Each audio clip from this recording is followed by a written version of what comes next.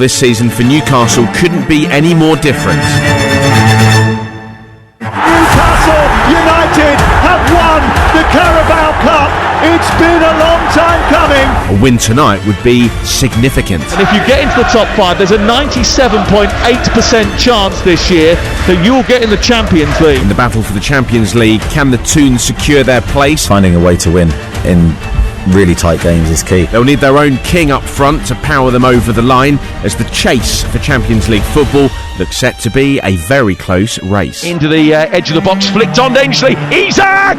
1-0. There's a centre forward full of confidence, taking every shot on, and why not?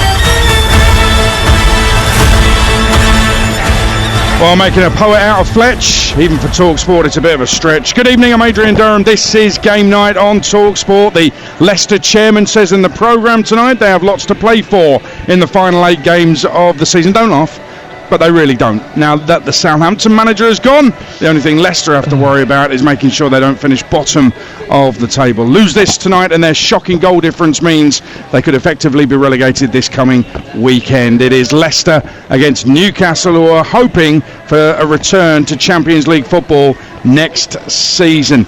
They're expected to win tonight, and comfortably as well. Let's look ahead to tonight's Premier League action with Sky Sports. Stay ahead of the game on TalkSport with Sky Sports. Stream the biggest Premier League games available with no contract on now. Like Leicester versus Newcastle live today. Search Now Sports. 18 plus. Stream via internet. Terms apply. And we'll speak to the game night specialist, former England midfielder Danny Murphy, star of White and Jordan on Wednesdays, in just a moment. But let's get the team news first of all. Sam Matface. Sam? Well, I was listening to a Leicester podcast earlier today in which the host said Leicester went to Manchester City last midweek. And fortunately for us, Manchester City declared at 2. They've decided to name the same team anyway. Hermansen is the goalkeeper. Fass, Cody and Thomas are the back 3. Justin the right wing back. Christensen at left back. Ndidi and Samari, the 2 holders in midfield, with Daka and El Khanous behind Jamie Vardy in attack. It's a similar team, not exactly the same, to many of the ones that have been named under Ruud van Nistelrooy, who has a dreadful record as the manager of Leicester City. Newcastle United definitely looking up. They might have been a little bit fortunate to get the win over Brentford last week. They certainly were fortunate with the Tonali goal, but it's just indicative of the spirit that they've had instilled in them over the last 3 or 4 months, ever since actually they lost to Brentford away from home at the beginning of December. Since then, they've lifted the Carabao Cup without Anthony Gordon, whose ban ends tonight, but he is still injured. An injury picked up on international duty, so he's not part of the match day squad. Nick Pope he's in goal in an unchanged team that looks like this. Trippier, Cher, Byrne and Livramento the back 4. Cher's just signed a new 1-year contract. Bruno Guimaraes, Tonali and Joe Linton in midfield. Jacob Murphy, Alexander Isak and Harvey Barnes, the former Leicester player, are the 3-pronged attack. The substitutes tonight for Leicester are Coley, Mabadidi, Decordova-Reid, Ayew, Ricardo Pereira, who's back, Skip, Buonanotte, Stolarczyk and Jeremy Monga, the youngster who has come through the academy. He's the youngest ever Premier League 2 goal scorer. He comes from Coventry, joined them at under 9 level. Martin Dubravka is on the bench for Newcastle. Callum Wilson looking for a milestone goal tonight. Matt Targett, Kraft, Asula, Ruddy, Longstaff, Miley and Sean Nee. We're underway at 8 o'clock. Sam, quick one on Harry Winks. I believe he's fit and available, but again not selected, not even on the bench. Well, he was told by the previous manager that when he signed he could train at the ground, at the new training ground, which is a beautiful training ground, but travelling every day from Hertfordshire. Ruud van Nistelrooy struggling to instill a little bit of discipline into the team, wanted him to stay overnight. Winks has just had a newborn child. The 2 had cross words. Winks was left out of the City game. I don't think Van Nistelrooy was asking him to move in permanently to the training ground, but he was keen for Winks to stay overnight to aid preparation with the squad training in the afternoon before a morning session. So it was almost like a double session, a late session on one day and an early one on the other. But it's not the only incident of falling out with players. Yannick Vestergaard caused controversy when he brought his dog to the training ground because he had no one to babysit it, asked someone to walk it for him. He's not featured since February the 27th. They're 12 points from safety. Van Nistelrooy seems at loggerheads with some of the senior group as he tries to sort of raise the standards amongst them. Wow, Danny Murphy, good evening to you. You hear some of those stories there, and it's no wonder Leicester City are heading straight back down. Yeah, I mean, it's easy to laugh at them, but actually I've been in situations where some of those things have happened that you just talked about, and as a coach or a manager, I think you have to pick your battles. Of course you have to have discipline, and you are the boss, but you've got to think about, right, do I need Harry Winks? Is he one of the better ones I've got? You know, is this going to be worthwhile having this out with him and dismissing him from the squad to a point where you can't use his football talent? I think good management comes where you find a resolution which doesn't affect the pitch. You know, you can have it out, you can have disagreements, you can have a debate, but you find solutions that suit all. I had some similar things with a Dutch manager at Tottenham once who then came to Fulham, but Martignol. Yeah, I remember once I was playing in a Tottenham reserve game, and it was, I don't know, 15 minutes from my house, but he wanted me to drive 2 hours to have the pre-match, 3 hours before the kick-off, over to Chigwell, which was nearly 2 hours at that time.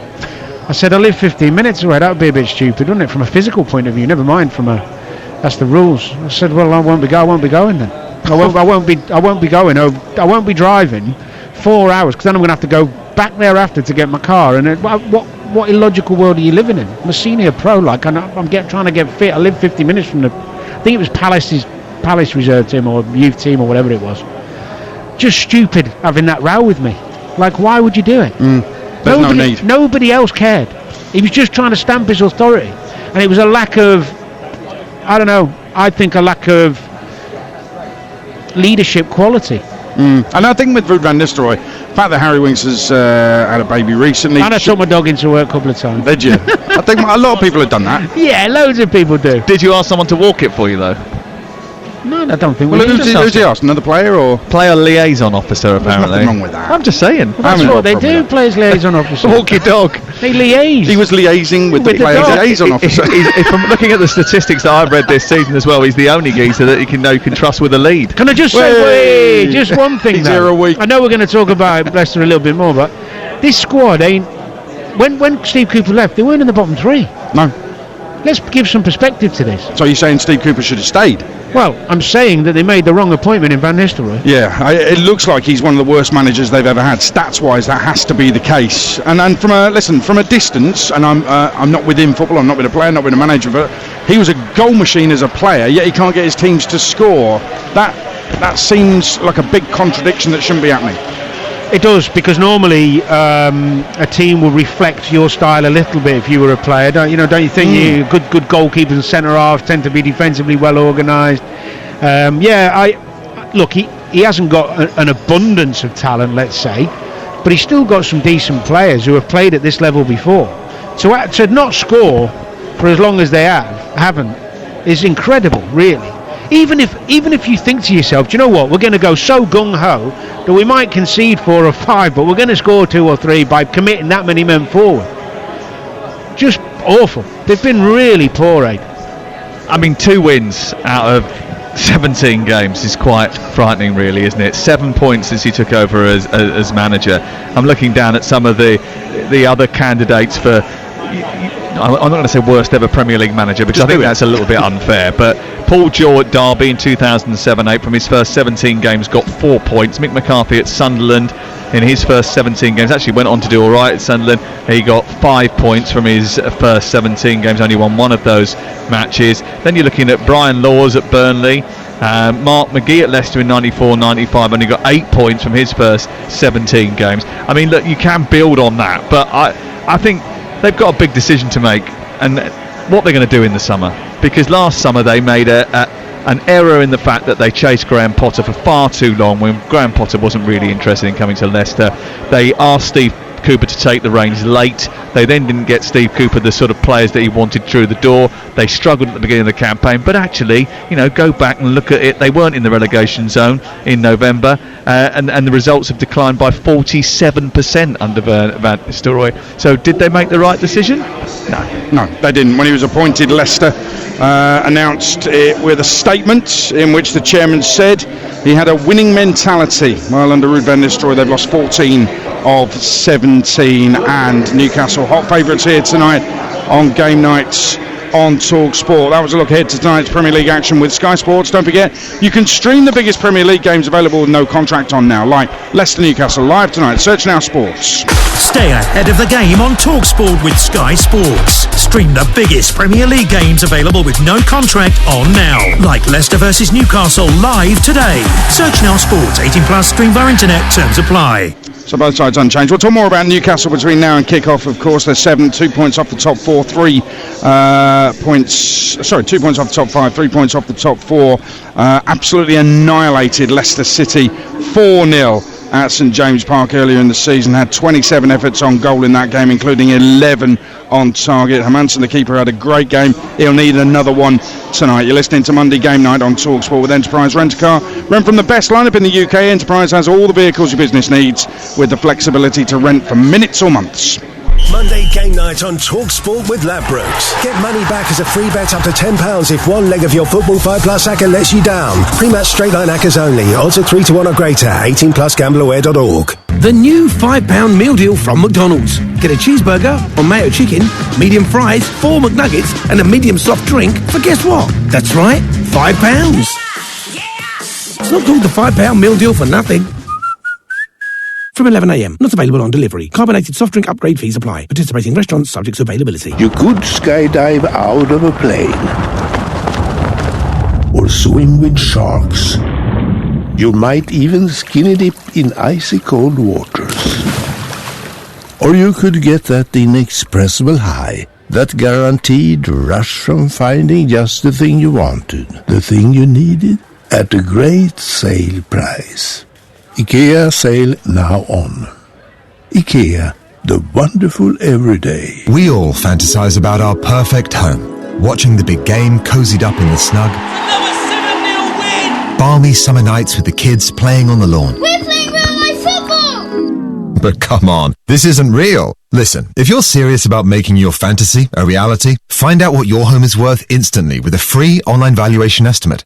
Get real about moving. Get on the market. Most common time to obtain an online quote between 1st of April 2024 and 30th of June 2024 was under 3 minutes. Excludes Northern Ireland. The season is shaping up, and whether they're going for glory or going down, it's all to play for. Get the ultimate football coverage with the Sun's free pull-out Goals! With the best writers pitchside for in-depth match reports, it's all about goals! And with unrivaled news from the Premier League to League Two, it has to be goals! Stay up to date on all the latest football action. Get your free copy of Goals every Saturday, Sunday and Monday, only in the Sun. You don't just check in to a village hotel. You work out. You jump in. You play on. You tuck in. And drink up. Village Hotels. 33 locations with everything under one roof. A huge gym with pool and great membership opportunities. And a buzzing pub and grill with delicious food, ice-cold beers and live sport. Check out villagehotels.com and work out, stay, meet and play. Get set for spring with great Easter deals on big brands at Screwfix. Like the DeWalt 18-volt XR brushless impact driver bare unit, now only $54.99.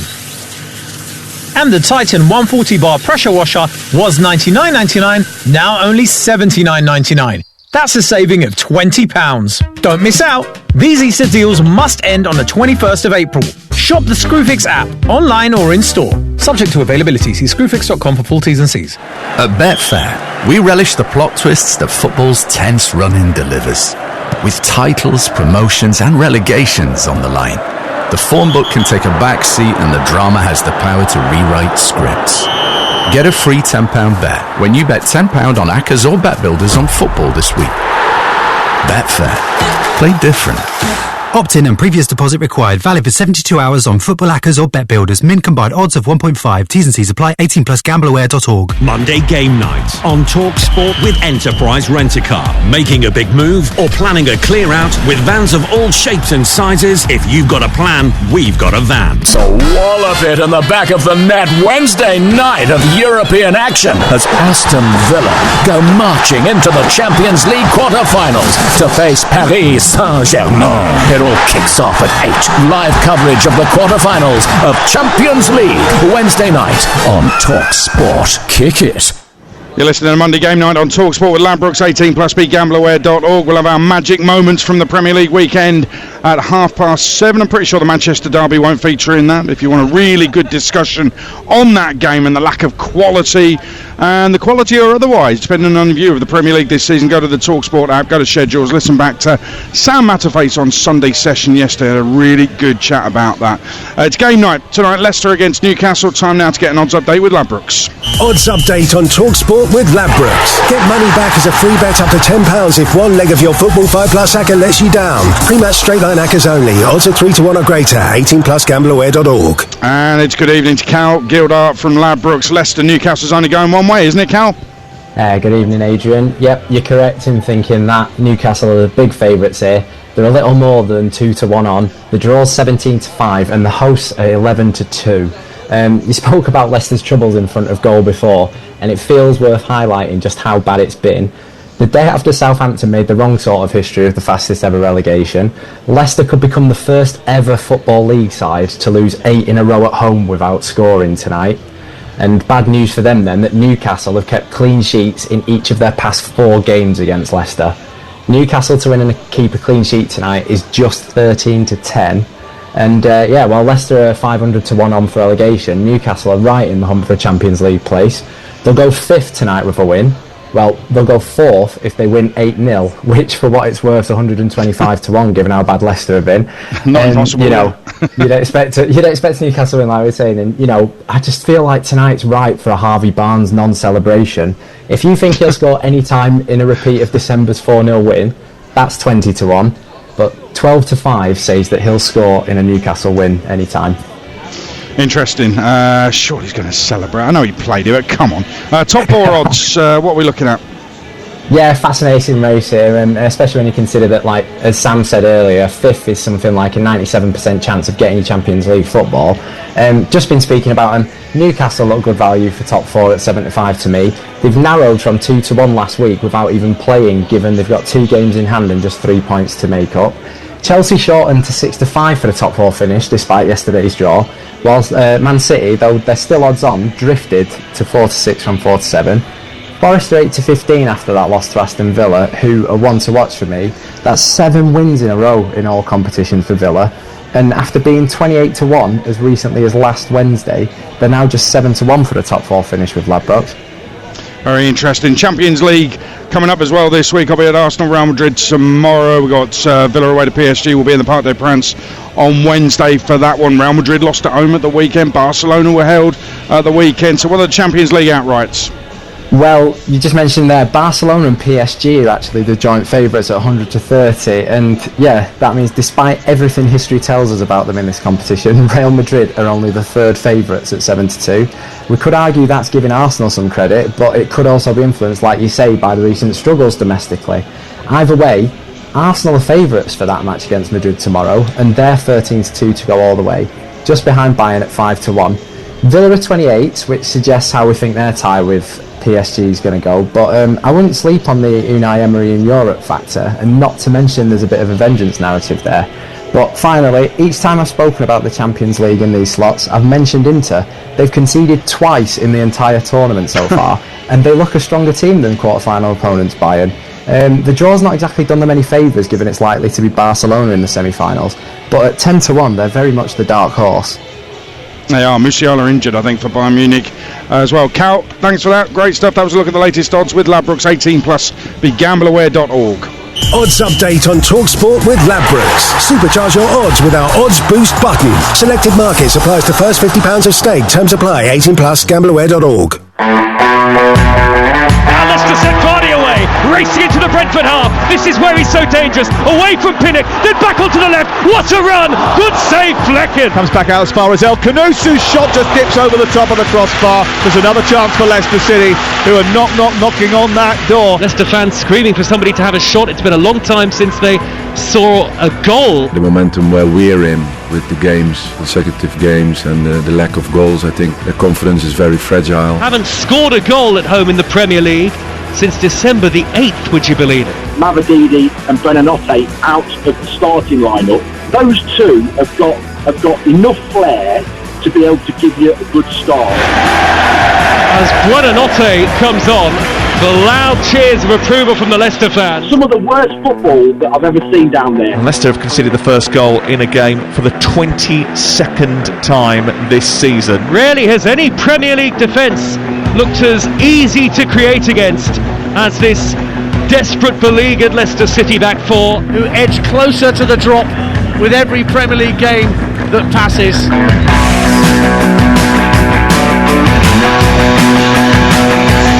Well, a quick update on a stat in there. It's now 25 matches where Leicester have conceded the first goal. They just do not score goals. Haven't scored in the league since the 26th of January away at Tottenham.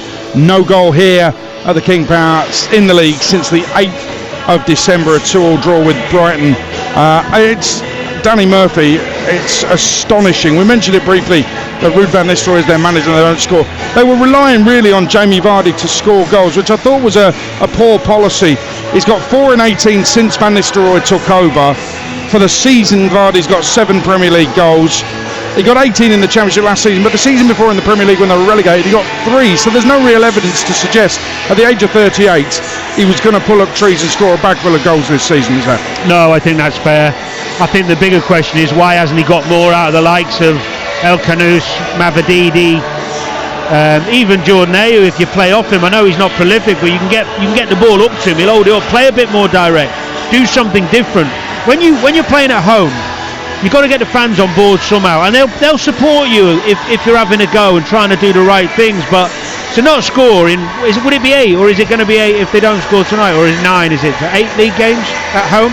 They haven't scored it. They've lost 7 of the last 7 matches without scoring here at home. They haven't scored at home in the league since December the 8th. Yeah, so that means that you've got real problems. So you have to try and change something. You have to be more cavalier. You have to take more risks. And they've got some good attacking players. So it's not like they've not got a squad of limited players who can't play at this level. Some of them have shown quality before. So you have to blame the coach. You do really. I mean, let's just go through some of those stats. It could be record-breaking tonight. Cal just mentioned if they lose and fail to score, Leicester become the first side in English League history to lose 8 successive home games without scoring a goal. Elsewhere, I mean, the losing home run and the goalless home run are both club records. Fail to score today, Leicester become only the second Premier League side ever to fail to score in 8 successive home games. Anybody know the other one? Manchester City 2006-2007. Pre-Abu Dhabi, yeah, spot on. I knew you would get that. I knew. This is how much faith I had in Sam Matterface. Listen, they've got a 15-year-old on the bench who's highly sought after. Man City Quick, get him on. Jeremy Monga. Now, if he comes on over his Premier League debut, you've seen some clips of him, and clips of me make me look good, but if he comes on and does what he did in the clips, we're in for a treat, aren't we? I go against the grain a little bit on this one. I think 15's probably too young to be getting players involved. I think it brings a lot of attention to them that doesn't always make or isn't always that productive.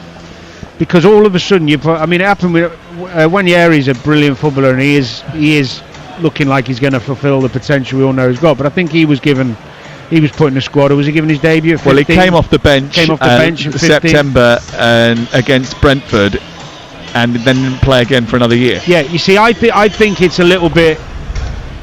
I find the right word.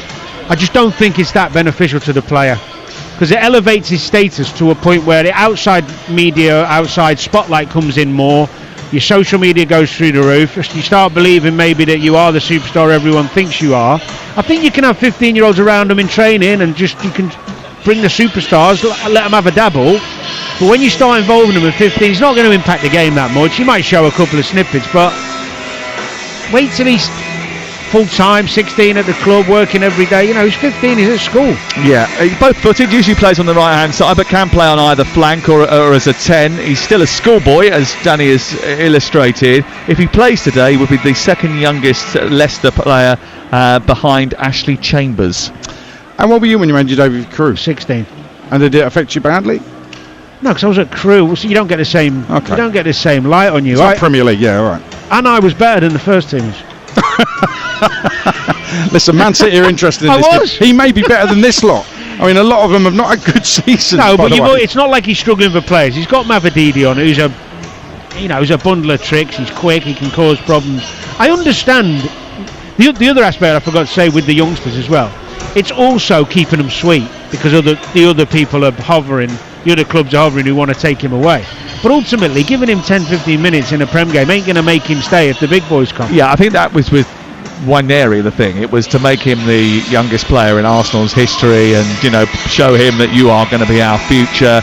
And then, time to a longer-term contract as soon as it was possible to do so. And look what's happened since. But you think also sometimes it's the coach's self-indulgence, so they get the plaudits of saying, he wants to bring the young players through. I would never suggest such a thing. No. This was what Danny Mills suggested, that it was Arteta's vanity project. No, I think there's a degree of logic to it. Yeah.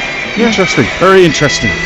We'll see if he gets on tonight. Jeremy Monger on the bench for Leicester. He was born in 2009. Oh my God, is that true?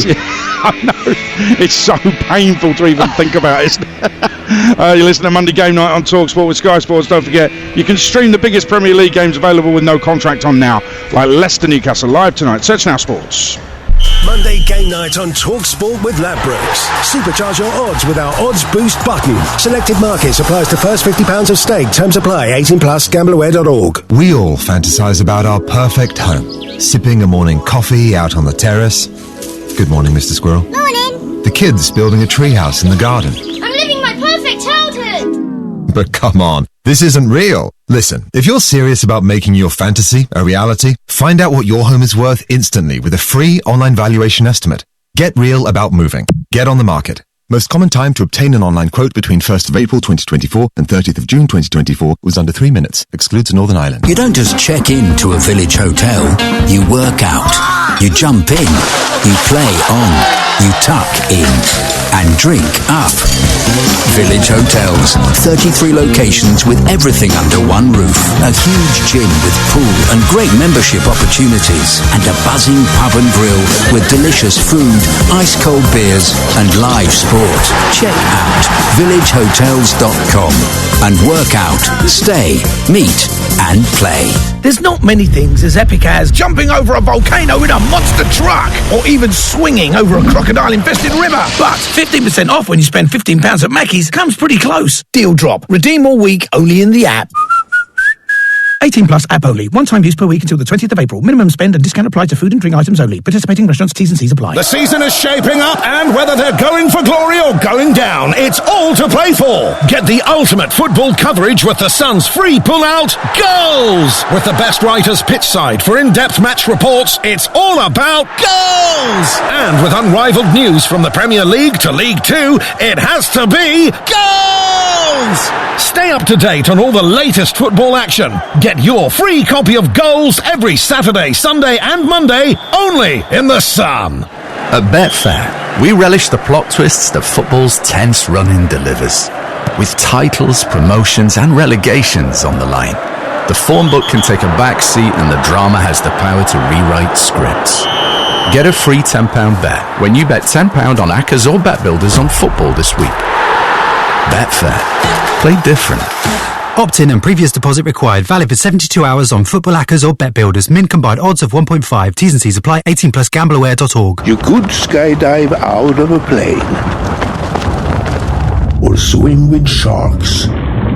You might even skinny dip in icy cold waters.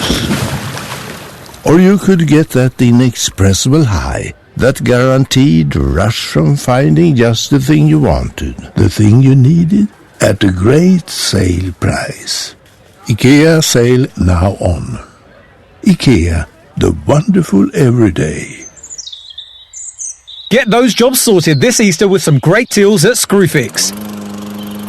Save £20 on the Titan self-propelled petrol mower, now only £179.99. And stock up on screws with the Turbo Gold Wood Screws Trade Pack, now only £19.99. That's a saving of £30. Don't miss out. These Easter deals must end on the 21st of April.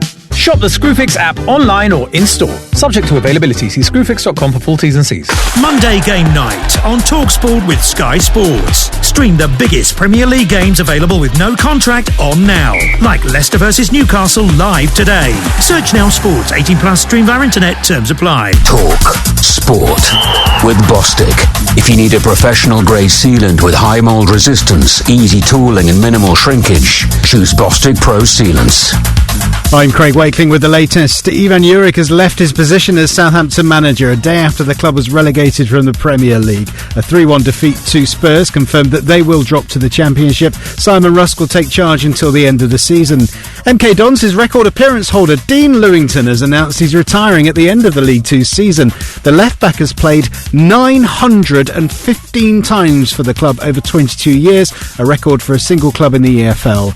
And Harry Brooks' excellent cricketing brain made him the right choice to be England's new white ball captain, according to the managing director Rob Key. The Yorkshire batter takes over from Joss Butler, who stood down after their early exit from the ICC Champions Trophy in February. More on our website, talksport.com. Hi, Jeff Stelling here. Prepare yourself for a midweek maelstrom of live football on TalkSport and TalkSport 2. Steps up left foot, he drills it home. Watch out for a wicked Wednesday double bubble.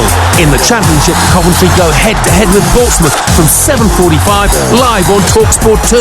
They've got a goal! While PSG take on Aston Villa from 8 in the Champions League live on TalkSport. That is huge!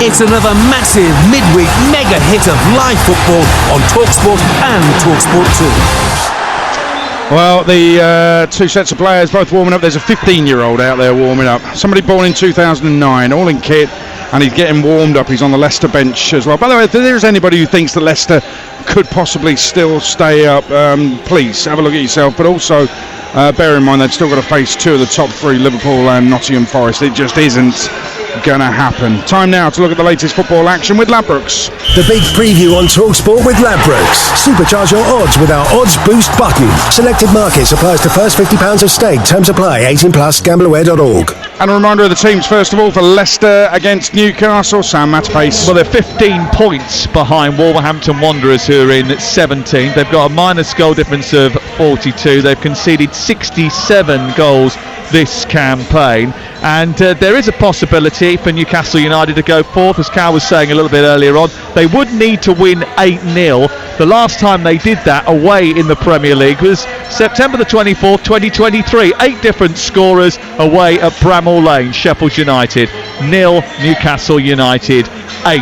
Might not be that many tonight, but many people think it's a foregone conclusion that they'll win this evening. Unchanged from the trip to Manchester City last week, Leicester. Hermansen is the goalkeeper. Justin Fast, Cody, Thomas and Christensen the back five. And Ndidi and Sumare, Daka and El Kanous, and Jamie Vardy, who hasn't scored for 555 minutes in attack. Newcastle have Pope in goal. Trippier, Cher, Byrne and Livramento the back four. Bruno Guimaraes, Tonali and Joel Linton in midfield. Murphy, Isaac and Barnes up top. No Gordon, he's back from a ban officially, but he is unfit, not in the matchday squad. Game night, we always have our magic moments of the weekend on a Monday night. Let's start with Danny Murphy. Daniel, what are you going for from the weekend?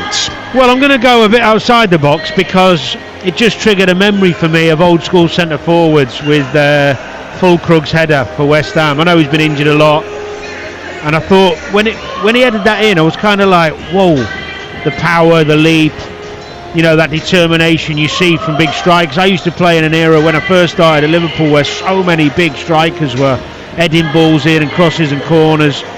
It became normal and expected, and we've kind of, I know Chris Wood's kind of been an exception this season in some respects, an old school 9, but Fulkrug for the 35 minutes he was on put himself about, and that header was like just made me smile and think, yes, we need more of them. Do you remember the header from Tommy Smith in the 77 European Cup final? It was from a corner. Yeah. Absolutely met it superbly. Full on meat at the head. That kind of header, wasn't it? Do you know what's funny is I don't know how, when you watch football, we all love different things. Some people love skill, some people love a tackle. A brilliant header, I've always loved. Probably because I wasn't very good at them. No, I mean that seriously. Didn't you keep Fulham up with a header? I did, yeah, but I didn't score many headers, and it wasn't something I was good at. But you know when you're pretty good at something yourself, you don't admire that in someone else because you think, well, I can do it. It can't be that difficult. But a really good header of the ball, it's like, oh, how'd you do that? It's like, I want to be able to do it. The hanging in the air is the thing that I always get impressed by. Those players who can get up almost seemingly superhuman above where they're supposed to for their stature, and they can hang there and sort of manage to time their execution of the header so perfectly. I thought it was a great header, that. Do you know what? I was so disappointed that he's picked up so many injuries, because when he signed, I was really excited about him coming to the Premier League. He had a good Euros, didn't he? He had a brilliant Euros, and I was really excited about him coming to West Ham. Obviously, it hasn't worked out because he's been injured for most of the campaign. He's only played a handful of minutes. I think you showed a graphic on Saturday night about that. But he's got something, and I tell you what, if he can stay fit next year, he'll be a major asset for them. He can hang in the air like a bad smell, but it wasn't even the best header in the game. It wasn't even the best West Ham header in the game.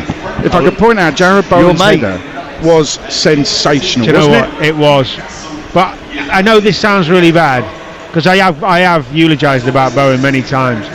I kind of expect it from him.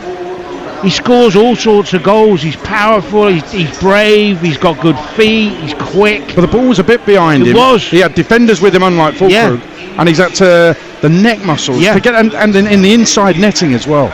I thought it was exceptional. A West Ham fan who we work with, got to go Liverpool, Bowen. I think Liverpool should go. He said, we'll get onto that in a second, but he said to me, it's shameful that the Mitchell brothers on Match of the Day didn't mention Bowen's header.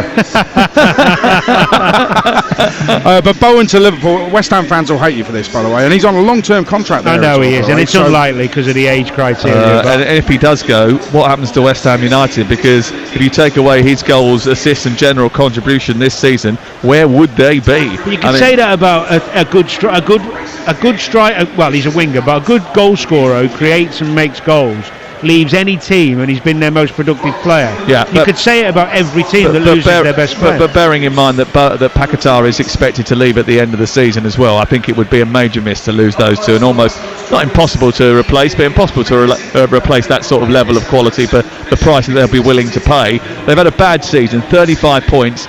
Any other season, they would be languishing, struggling to stay in this Premier League. But because of the fact that the three that are going down are so bad, they're going to get away with it. Yeah, they are. Great to celebrate a couple of really good headers on the magic moments. Sam, what are you going for? I'm going for magic feet. Morgan Rogers, absolutely marvellous. The touch, the finish, he's just contribution. This is a guy, right, that was at Middlesbrough only 18 months ago, and everybody knew about him. He was at Manchester City. He was winning youth cups. He was in the same youth team as Cole Palmer. He was sold off by Manchester City because they didn't think he was going to be a superstar. Well, let me tell you, he's a superstar, all right. He is one of the most reliable assets in an unbelievable set of forwards that Aston Villa have got.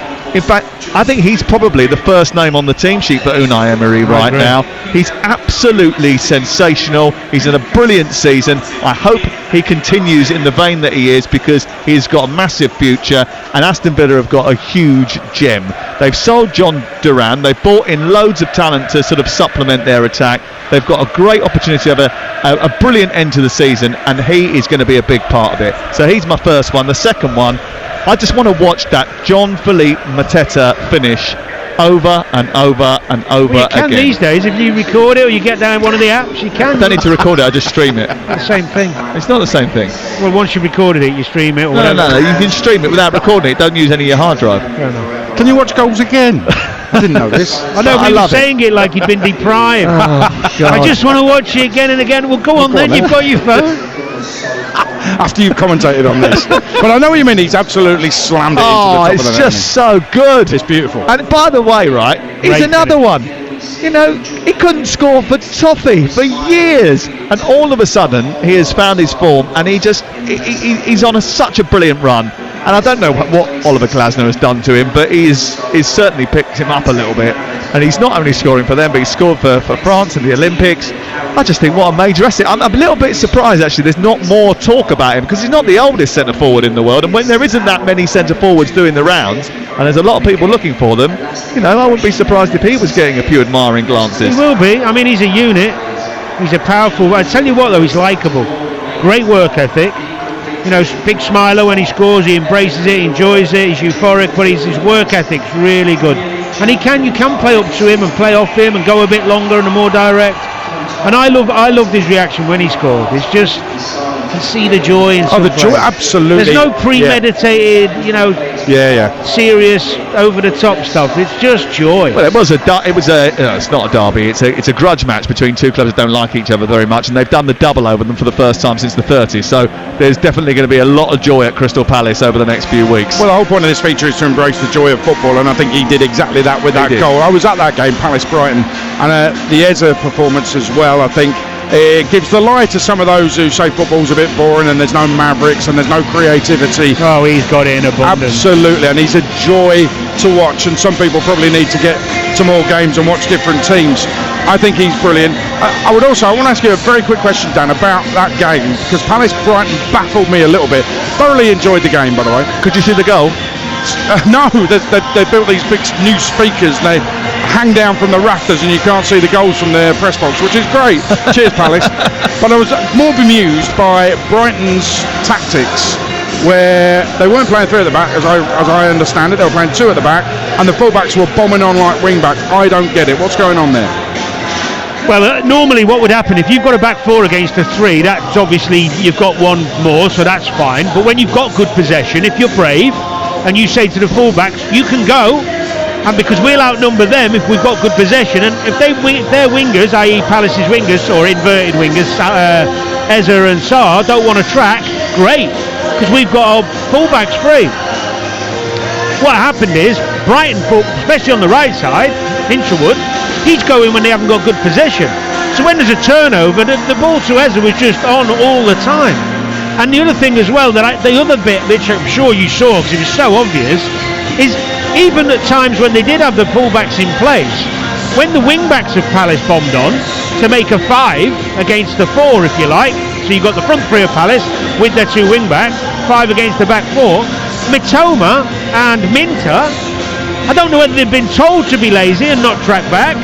It was the most bizarre. I was like, why are you not running back with Munoz? He doesn't stop running, by the way, but someone's got to go with him. He had so much space at times in that game. It was frightening. But this is supposed to be a young tactical. I know the age is irrelevant. A very tactical, knowledgeable tactical coach. That was a very poor display of tactical knowledge and game knowledge. Very quickly, my magic moment was going to be Jared Bowen's header. We've dealt with that. It was going to be Eze, kind of dealt with that. A very guilty pleasure I've got. Under Vitor Pereira, Wolves are great to watch. Very good. They've got some very, very good players, some of whom might not be there next season. And he's not the most creative, he's not the most maverick, not the most dynamic, but I really like João Gomez in midfield. He's all action. He gets stuck in and maybe needs to score a few more goals possibly. He gets in some great positions. I'll just say on João Gomez, he's kind of good at everything, but a master of none. Right. Just what is he? He's tidy, he works hard, he gets his foot in, he scores the odd goal, but what is he going to become? Is he a creator or is he a destroyer? Or he could be both and elevate his game to that extreme level. We'll see, he's still young. Yeah, maybe, but he is a good player. I like him a lot. But yeah, Wolves are... My first half of the season guilty pleasure was Chelsea. That's gone out of the window because they're terrible. Wolves now, the guilty pleasure. Really enjoyed the weekend action. We haven't mentioned Southampton, who've been relegated. No need, we know what's going on there.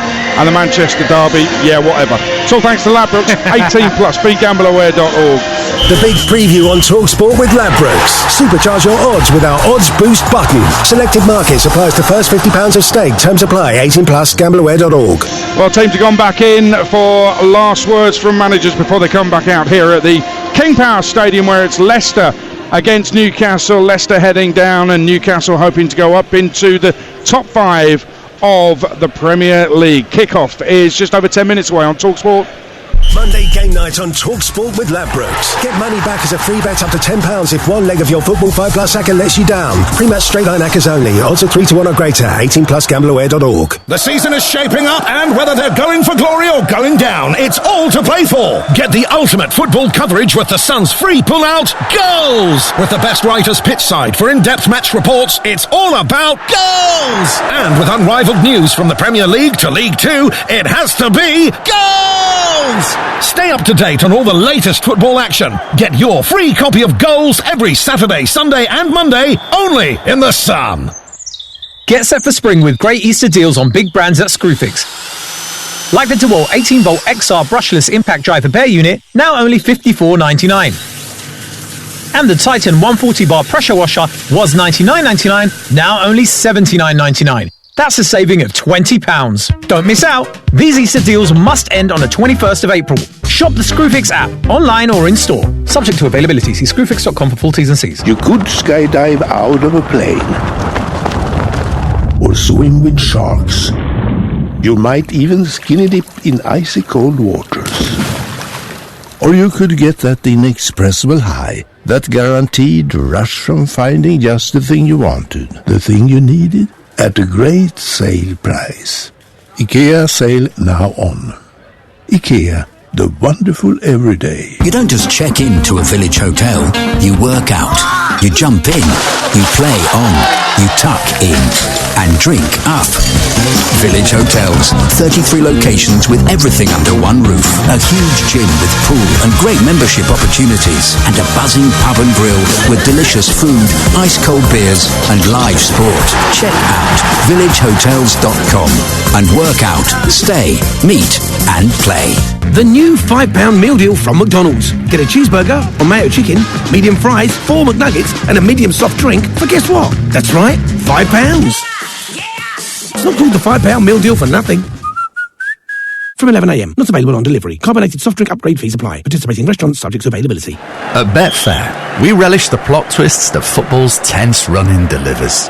With titles, promotions and relegations on the line. The form book can take a back seat and the drama has the power to rewrite scripts. Get a free £10 bet when you bet £10 on Accas or Bet Builders on football this week. Betfair. Play different. Opt-in and previous deposit required. Valid for 72 hours on Football Hackers or Bet Builders. Min combined odds of 1.5. T's and C's apply. 18 plus gambleaware.org. We all fantasize about our perfect home. Watching the big game, cozied up in the snug. Another 7-0 win! Balmy summer nights with the kids playing on the lawn. We're playing real-life football! But come on, this isn't real. Listen, if you're serious about making your fantasy a reality, find out what your home is worth instantly with a free online valuation estimate. Get real about moving. Get on the market. Most common time to obtain an online quote between 1st of April 2024 and 30th of June 2024 was under 3 minutes. Excludes Northern Ireland. Experience. It's knowing that all holidays are different. That's why Saga Travel Insurance now has 5 cover options to choose from, with no upper age limit and cover for most pre-existing medical conditions, so you can pack the right policy to go with you. Whether you're planning a weekend city break, a week in the sun, or the trip of a lifetime, search Saga Over 50s Travel Insurance for a quote today. Saga. Experience is everything. Provided by Strenska Insurance Limited. When Monday night comes, listen to Game Night. What a goal! No one does football quite like this. It's goal time. Game Night on TalkSport. Down to Isaac. Oh, it's a second goal. It's another goal for Newcastle United. I think I'm just in a great place for me and my football. And I definitely think it's going to have an impact on them going forwards. I really do. If we get Champions League as well, though, that's going to be the key. I think it's so important that you do build on it and you keep the structure and the basis of the squad that we've got. We've got to start being serious now in terms of if we want to keep these top players, this is where we have to be. He flicks it in towards Bruno Guimaraes, who's beaten the offside trap and poked it home. Because we just want to celebrate 70 years a lot. We just wanted to live today.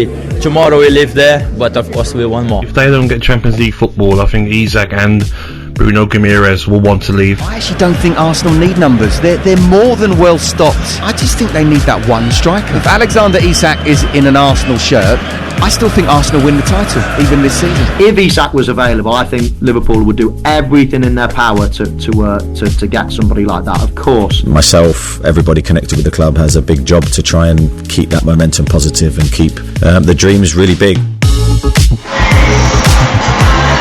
You're listening to Monday Game Night on TalkSport with Ladbrokes, 18 plus BigGambleAware.org. Now, TalkSport's transferred God, our chief football correspondent, Alex Crook, told me earlier Liverpool are interested this summer in Alexander Isak. Arsenal were, but are now looking at cheaper alternatives. while Man City are keen on the Newcastle midfielder Bruno Guimaraes. But I tell you what, Danny Murphy, if Eddie Howe and Newcastle United can keep this side together, keep most of this squad together, surely they will grow and grow after winning that first trophy, after breaking that duck. Yeah, I mean, of course, ideal situation is he keeps his best players and he adds.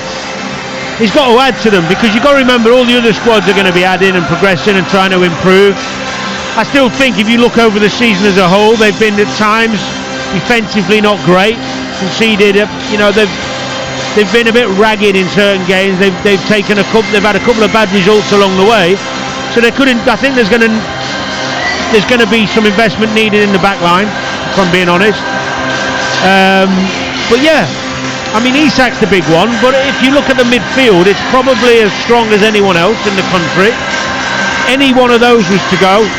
There was talk I was reading this morning about Tonali possibly going back to Italy, which I think he denied, or was having admirers back there, of course. That would be a huge blow. And of course, who can you bring in who's going to be better than what they've got? You've got to spend. They will have the capacity to spend, of course, I think, with the rules, because they haven't spent for a while, have they? So we'll have to see on that one. But they've got to improve and keep their best players, not just keep the best players. 3 windows without spending any money, and that's quite impressive, really, that they've managed to win the Carabao Cup and look like they're going to challenge for Champions League football. Arsenal are interesting, going for a cheaper option, despite the fact that they made a £20 million net profit in the summer and themselves haven't spent properly for 2 windows. So I'm surprised about that. They should have a bit of a war chest, bearing in mind they've got into the Champions League again. So it'll be interesting to see who they do purchase, because the reason that they haven't gone on and pressed Liverpool more consistently is because they've had the 7th most shots on target, and scored the 4th most goals in the league this season. I'll tell you what is great though, what you just said, 3 windows without, in fact they've lost players as well. Minter went, Elliot Anderson went. Never whinging, never hear him whinging too much. Gets on with coaching players, improving them. I mean, which players there haven't improved under him? And this is the key with Eddie Howe. The coaching is everything, and I don't think he gets the credit he deserves. He doesn't. I'm a big fan of him, and that the cup final was the icing on the cake for him of a manager whose tactics on the day were a little bit alien to what he normally does, but to win a game of football. Brilliant. Just a really undervalued, or maybe underappreciated coach, I think, from the outside world. In a short answer, will Isak be at Newcastle next season, do you think, or not? I think, Aid, honestly, it could depend on whether they get in the Champions League or not. But my gut feeling is no. Interesting. Players on their way out. Not every seat is full in this stadium, and that may not surprise you. Yours is. And the one next to me. The Leicester fans staying away in force. They're not happy. Some of them maybe have forgotten less than 10 years ago they won the title, and a few years ago they won the FA Cup as well, and maybe, just maybe, you've got to support them through thick and thin. It's difficult to support them this season. They are that bad. Kick-off tomorrow night comes live from the Emirates, where it's Arsenal against Real Madrid. Some even think Arsenal are going to win that tie, Sam. Kick-off Wednesday night comes live from the Parc des Princes, where it's PSG against Aston Villa. Live from Leicester tonight. One team heading to the Championship, the other heading to the Champions League, possibly. Leicester against Newcastle, live and exclusive on TalkSport, with former England midfielder Danny Murphy alongside Sam Matterface. Well, after winning their first trophy in 70 years, Newcastle United couldn't wait to get home. Leicester City can't wait to get out of theirs. In the aftermath of the grandest party Newcastle had seen in 7 decades, the Toon hangover was remedied by nudging past Brentford at St James's Park. Now they have another quest, the return of Champions League football to their cathedral on the hill. And they'll be favourites to further that here at the once raucous, now revolting King Power Stadium, where the mood matches Leicester's form. The Foxes have lost 7 straight games at home in the Premier League without scoring a goal. There's a disconnect between fans and the club, and reports of fallouts between the manager and his players, who don't want to be cooped up in their plush training ground. So, what next? Staying up has been a hopeless task for a while now. All that Ruud van Nistelrooy can do is show that Leicester will go down fighting, and that he's possibly got the ability to bring them back. Danny Murphy has scrapped his way out of trouble more than once before. Leicester can't survive, but can they take a scalp tonight? I've only scrapped my way out of trouble once, not more than once, just to correct you on that one. I bet you have scrapped yourself out of trouble more than once. From a footballing perspective. It depends how you take it. I only had one bad season where I was fighting relegation. Can Leicester do it? No chance. But can they go down with a bit of dignity? Of course, if they put some results together, get a couple of wins in front of their fans, show some fight, it lets everybody at least give them hope for next season. But tonight's going to be a big ask for them. This Newcastle side are good, powerful, knowledgeable. Well, tomorrow and Wednesday it's every inch of the Champions League, and we've covered it all. Your football fix when you need it on TalkSport, with the EFL action interspersed, and Europa League commentary later on in the week as well. Next Saturday, Manchester City will continue their attempts to cling on to a Champions League place live on TalkSport. But tonight, Newcastle can go fourth in the Premier League and still have a game in hand over Chelsea and Manchester City if they win here by 8 goals. Leicester in blue from head to toe, shooting from right to left. Newcastle all in white with green sleeves and a couple of green slashes down the side of the shorts, attacking their goal away to our right. Hermansen's the Leicester goalkeeper, Fast, Cody and Thomas the back three, Justin and Christensen the wing backs, Ndidi and Samari in the centre, Daka, Vardy and El Khanous up front. For Newcastle United, Nick Pope the goalkeeper, Trippier, Cher, Byrne and Livramento, Bruno Guimaraes and Sandro Tonali alongside Joel Linton in that powerful midfield. It's Murphy, Isaac and Barnes up top. Before we start, the Premier League campaign of no room for racism is adhered to by the taking of the knee, and the referee Rob Jones gets us off and underway live on Monday night game night under the lights at this one-tiered bowl, with Jamie Vardy immediately on the attack after a long ball down the right hand side, flicked on from the right by Samari into the path of Jamie Vardy, who turned and cracked the ball goalwards, and it was turned round the post by Hermansen. Good start from Leicester, nice and direct, playing in the opposition half, exactly what you want early in the game. It was one of the Vardy runs from old, inside the full-back and centre half, down that channel, couldn't quite wrap his foot round it. First corner of the game has gone to Leicester City, taken over on the far side in front of the Newcastle travelling support, and it'll be taken by Bilal El Khanous, who right-footed swings the ball towards the penalty spot, headed away by Dan Byrne, who flicks it far outside the penalty area, and Samari keeps it moving and sends it back wide towards the left. Here's Victor Christensen, who shuffles it to halfway, and from the centre circle, dragged back by Thomas, and then he sends it out wide towards the left-hand side. Samari helps it on towards Christensen. He lifts it towards the edge of the penalty area. Livramento will allow that to go, and it goes out for a goal kick. If Leicester are going to score against anyone, it probably will be Newcastle United, because despite their great results, only the bottom three teams have conceded more goals since the second week in January. It certainly is a desperate situation that Leicester have fallen into, thrashed by Newcastle 4-0 just before Christmas. You can't rule out a similar result here. Often they lack self-belief, they lack a punch capable of landing a blow, let alone a knockout. And it has been a very long time since a Premier League goal was scored by Leicester on this football pitch. December the 8th. Here on the left-hand side, Harvey Barnes, the former Leicester player, onto Livramento, down the left-hand side, low ball to the far post, Murphy's there, 1-0. 1 minute and 54 seconds, and Newcastle have pierced the porous net of Leicester City. Leicester may well have attacked with the first kick of the match, but the first blow is landed by Newcastle, who lead by a goal to nil inside 2 minutes, and the hostile reaction from the Leicester fans is audible for everyone to hear. Brilliant. He actually loses the ball in the middle of the park. Guimaraes wins it back, little pass into Joel Linton, and then they're out left hand side. Harvey Barnes one-on-one with Justin. Outside run from Livramento, and can he pick the final pass? 2v1, Livramento slides it across, and Murphy's where the right winger should be when the ball's on the left. He's at the back post waiting to tap it in. I'm not sure who hasn't gone with Livramento though. It's just basics. Danny, that ball from Livramento though goes through the 6-yard box, past 3 Leicester players, past the goalkeeper as well, and Murphy's at the far post just waiting for it to tap it home. He shouldn't, but the problem is as soon as you get him behind somebody's back line, very hard for the back players to be on the goal line. There's going to be a gap. The problem is that somebody should have been back in with Livramento. Well, no one expected Leicester to win this game, but maybe they expected them to try and put up a bit of a fight. It took less than 2 minutes. Ruud van Nistelrooy, the cameras panned immediately to him, and he's shaking his head, can't quite believe what he has seen, and he is absolutely furious, and he's not the only one inside this stadium.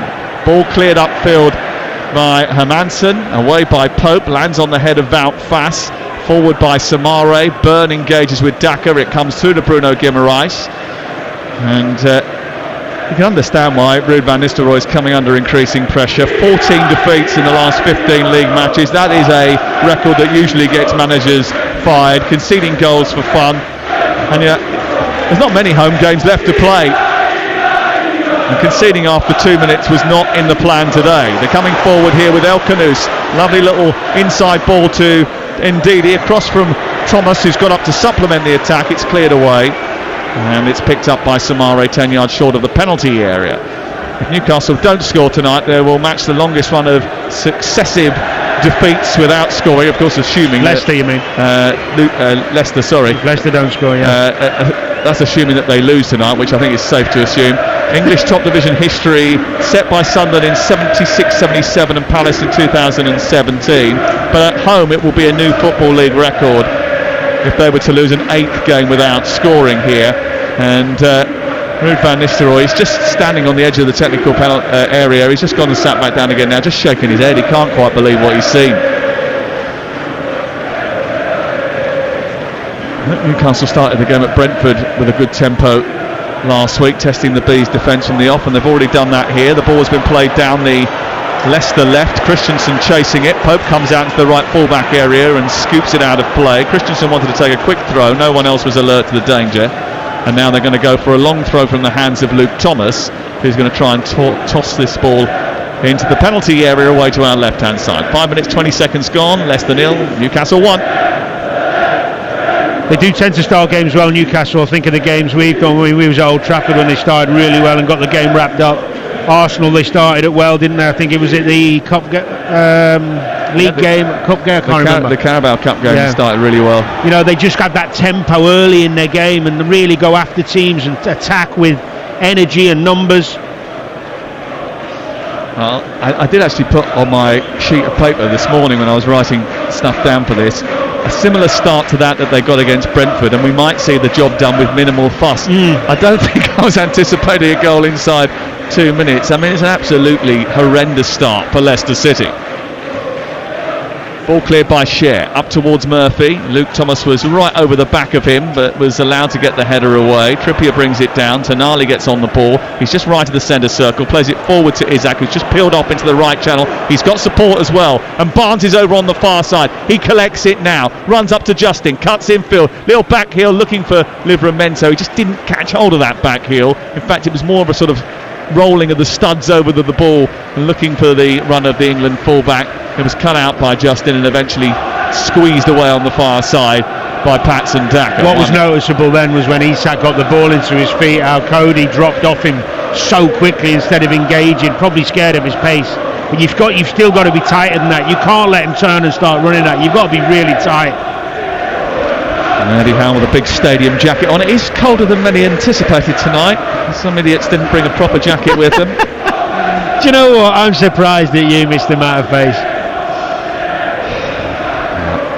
Distracted today. Ndidi forward towards El Kanous, running through the centre circle, played it out to the left hand side. Christensen takes it down, he's on the left edge of the penalty area, tries to cut infield, plays it to El Kanous once again. Newcastle have backed up behind the ball, there's 9 men behind the ball, the only one who is on the other end of the pitch is Isak, but still Leicester come forward with El Kanous into Samare, back to El Kanous again, left side of The Newcastle half, Thomas guides it into Cody to Samare, and then all the way back to halfway and Wout Faes. In matches like this, it's usually pretty predictable as far as the result is concerned. Leicester City don't do well against teams higher than them in the table. Here is Ndidi into the box though. Daka trying to squeeze it through the 6-yard box. There was a foul there by him. It was actually a good move from Leicester. Nice and patient, and you had the big switch of play and an overload with Justin at the back. Dan Burn was the one who was on the wrong end of that swinging foot from Patson Daka, who missed the ball completely and just kicked Dan Burn. Yeah, it was accidental, wasn't it? He's a tough lad, Big Dan, that won't bother him. Leicester have lost all 11 games this season in the Premier League against teams 7th or higher. Newcastle have won all 6 against the teams currently 17th or lower. See, it looks like Leicester are playing a back four, especially when they set up defensively when Pope's got the ball, which means Christian and Daka are playing wide in a 4-4-2, which leaves them really open if they do continue that way. Here on the left-hand side, Barnes has picked it up. He's running at Faes. Justin's out of position. He tries to skip past Faes, who actually wins the challenge and then takes the ball into the right fullback position, then loses the ball, and Barnes goes down looking for a free kick. Referee doesn't give one, then does give one against Joel Linton for a tussle with Justin in the right fullback area, and it's cleared away. Why do refs do that sometimes? Just blow when someone falls over. There's a couple of skirmishes and go, okay, no foul, another no foul, and another one falls over. So, I better give one because there's been 2 people fall over. He doesn't touch Justin hardly there, Joel Linton. Interesting on your point about the back 3, back 4 thing. When they did lose the ball there, Christensen immediately scurried back into sort of like a defensive position, so it did almost go back into a 5, didn't it? There's a bit of a fluid formation from Ruud van Nistelrooy, maybe trying to do something a little bit different tonight. Which is fine, but you can overcomplicate things. Normally you should be able to see what they're trying to do, and at the minute, it's if we're not getting it straight away, I'm not sure the players are. Here is Cody, moving up towards the centre circle, into the path of Bardi, who is dispossessed, and then Cher has chipped him from just inside his own half. He's in the crossbar, comes back out to Murphy to finish it. He does. It's 2-0.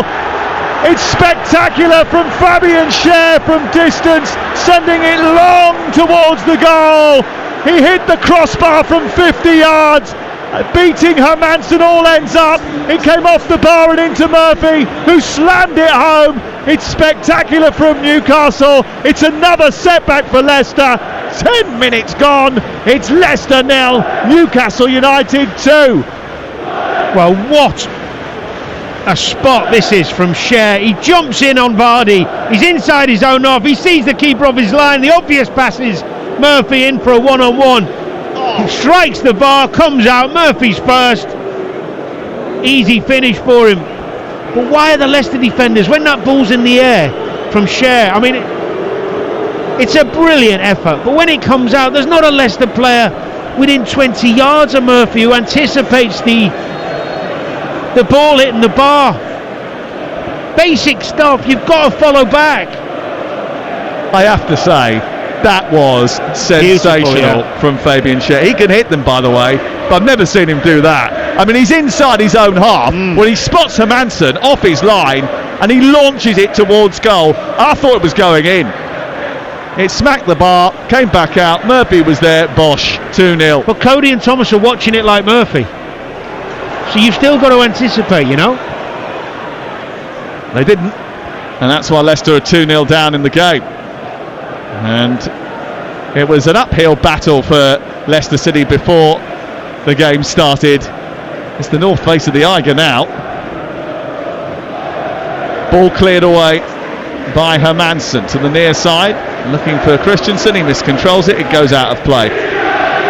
I'll tell you one thing you do see in moments like this, especially if you're a prospective new manager of Leicester. I mean, not that I'm saying there's one here or they know who's going to be yet, or if there is going to be one, but you can tell a lot from players, especially if it goes 3 or 4, the fight, the attitude, the desire they've got within them to keep doing the job, keep doing the things right. Yeah, you'll know who the characters that you want to keep are pretty quickly, won't you? Yeah.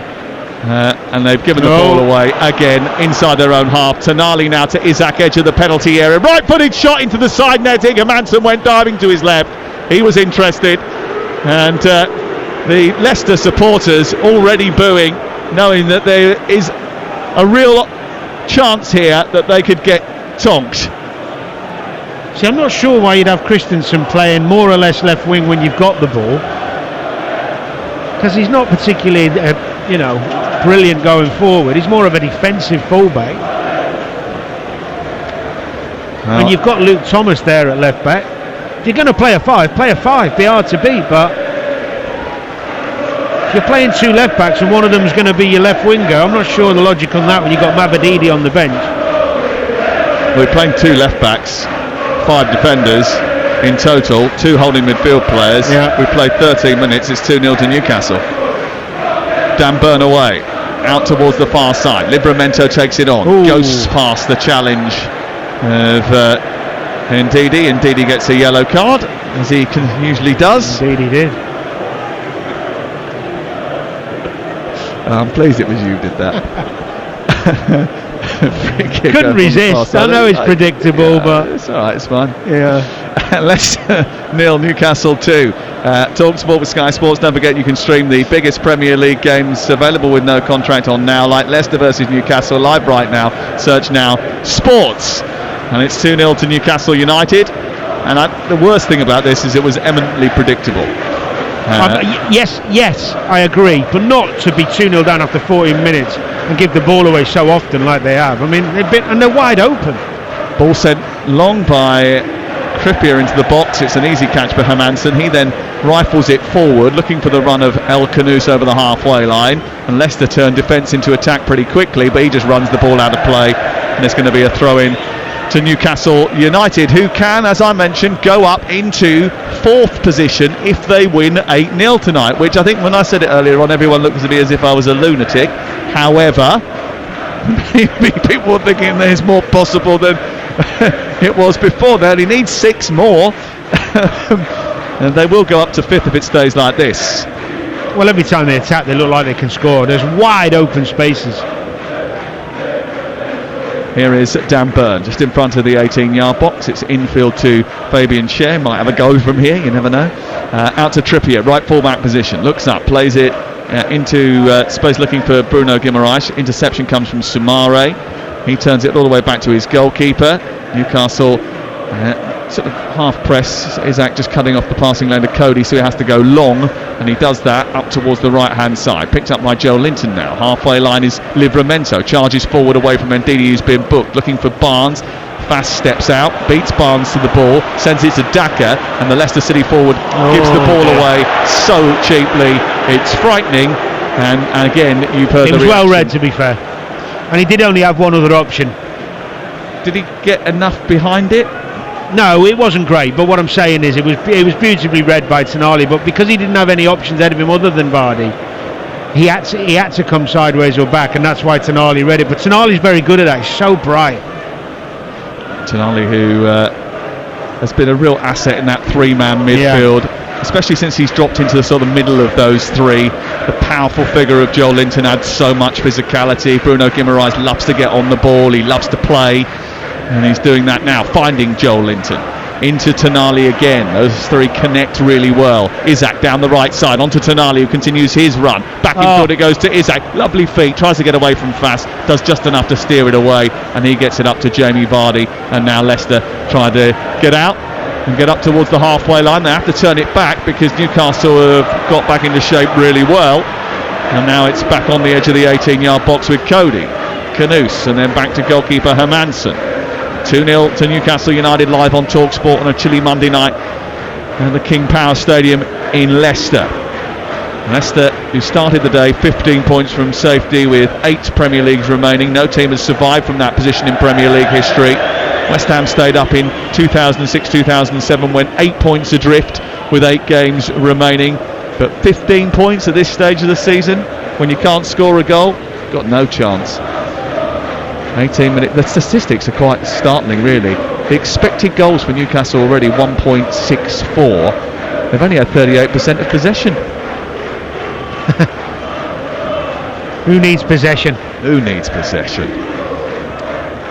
Newcastle are a very well coached team, a very well oiled machine, and they sense an opportunity, I think, now this season, having won the Carabao Cup and got that from around their neck, that sort of millstone from around their neck that they've been carrying for so many years, to be able to put a pot on the shelf and celebrate it as they did the other week has really sort of unleashed something amongst the group.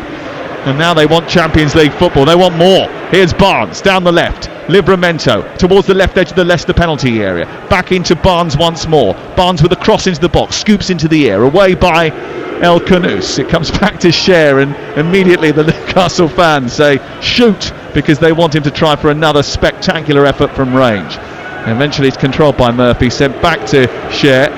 From deep inside his own half, he plays the ball square. Forward by Byrne to halfway.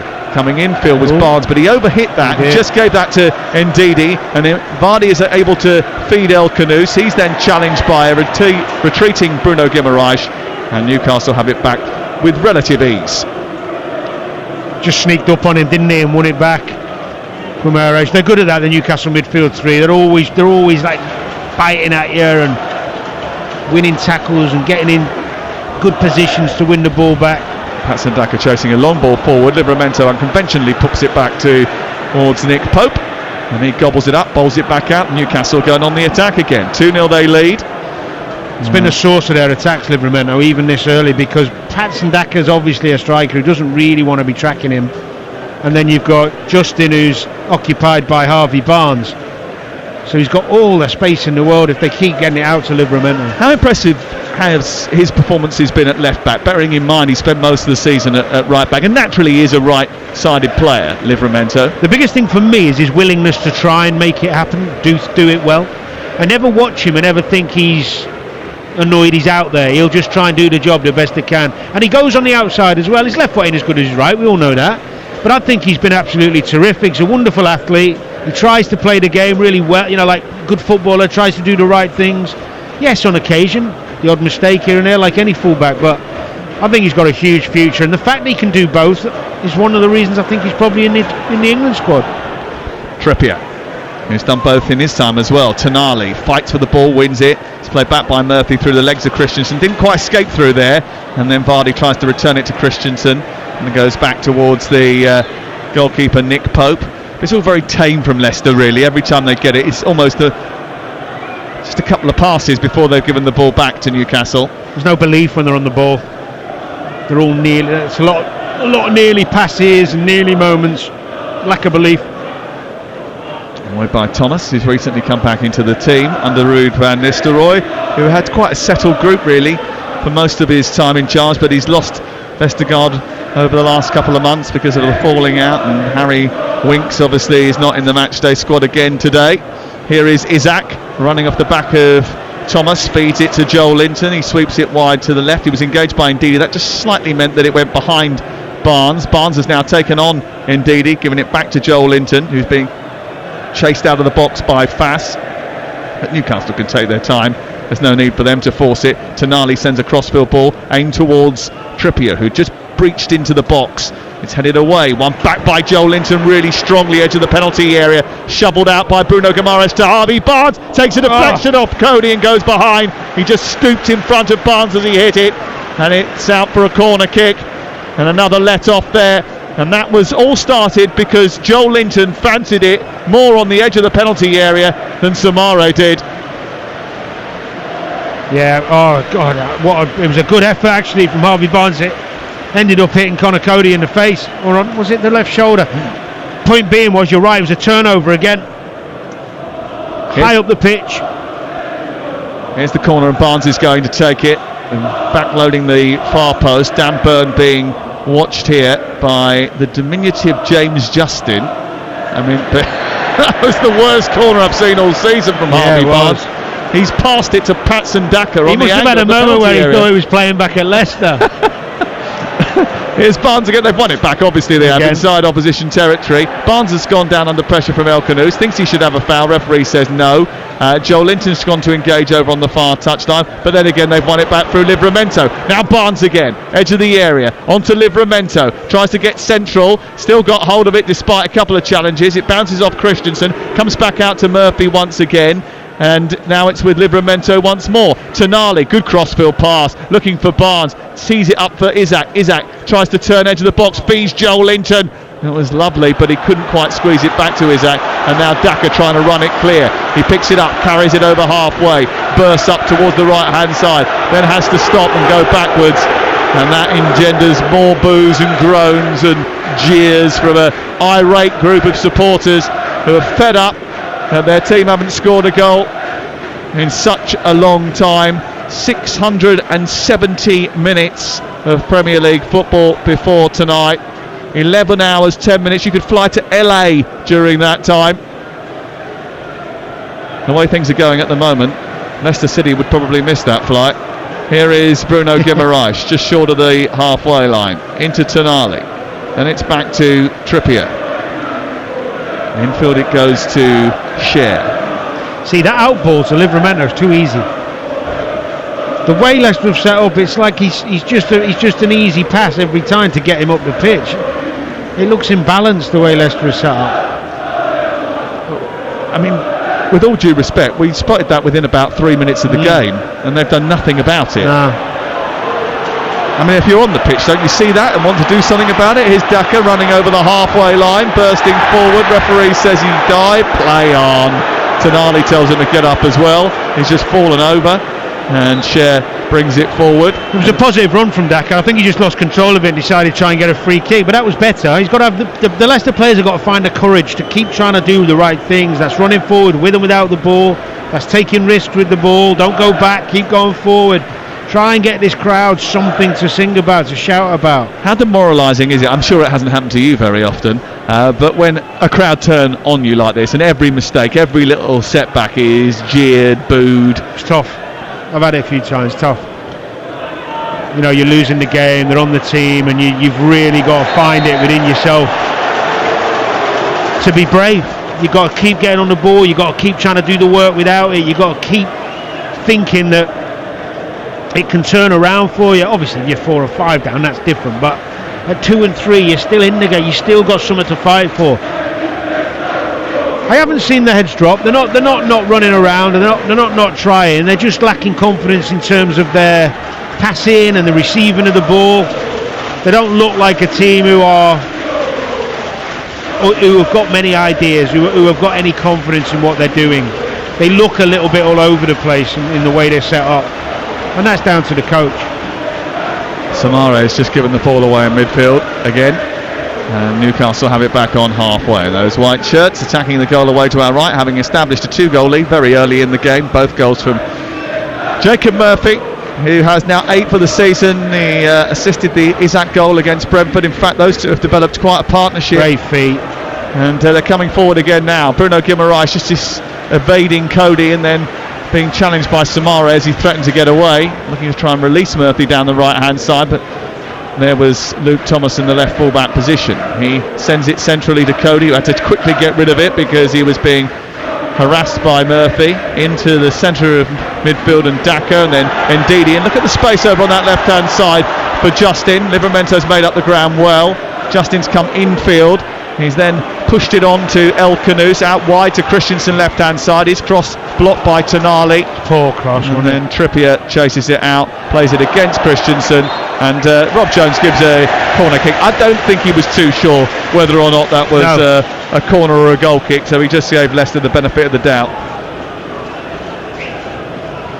Not that I think Kieran Trippier is too happy about it. I think it was the first time we'd seen an overload for Leicester on that right hand side. He's got well forward a couple of times, Justin.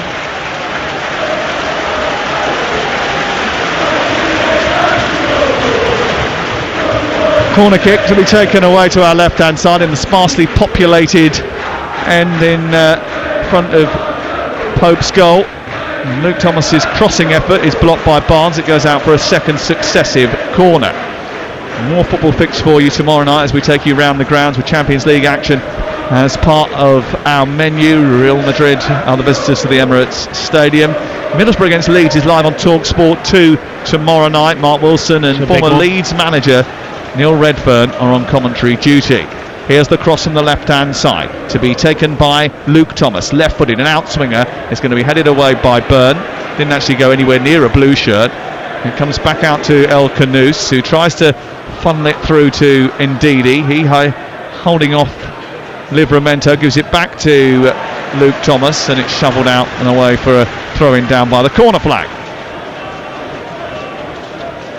You might have heard a ripple of applause. It was for Ricardo Pereira, who's been out for a little while, and seeing him warm up down in front of us is a useful asset. He had a couple of terrific seasons. He didn't he? But he's been dogged by injury, plagued by injury actually. It's probably worth saying. Here is Thomas in towards the near post, away by Barnes. Thomas, who's been one of the most active of the Leicester players, nudges it through to El Canouse, and then it's all the way out towards the far side, but it's going to be a stretch for Justin to get there, and then he was pretty wasteful with his ball forward.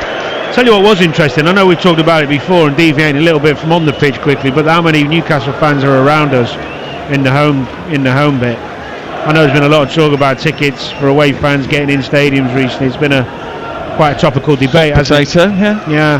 There's a few Newcastle fans in here. More than a few. And wouldn't get a jacket on one of those either, would you? Hey? They wouldn't be wearing a jacket either, would they? No. Hardy souls. Unless they were covering up a Newcastle top, maybe.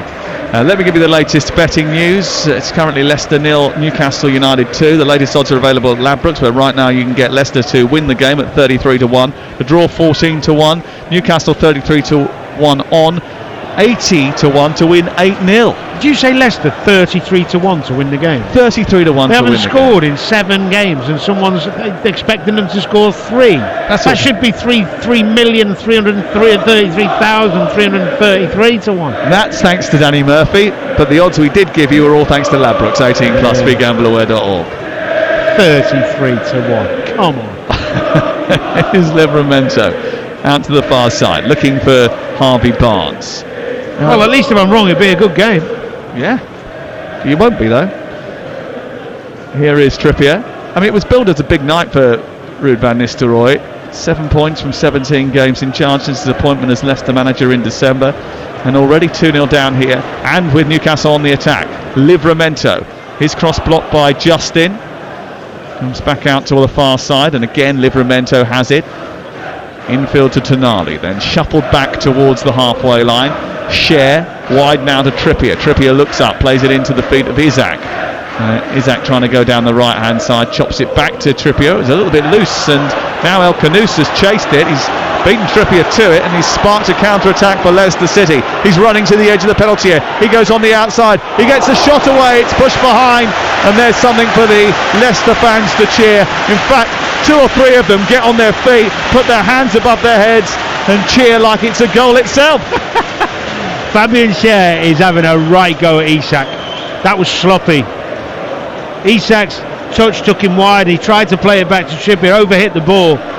El Canouse was then on his way.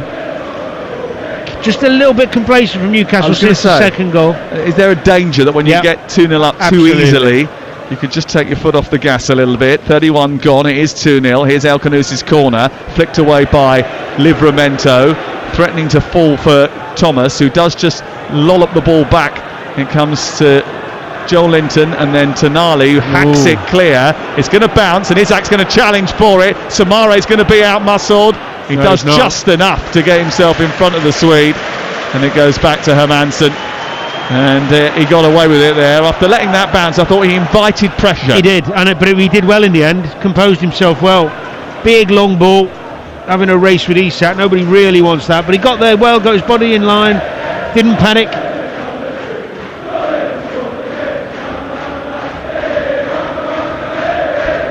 Hermansson on the edge of his own penalty area. There was an instant there where they gave the ball to Luke Thomas, and after just surviving a long ball attack, they then conspire to give it back to Bruno Guimaraes again. They have just given it back to Fabian Schär, and it's now Newcastle in possession once more. It was interesting there because Newcastle went man for man on the press, and they tried to do a little switch in midfield, Leicester, to gain some space, and it was quite nice, but it was just not a good enough ball. But really difficult when a team presses you man for man. Newcastle are very good at it when they do it properly. They really are, and it's one of their major assets actually. And last year, even away from home in Europe, they were brilliant at doing just that. That's why they almost qualified from a Champions League group. In fact, they should have qualified from their Champions League group. They were denied by the award of a ridiculous penalty away in Paris. I remember it, yeah. Which cost them dear. Hell of a group as well. It was an absolutely ridiculous group. AC Milan, Borussia Dortmund and PSG, and after thrashing PSG at home, they were in a great position, and they went to PSG and did a job on them away from home. You know, they got men behind the ball, they sacrificed themselves. Isaac got the goal, they should have won it. Here is Daka out towards the right hand side, finding Ndidi now down the right hand side. Justin with the ball through the 6-yard box. He's just going to whack that through the 6-yard box. It's not going to trouble anyone. Goes out the other side. Picked up by Christensen. Travels infield. Feeds it into the path of El Khanous. El Khanous tries to work it onto his right foot and then goes to lay it off. Gives it straight to Harvey Barnes. Barnes charges forward. He's got Isaac in the attack. He sends Isaac down the left-hand side. Then continues his run through the middle of the park. Isaac is faced up by Cody, but he cuts in right-footed, strikes it. It's half cleared. Comes back to Joel Linton inside the box. Easily goes past fast. Shoots. Comes off the goalkeeper. Tapped in by Barnes. It's 3-0. Again, sloppy, casual defending and ruthless attacking football by Newcastle United. How many do you want tonight, Newcastle? Because you can have the lot. 3-0, 34 minutes gone, and already there are Leicester bodies getting up and starting to walk out. Do you know, the thing is, when El Khanous gives the ball away, he is only outside the box. It's a bad ball, but they're on a counter. But you can't be on a counter one-on-one with Isak for Cody. You can't be set up that way. You have to set up where you've got an extra defender. And then when Cody actually does okay. Defends the one-on-one, Fast comes over and helps him. Then Joel Linton comes. He's onside. Joel Linton has the shot. It's a decent save and he's there for the tap-in, but they're so wide open, Leicester, for the counters when they lose the ball. Harvey Barnes, the former Leicester player, gets the third of Newcastle United's goals inside 35 minutes. And Leicester already beaten. And they are being bashed up. And I just think there was a moment there where you were right. Cody did quite well, actually. He did all right. He waited he hold delayed, up Isaac, delayed him and stopped him from going any further. But the ball then is blocked, and Fast stands and looks at it, whereas Joel Linton reacts immediately. Quickly, yeah, the reaction, Cody steps in front of Murphy, then says, right, where am I going with this? Who's in front of me moving? Eventually Justin attempts to come forward. He moves up into the midpoint of the Newcastle half. Now Vardy back to Ndidi. You're listening to Leicester 0, Newcastle 3 on TalkSport with Enterprise Rent-A-Car. Rent from the best lineup in the UK. Enterprise has all the vehicles your business needs with the flexibility to rent for minutes or months. Ball into the box, it's headed behind by Vardy. We were talking earlier, weren't we, about obviously they weren't in the bottom three when Steve Cooper left. I know they still might be getting relegated if he was here, so we never know. But the one thing when I watched Leicester early in the season, I think we did one or two. We definitely did the first game of the season against Tottenham. But I saw them in another game I was at, and or I did it live on telly, and they were hard to beat. They were rugged. They weren't good on the eye, but there was no way through. They were fighting for their lives. They had numbers behind the ball. They were competitive in games, even if they weren't getting many wins. Well, look, when they're not this ain't competitive. No, they're not competitive at all. I mean, when they sacked Steve Cooper as manager, the team were outside the relegation zone. It was November, and if you look at it on a points per game basis, results have declined by 47% under Van Nistelrooy. And I actually wrote down this morning, they're nowhere near as competitive, and that's the biggest issue. How many games in was it when he got sacked? What's the reason for that? It was the beginning of November. It was about 10, 11 games. So more than a quarter, and they weren't in the bottom three. Be careful what you wish for sometimes. And factor in that he had not been given that many new bodies when they required them until very, very late. And the players that he got weren't ideal. In the end, he just wanted bodies into the team. I remember speaking to him on the eve of the new season, and he was saying, someone at the club has got to purchase some players. They got Jordan Ayew late, I think, didn't they? Yeah. And he said, even if it's just bodies into the group, we need them. And recruitment was really poor last summer. I think they thought they were going to get hit by a 6-point deduction from PSR. And they got away with it through a loophole, which seems pointless now that they spent all that money, because they're going to go down by an incredible number of points anyway. Might as well have kept the money and spent it on a central midfielder or a centre half. Or a centre forward. Here is any number of positions that might have been helpful. Away by Trippier, up towards the halfway line, headed down and away by Cody.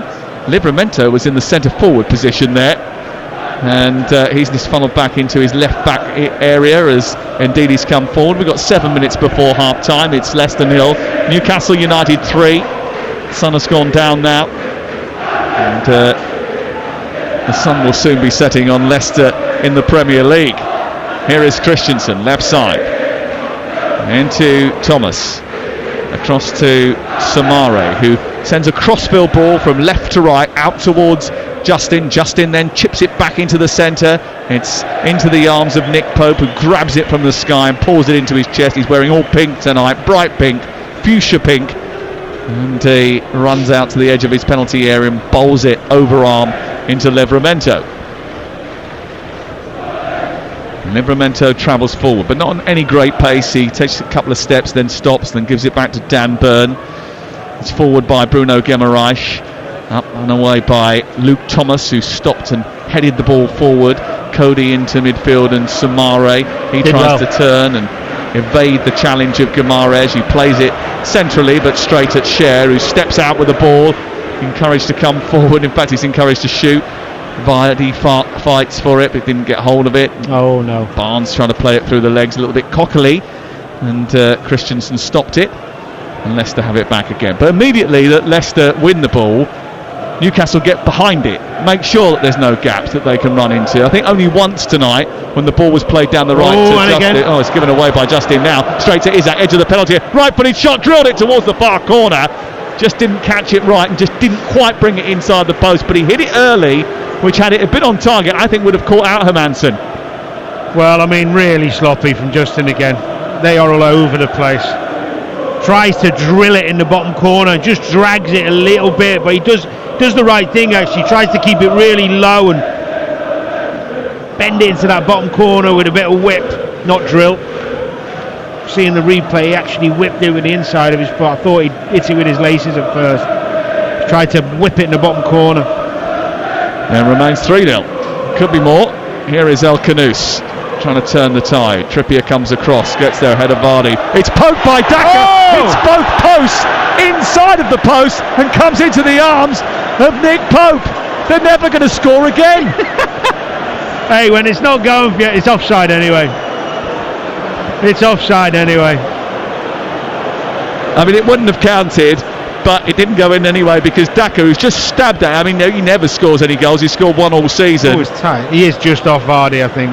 Vardy sort of was challenged on the edge of the penalty. It came back to the edge of the D, where Daka hit it first time. It hit the inside of the left-hand upright, rolled along the line and hit the inside of the right-hand upright, then came back out into the arms of Nick Pope, the goalkeeper. Crikey. It'd been worse if it had gone in and then disallowed because of the offside, wouldn't it, when you think about it? Here is Joel Linton out towards Jacob Murphy, who then charges forward. Goes into Isaac again. He's being chased now by Ndidi, but he's teased the ball into Murphy, who's inside the penalty area, gets to the byline. Low cross, which is too close to Hermansen, who drops on the ball. And he will clear it away. 3.5 minutes to go before half time. And still one or two, I think, Newcastle supporters that are partying in Covent Garden. They never actually went home from the Carabao Cup final. It's been an amazing journey for Leicester. They sort of rise, or trace their rise, to that 1997 League Cup success under Martin O'Neill, a victory after a replay against Middlesbrough, and a suggestion may be that Newcastle can use their Carabao Cup triumph to sort of launch themselves into a slightly different stratosphere, build a big future off a cup win They might need to retain a few of the superstars. Here is Daka down the right hand side trying to get into the box. He plays it against Byrne. It ricochets behind and then goes out for a goal kick. I think Dan Burns having a word with Livramento there, just saying to him, look, don't need to be bombing on there, we're 3-0 up, 2 minutes to go till half time. And he's right, Dan Burn. I know sometimes you get carried away thinking, 4, 5, 6, let's go forward, we're enjoying ourselves. You're not here to enjoy yourself, you're here to win. Then you enjoy it after. Well, the Newcastle fans over on the far side are enjoying themselves.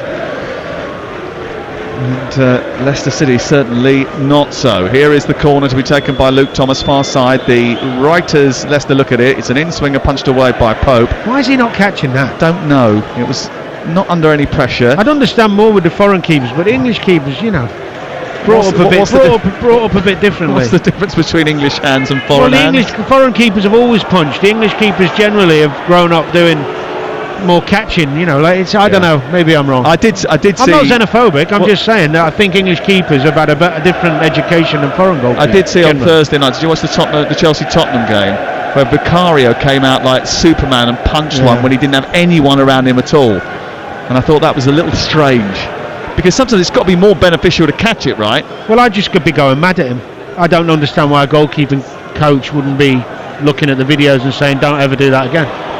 Here is Bruno Guimaraes up towards halfway, gets to the halfway line, plays it out to Murphy. He held onto it well. Murphy travels down the touchline and then tries to sort of miss it. He tried to bend it into Isak, who was approaching the edge of the 6-yard box, but he didn't catch it right, as Danny was saying. He did, because he's so far away, he's got to really hit it hard and wrap his foot round it, hence the fact he mishit it, because it's such a high tariff cross from that far away. But it was another good break. I wonder what Eddie Howe and Jason Tindall are thinking. I mean, Jason Tindall did a big interview this week where he said, I don't care what people think about me.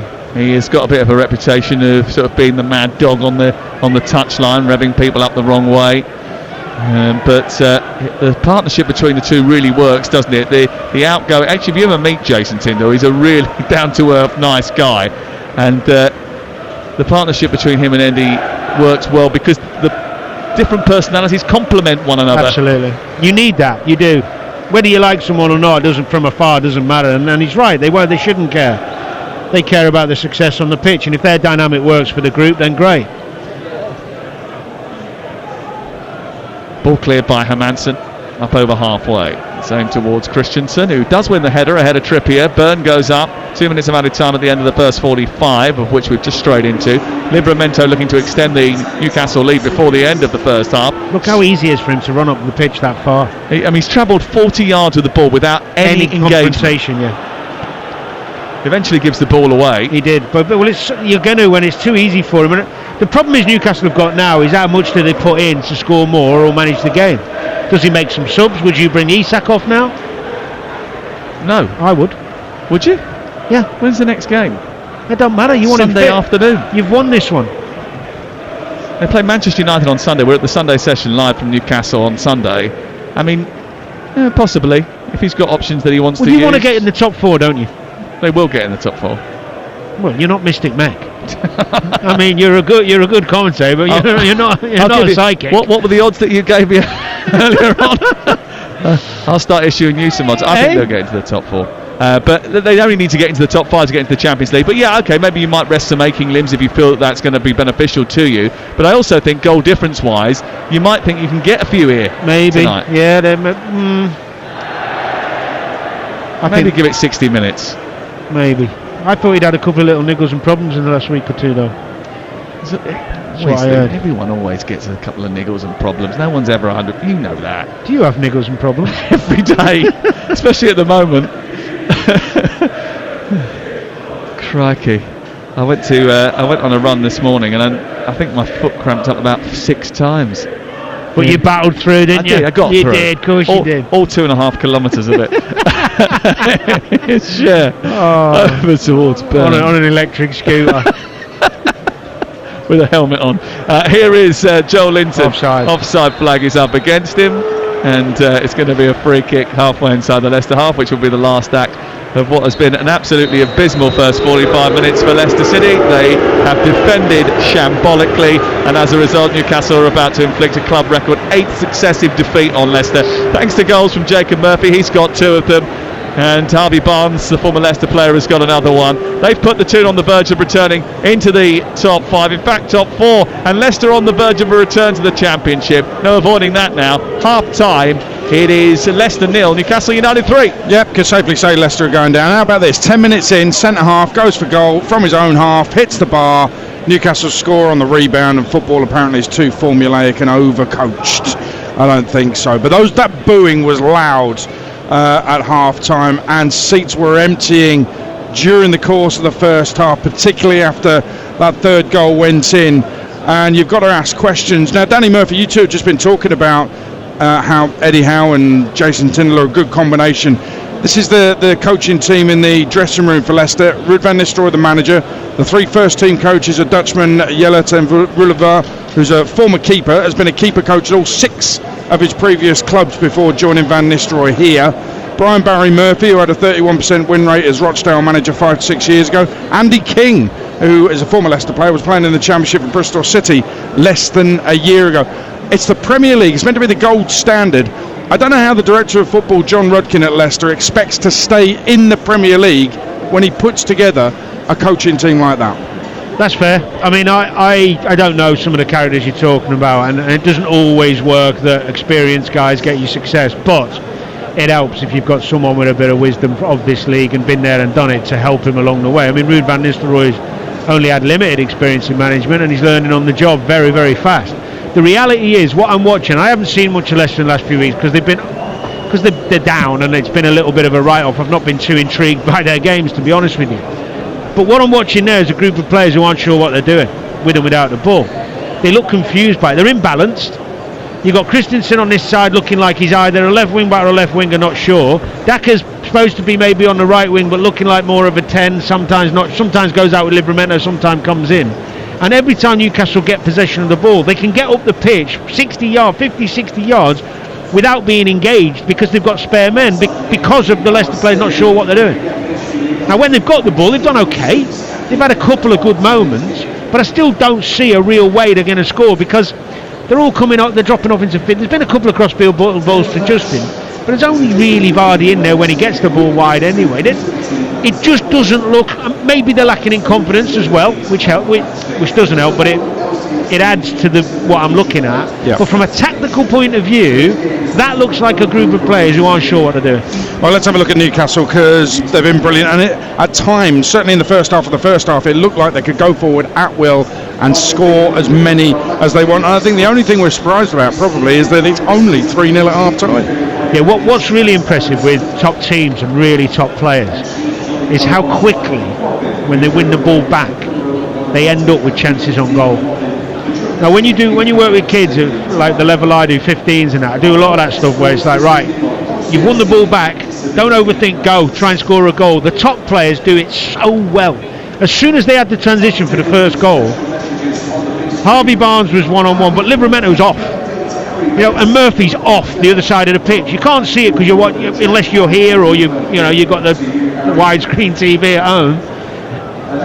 But they're off and running as soon as they win it back. There's no admiring what's going on. It's just so intense and so high energy and so impressive.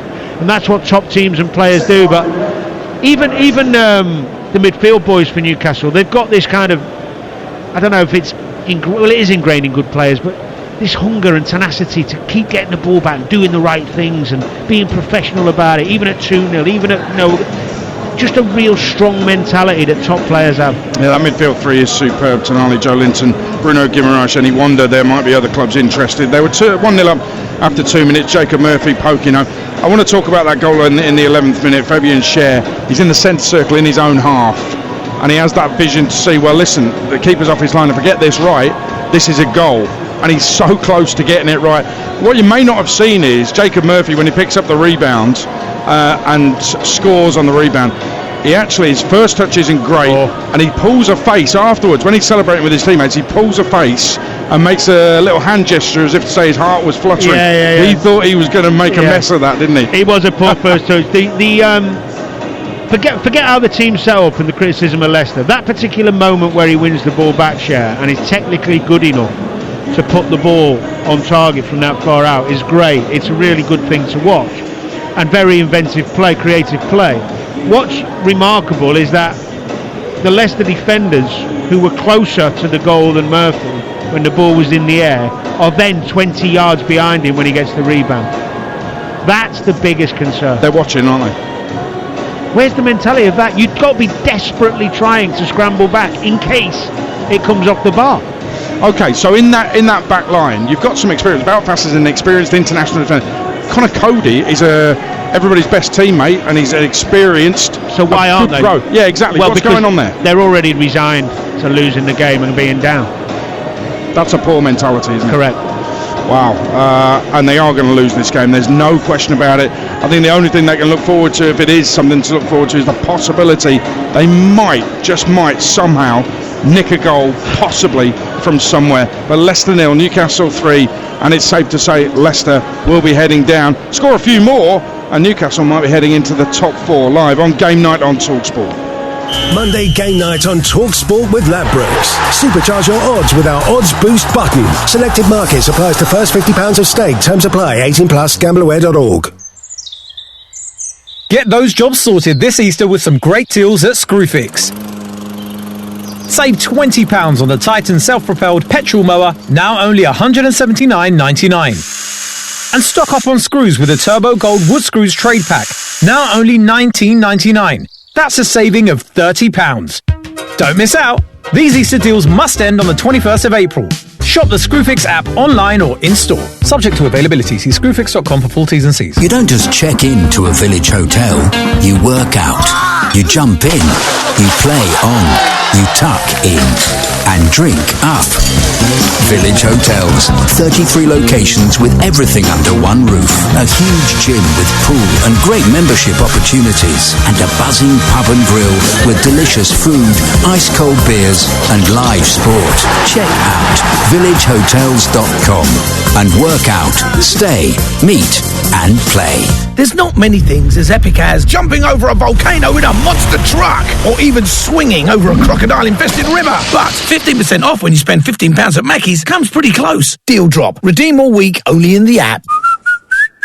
18+ app only. One-time use per week until the 20th of April. Minimum spend and discount applied to food and drink items only. Participating restaurants, T's and C's apply. The season is shaping up, and whether they're going for glory or going down, it's all to play for. Get the ultimate football coverage with the Sun's free pull-out goals. With the best writers pitchside for in-depth match reports, it's all about goals. And with unrivaled news from the Premier League to League Two, it has to be goals. Stay up to date on all the latest football action. Get your free copy of Goals every Saturday, Sunday and Monday, only in the Sun. We all fantasize about our perfect home. Sipping a morning coffee out on the terrace.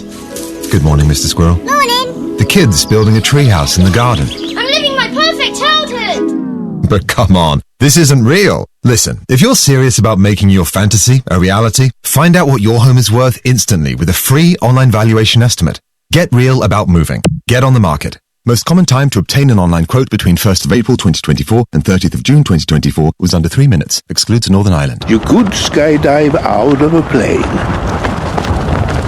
Or swim with sharks. You might even skinny dip in icy cold waters. Or you could get that inexpressible high. That guaranteed rush from finding just the thing you wanted. The thing you needed. At a great sale price. IKEA sale now on. IKEA, the wonderful everyday. At Betfair, we relish the plot twists that football's tense run-in delivers. With titles, promotions and relegations on the line, the form book can take a back seat and the drama has the power to rewrite scripts. Get a free £10 bet when you bet £10 on Accas or Bet Builders on football this week. Betfair. Play different. Opt-in and previous deposit required. Valid for 72 hours on Football Hackers or Bet Builders. Min combined odds of 1.5. T's and C's apply. 18 plus gambleaware.org. Monday game night on TalkSport with Sky Sports. Stream the biggest Premier League games available with no contract on now. Like Leicester versus Newcastle live today. Search Now Sports. 18 plus. Stream via internet. Terms apply. It's the totally immersive football experience. And it's got in! Would you believe it? The biggest and best football on the radio. Game night on TalkSport. Well, we mentioned the 15-year-old on the bench for Leicester City, 17-year-old Sean Neve warming up for Newcastle United. It will be his Premier League debut if he gets on. And he's another one from the famous Wallsend Boys Club that produced the likes of Alan Shearer, Michael Carrick, Steve Bruce, TalkSport's Lee Clark, Elliot Anderson and Peter Beardsley. Many professional footballers gone through those ranks, and here comes another one, Sean Neve, on the bench for Newcastle. May possibly get some game time tonight with this victory pretty much wrapped up. Let's get the half-time odds with Ladbrokes. Odds update on TalkSport with Ladbrokes. Get money back as a free bet up to £10 if one leg of your Football 5 Plus hacker lets you down. Pre-match straight line hackers only. Odds are 3-1 or greater. 18 plus gambleaware.org. So it's a long shot for Leicester to win this, right? But it's 90-1, 90-1. The draw is 40-1. And they've suspended betting on the Newcastle win. That's how dominant they are. Dan Burn to score a header was 14-1, now boosted to 18-1. That's the latest odds with Ladbrokes. 18 plus. Be gambleaware.org. Odds update on TalkSport with Ladbrokes. Supercharge your odds with our odds boost button. Selected markets applies to first £50 of stake. Terms apply. 18 plus. Gambleaware.org. Yeah, Newcastle 3-0 up here at Leicester City. Let's focus on tomorrow. We're around the ground. Show comes live from the Emirates for Arsenal against Real Madrid. And Champions League quarter-final. Amazing night ahead at the Emirates in North London. And ahead of the game, Bukayo Saka's spoken to the press. He's shared the advice he got from a certain Thierry Henry and explained how much he wants to win in an Arsenal shirt. For me, the biggest thing I take when I speak to Thierry is the confidence that he has, in himself. Obviously, he gives me a few details on certain situations on the pitch and what he sees it and how he sees the game. But for me, I just, when I speak to him, I like the way he's so confident and, he genuinely believes that when he was on the pitch, no one could stop him. For me, I want to win, and I want to win wearing this badge. So I think it's pretty clear. The fans know how much I love them, and, when you saw when I came on Tuesday, I think they love me back. So it's a good relationship, and yeah, I'm really happy to be here, and I'm just focused on winning here. Yeah, interesting. Thierry Henry did win the Champions League, didn't win it at Arsenal, so Bukayo Saka will be looking to do something that his hero never did. But Danny Murphy, how much of a chance do you give Arsenal against Real Madrid in this quarter-final? They've got a chance. Of course they have. They've got some great players. They're at their best. They're defensively as good as anyone when they're at it. Arsenal, very difficult team to break down. I think it's a disadvantage being at home first. I think the injuries they've got is another disadvantage. And what Real Madrid have that Arsenal don't have is incredible firepower that any moment in a game, even when they're playing badly, can turn it on its head. And I don't think Arsenal have that. And Saka's as near to it as they've got, but he's only just got back fit. Whereas Madrid, if Bellingham has a bad day, Mbappe could have a good one. If Mbappe has a bad one, Rodrigo can have a good one. Vinicius Jr. can have a good one. But don't give him a penalty, no? Yeah, well, that's true. He missed one at the weekend. And he did, but I think it's Mbappe's turn next. But keeping them quiet for 2 games is really difficult. For one, maybe a bit of luck goes your way. The keeper has a great game, but over the 2, I just can't see it. Well, both second in their respective leagues. Leicester have come back out, by the way. Quick one on Villa on Wednesday. They take on PSG. Listen, PSG against Liverpool, I thought were fantastic in both legs. So play like that. But Villa can be fantastic as well. Well, Villa have got really good firepower. They've got game changers. We talked about it earlier. I think Emery's knowledge, not just of PSG, but European two-legged affairs, is crucial. I don't think they'll go gung-ho. I think they'll be very difficult to play against. I don't think they'll be as open as Liverpool were when they went there. I give Villa a better chance than Arsenal. Okay. Why? Because of that firepower? Yeah. Because I think Villa are one of those teams now with the variation they have in attacking areas. Any moment they can hurt you, whether it's Rodgers, Rashford, Asensio, Watkins.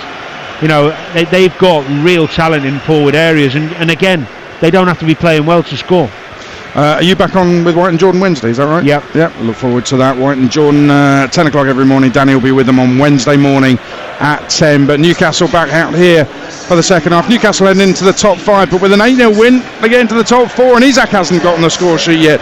Second half could be something very memorable, live and exclusive on Game Night on TalkSport. It's Leicester 0, Newcastle 3. Here's Danny Murphy and Sam Matapace. Well, Jacob Murphy is looking for a hat-trick. He last scored one nearly 10 years ago for Coventry City on loan from Norwich against Gillingham, November 2015. He's had a great season. And he's played really well this season. 8 really goals. He's an impressive partnership with Isak. They've now assisted 7 of Isak's 20 Premier League goals. Isak's returned the favour once. The duo have 8 goal-assist combinations in the Premier League this season, the highest total of any pair of players. Only Andy Cole and Peter Beardsley in 93-94 have had more goal-assist combinations for Newcastle in any Premier League season, Danny. Yeah, I think he's established himself. His confidence has grown. You know, he's been a bit part player really up until this season. And again, another great example, shining example of a player improving in terms of every aspect of his game under Eddie Howe. Indeed. 2 changes for Leicester at half-time as they shoot from left to right in blue shirts, blue shorts and blue socks. Facundo Buonanotte on loan from Brighton and Hove Albion is on in place of Patson Daka, and Steffi Maverdidi is on in place of Victor Christensen, which I think means that we will get that more conventional 4 at the back from Leicester City, with Maverdidi playing as an out-and-out winger. Well, it was more or less a 4 in the first half, really. I just think Christensen was put ahead of Luke Thomas. Yeah, sorry, Luke Thomas ahead of him as a protective element, really. But it didn't work, obviously, and the changes seem sensible. So that means that it's Hermansen in goal, Justin Fass, Cody and Luke Thomas, and Ndidi and Samare as the 2 holders, with Buonanotte and Maverdidi as the widest of players, and then El Khanou's trying to support Vardy in attack, and Vardy's trying to charge through the middle here, but Nick Pope is quickly off his line, gobbles it up and jumps towards the edge of the penalty area. For Newcastle United, it's Pope, Trippier, Sherburn and Livramento, who's on the ball now, bounding forward, trying to get to the edge of the box. He's balled down by Justin. He's going to get a yellow card, and Livramento's gone down. What a run that was. But that run was allowed because of the fact the space is in front of him and the wide man isn't. He's too far tucked in. I mean, he's run from his own half, 60 yards? He's on the edge of the box and now they've got a free kick. It's a terrible challenge from Justin, isn't it, really? I mean, he's not getting anywhere near the ball, so he just dives into him. I'm not sure if he got a card there. I was watching He did, yellow card, yeah. For James Justin, I'll make up the rest of the 11 for Newcastle. I did the back 4, Guimaraes, Tonali and Joe Linton in midfield, with Murphy, Isak and Barnes up top. No changes from the first 45. 3-0 to Newcastle. Free kick edge of the penalty area. If you're Fabian Schär, you're licking your lips from this sort of range, or are you going to leave it for Trippier? Livramento's just looked over to the bench and had a word with Jason Tindall, who's orchestrating this set piece. He was the one who designed the set pieces that led to the goals that won them the Carabao Cup final. Drill it to the back post to your 6'5" centre half. That's it. We're inventive. Listen, it did the trick. It damn did, and I love simplicity. It's Trippier who strikes it right-footed over the top of the crossbar by some distance. Not his best. And it goes out for a goal kick. The first meeting this season was Newcastle's 4-0 home win on December the 14th. Murphy got 2 that night as well. Bruno Guimaraes and Isak scored to inflict a first defeat on Ruud van Nistelrooy as Leicester manager in his 3rd game in charge. He's had quite a few since. Leicester haven't been beaten twice in one season by Newcastle United since the first Premier League season they played together in 94-95. But unless there's a miracle turnaround, they're going to lose this one. Here is Vardy, who I'm not entirely sure even he knows what he was trying to do there. I think he was just trying to get the deflection for a corner, and he just moved out of the way when he chipped it at him. It's gone straight into the arms of Pope, and it will be cleared away. 49 minutes on the clock. Bad news for Leicester is that Newcastle usually come out for the second half ready for action. 11 goals in the first 15 minutes of second halves this season, but they've given the ball away here. Mavedidi's fallen over though. and Shearer's tried to release Murphy, who's run into Vardy, who's competed well for it, helped it to the far side. El Khanous takes over, runs past Tonali, looks to try and get the cross in, does into Vardy, who flicks it on, doesn't get to Ndidi, scooped away by Byrne, and it's out for a corner over on the far side. 3-0 the score. Decent start to the second half for Leicester. Vardy getting on the ball a couple of times. Had a little miss kick there when the ball got pulled back, but they've got the corner. Bit of pushing going on inside the penalty area. Oh, here we go. Rob Jones has to warn everybody not to do that, just in case that you didn't know that wasn't allowed. Why do they do it? Why, Sam? Tell me why. Here's the corner on the far side. El Khanous away by Isak, who rises highest, glances it towards the near side. It's collected by Buonanotte now, who gets it onto his left foot and sends it centrally. A flick on by Ndidi takes it wide of the far post by quite some way. No, I'm not kidding with this. No, I know. Why not just give a free kick or a penalty? So a free kick or penalty, if it's whichever way it is, it's a free kick to the defending side or it's a penalty to the attacker. Just allow the play to happen. So let the corner be taken, and if there's an infringement, blow for whatever that infringement is. I don't because understand. It's not like the players haven't been told before. They've done it in every game. But they don't do it on throw-ins, because what they might say is the ball's out of play. But on a throw-in, before you take the throw-in, they don't start saying to the centre half and the centre forward, don't be pushing each other, just before the ball comes in. It's bizarre. I think this is the 309th game of the season, and so I'm pretty sure they're well versed in what they should be doing and not what they shouldn't be doing at corners. So why do they do it? They don't need a retelling of the rules every time. Do you think they do it because they want to come across as reasonable? I think they're maybe building rapport. Yes, maybe managing the game. But I think you'd cut it out quicker if you just decided. Yep. That's my point. I'll give a free kick or I'll give a penalty, and that's it. And then if you I'd like to ask Howard Webb that actually next time I see him. I will ask him, because I know we joke about it because we talk about it so often, but I actually think it's a serious point. It does waste time as well, doesn't it? That's the other thing. It kills momentum, and a bit like, we had the 5-minute VAR check at Tottenham yesterday. When you have a long delay before a corner, it does just frustrate you. Here is Isak from the right-hand side for Newcastle on the attack, sending the ball centrally, tucked behind by Cody, who got back into the 18-yard box, and it's out for a corner kick over on the far side in front of those Newcastle United fans. Newcastle fans who actually were quite excited about coming down here tonight. They say that it's a nice away end to watch your team from. That corner of the stand opposite us, away to our left. You're over the corner flag, you sort of curve around it. It's a good vantage point. Certainly making a lot of noise tonight. Always do, don't they? Brilliant supporters. Here's the corner, Trippier to take it, far side, right-footed. He sends it high into the air, and Byrne comes up to meet it, sends it through the 6-yard box. Vardy gets it away before it reaches Isak. Not the best of clearances, but eventually comes to Tonali. He prods it forward, and Ndidi away. Trippier's going to get there ahead of Mamadidi and see it back to his goalkeeper, Nick Pope, who will clear.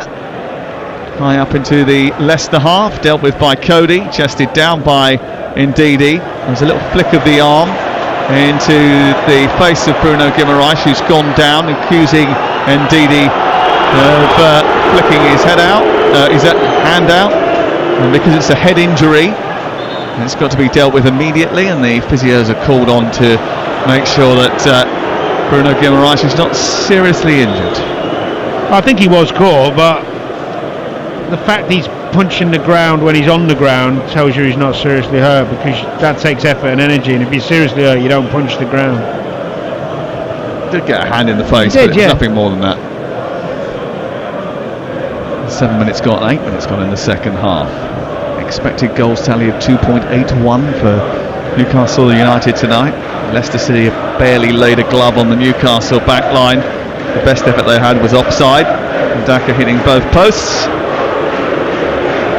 Newcastle have adjusted well, I think, to last season when they were narrowly pushed out of the European places by the winning the FA Cup final by Manchester United. They are 7 points better off than after 29 Premier League games last season, and even though they haven't been as gung-ho, they've scored 14 fewer goals, they have for the most part tightened up at the back.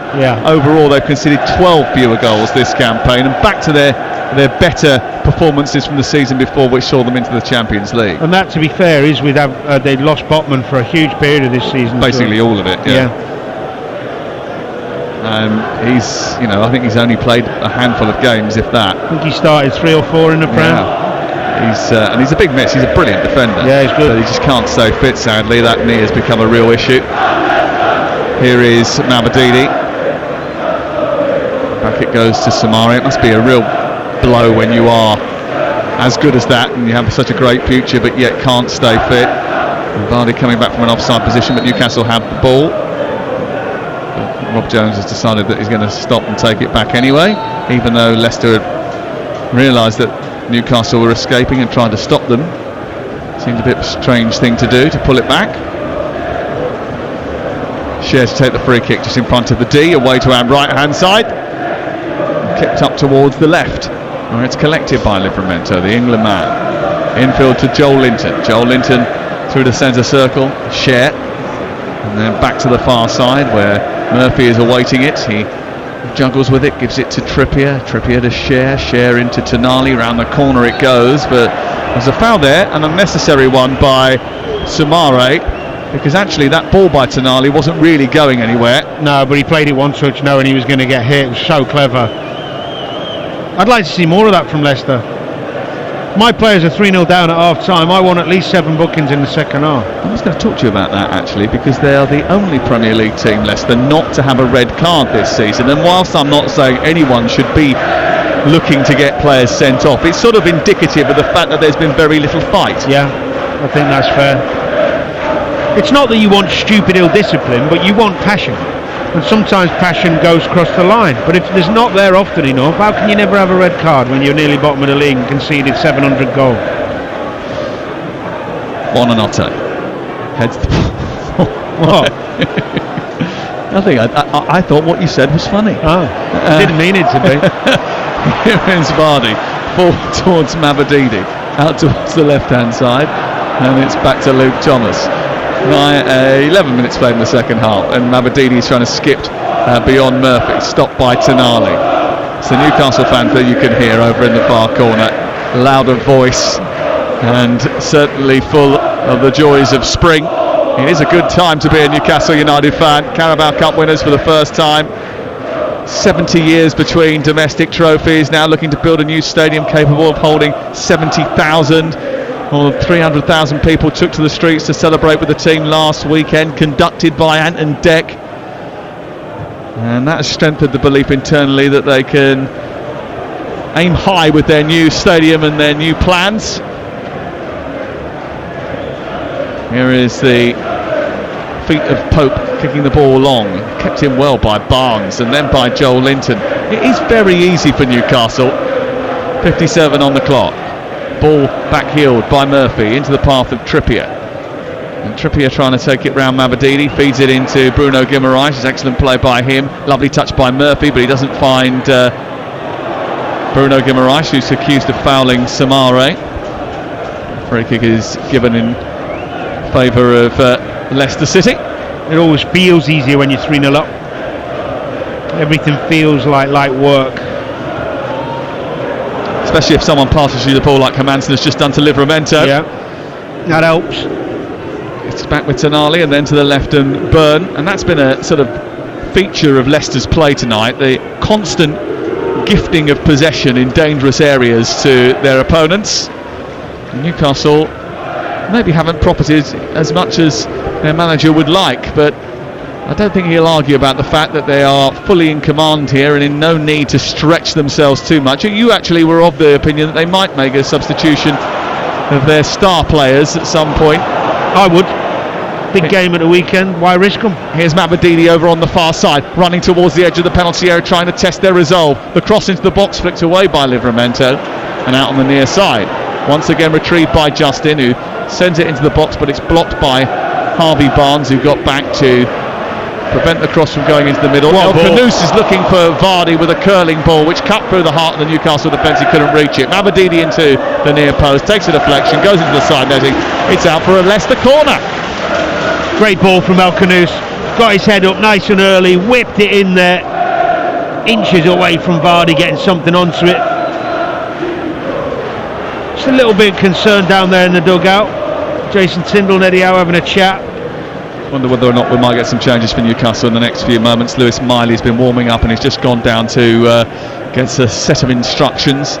Callum Wilson away to our left-hand side and Emil Crafter there too. Here is the corner, taken on the far side by El Canous. It's a deep one towards Cody, headed away by Bruno Guimaraes, then headed away by Buonanotte. Barnes almost got there and looked threatening to escape, but Samare tidies up for Leicester, who have the ball inside Newcastle territory. We're hitting the hour mark. Newcastle, you mentioned a big game at the weekend. They take on Manchester United at home, then Palace at home, Aston Villa away, Ipswich at home, Brighton away, Chelsea at home, Arsenal away, and Everton at home. That's their remaining fixtures, and they're pretty confident that they can get into the Champions League for next season. They're in a strong position. Really good position. 3 defeats in 4 Premier League games in February had left Eddie Howe's team looking a little bit vulnerable, but again they've just flexed their muscles at the right time. And they are a strong unit. If you trace their form back since the beginning of January, the beginning of December, when they lost to Brentford, they had that little heart-to-heart, and ever since then they've been in fantastic form, really. Yeah, they went on that great run, didn't they? 9 wins in a row. Yeah. Burn out towards Livramento. He plays it infield to Joe Linton. It's a little bit short, but he takes it anyway. Brushes aside Ndidi. Isaac sends it on. Livramento into the penalty area. Could cut it back to Isaac here. Feeds it into the Swede, who's just on the left side of the area. Gives it to Joe Linton. Joe Linton under pressure. Across comes the defender. It's going to be Tonali who gets there first. He runs into the path of Livramento. Buonanotte goes down, but the referee, he's going to stop the game because he's got a hand injury. He's hurt his hand. I mean, they've stopped the game because he's hurt his hand. You're listening. Turn my mic off, will you? You're listening to Leicester 0, Newcastle 3 on TalkSport, Sky Sports. Don't forget you can stream the biggest Premier League games available on no contract with Now, like Leicester versus Newcastle live right now. Search Now Sports. And the good news is that I've got one of those TVs, and I'm sure many people have now, where you don't need to use your injured hand if you want to change the channel. You can just use the voice control and it turns over itself. So Buonanotte will be okay. And funnily enough, he is okay, Dan. You know what? I'm really pleased. I was worried about him for a second. Murphy steps in past Thomas into Isaac, holds it well, turns it outside towards Bruno Guimaraes. His cross into the box towards Harvey Barnes, and across comes the defender, and Justin gets there ahead of Barnes, and apparently Barnes committed a foul. Good move. Great ball in from Bruno Guimaraes. I think Harvey Barnes thinks, just waiting to put his head on it. Good header from Justin. Wasn't the bravest there, Harvey Barnes, actually. Expected a bit more, I don't know, desire to get himself another goal, go and attack over the top of Justin. Turned his body into him a little bit. Far be it from me to suggest that when Gordon is fully fit, that Eddie Howe would have a decision to make, but on stats alone, Harvey Barnes is actually contributing a goal or assist 69 minutes more frequently on Anthony Gordon on average this season in the Premier League. He's had more shots and more touches in the opponent's box per 90 than Gordon this season as well. On the score sheet again today. That sort of competition is really healthy for Newcastle. Absolutely. I'm a big fan of Harvey Barnes. He's just not been able to keep himself fit for huge long periods to push Gordon enough. He has had a couple of spells in the team where he's done really well, and then this latest one again, of course. I suppose the problem for Newcastle is that they've got two great wingers, both of them who want to play on the left-hand side. I think both would prefer to play on the left. Yeah, I've seen them both play on the right, and I think it's important that they don't do that reluctantly. You don't play as well if you do. If you start a game of football in a position you don't want to be in, but you do it reluctantly, you're not going to play as well. I occasionally, when I used to, in my early days, ended up playing on the left rather than the right for Liverpool in a 4. And initially I hated it till I realised I was going to score more there because I was going to cut inside. Here is Barnes, left-hand side for Newcastle, into Joe Linton, edge of the penalty area, tries to feed it back to Barnes, a little bit hefty, just scoots away from Barnes and runs out for a goal kick away to our left-hand side, down the inside left channel, and out for a goal kick, which Manson will take. Lewis Miley coming on for Joe Linton, Sean Longstaff coming on for Bruno Guimaraes. They're going to be the two changes. And Lewis Miley enters the fray, wearing a bit of Under Armour under his short sleeve top. So is Longstaff. And I think those two players, Bruno Guimaraes and Joe Linton, deserve a bit of a rest. They get through a lot of work. They do. Major assets to this Newcastle team. I wonder if Tonali's thinking, why are you not bringing me off as well? Am I not valued as much as those two? He's not as old as those two. He's a couple of years younger than both of them. Sandro Tonali. I like him a lot, Tonali. What did you make of his goal in midweek, by the way? Well, exactly what he said. He was honest enough, wasn't he? Yeah. It's good though, wasn't it? Yeah, good I mean, to watch. The fact he tried to drill it across as hard as he did takes some bravery in itself, but a little bit of a miss it and straighten it. Yeah, we've all done it. Well, you say we've all done it. You've probably done it. Yeah. And me and Adrian probably haven't done it. You've probably done it in a five-a-side game or something. We've probably mishit something, yeah. I completely missed a volley once, and I was aiming for the far top left corner. It went in the top right corner. Must have been terrible for you. No, do you know what? Most people didn't know unless you played, and you think, yeah, come on, just cut across. Did you celebrate? God, yeah, it was semi-final of the League Cup. Cop end. Here is Hermansen out to the far side, and it's with now Connor Cody, who brings it clear. One of my favourite moments actually was in the League Cup semi-final when Isaac had a shot from the edge of the penalty area which hit the post and came back out and was converted by Jacob Murphy. The shot that he took on that night was absolutely terrific. It rattled the woodwork. The League Cup semi-final at home against Arsenal, which they eventually emerged from, and then went and won on the final as well. He's been a magic signing, hasn't he, Alexander Isak? 24 goals this season. He's actually done very well against the bottom teams this season. A hat-trick against Ipswich, 2 against Southampton. Scored 1 against Leicester earlier in the campaign, but hasn't got on the score sheet yet. I think he's probably staying on because he wants to get one. Here is Livramento on halfway. Moving forward into Lewis Miley. Can he still win the Golden Boot? Yeah, of course he can. 24. Salah hasn't scored for ages. I think. What's Salah up to now? He's not up to 30 yet, is he? He's at 27. So yeah, he can. I was expecting you to know that. It was a little test there. Well, let's see if I've got it right, shall we? Because you normally have that stuff right on the top of your head. I said he had 27, Mo Salah, and he's got 27. So there you go. Nice. Isak's only got 20 goals in the Premier League, so he's 7 behind. Oh, so no then. Oh yeah, he can. Well, he's got more games to go than Salah as well, hasn't he? Oh yeah, that's true. He's got 7 after tonight. He's got an 8 after tonight because they've got 2 games in hand. Oh, given away to Miley, edge of the penalty area by Hermansen, and still Miley travels into the box and turns it back out to Livramento. Livramento now moves towards the edge of the penalty area, plays it infield, and gives it back to Cher. A little bit of patience here, and then he shoots, takes a deflection, it goes towards the top corner, and it's stopped by Hermansen. Hermansen did well because, it's run-of-the-mill save, but he'd be glad he'd be happy he's got it in his hands because he gave the ball away initially, and indeed he did a terrific little bit of recovery on Miley. Didn't bring him down, he was patient, he got himself back in, and Miley couldn't get his shot away. But again, it's a gift, isn't it? What did Hermansen see there? Because he's on the edge of the penalty area. His passing lanes are all shut off by white shirts. Why has he decided to try and force that into Ndidi when Miley's standing in front of him? What has he seen? I think just a moment of madness where he doesn't quite get his feet sorted, or he's encouraged by the coach to play out, or whatever it is, caught in 2 minds, plays the wrong pass or an in-between pass. It's a nightmare for goalkeepers sometimes, especially when they're forced to do it. Instead of having the autonomy to go, I'm going to go long. Well, that's the key thing, isn't it? You've got to be able to make your selection yourself, because you're the one who ultimately has to execute it. Here is Fass moving up to halfway, clipping it forward.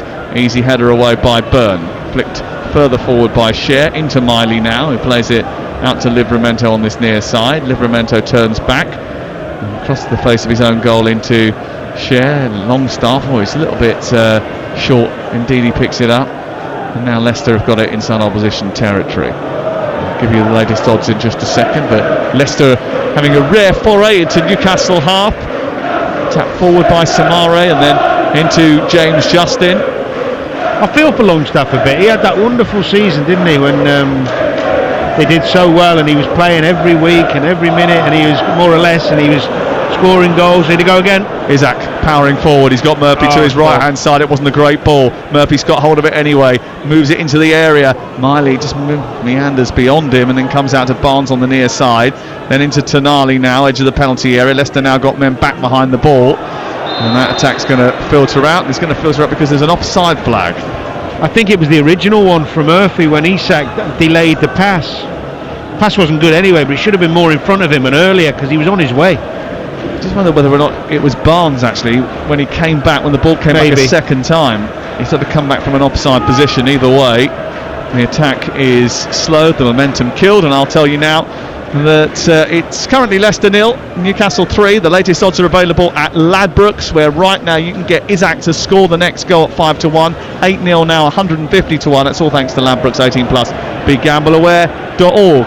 And the reason 8 is so significant is because 8 goals would take Newcastle into the top 4 above Chelsea, and they have done it relatively recently by Premier League standards anyway, 18 months ago against Sheffield United, when they had 8 different scorers, would you believe, Daniel? I think I remember it. Given away by El Kanou's far side, edge of the Newcastle penalty area, right side, right on the far side is Cher, and then he plays it out towards the near touchline, where Livramento once again gallops forward with gay abandon, looking for Barnes. Barnes then takes over, runs centrally. He tries to release Isaac, but Cody steps across. He takes it into a right full-back position and then will clear. Byrne will win it back high up, and Newcastle turn it over again. Back heel by Miley. The ball goes out of play. The referee didn't know who touched what, and Ian Hussin, the assistant, didn't know either, so in the end they just gave it to Leicester.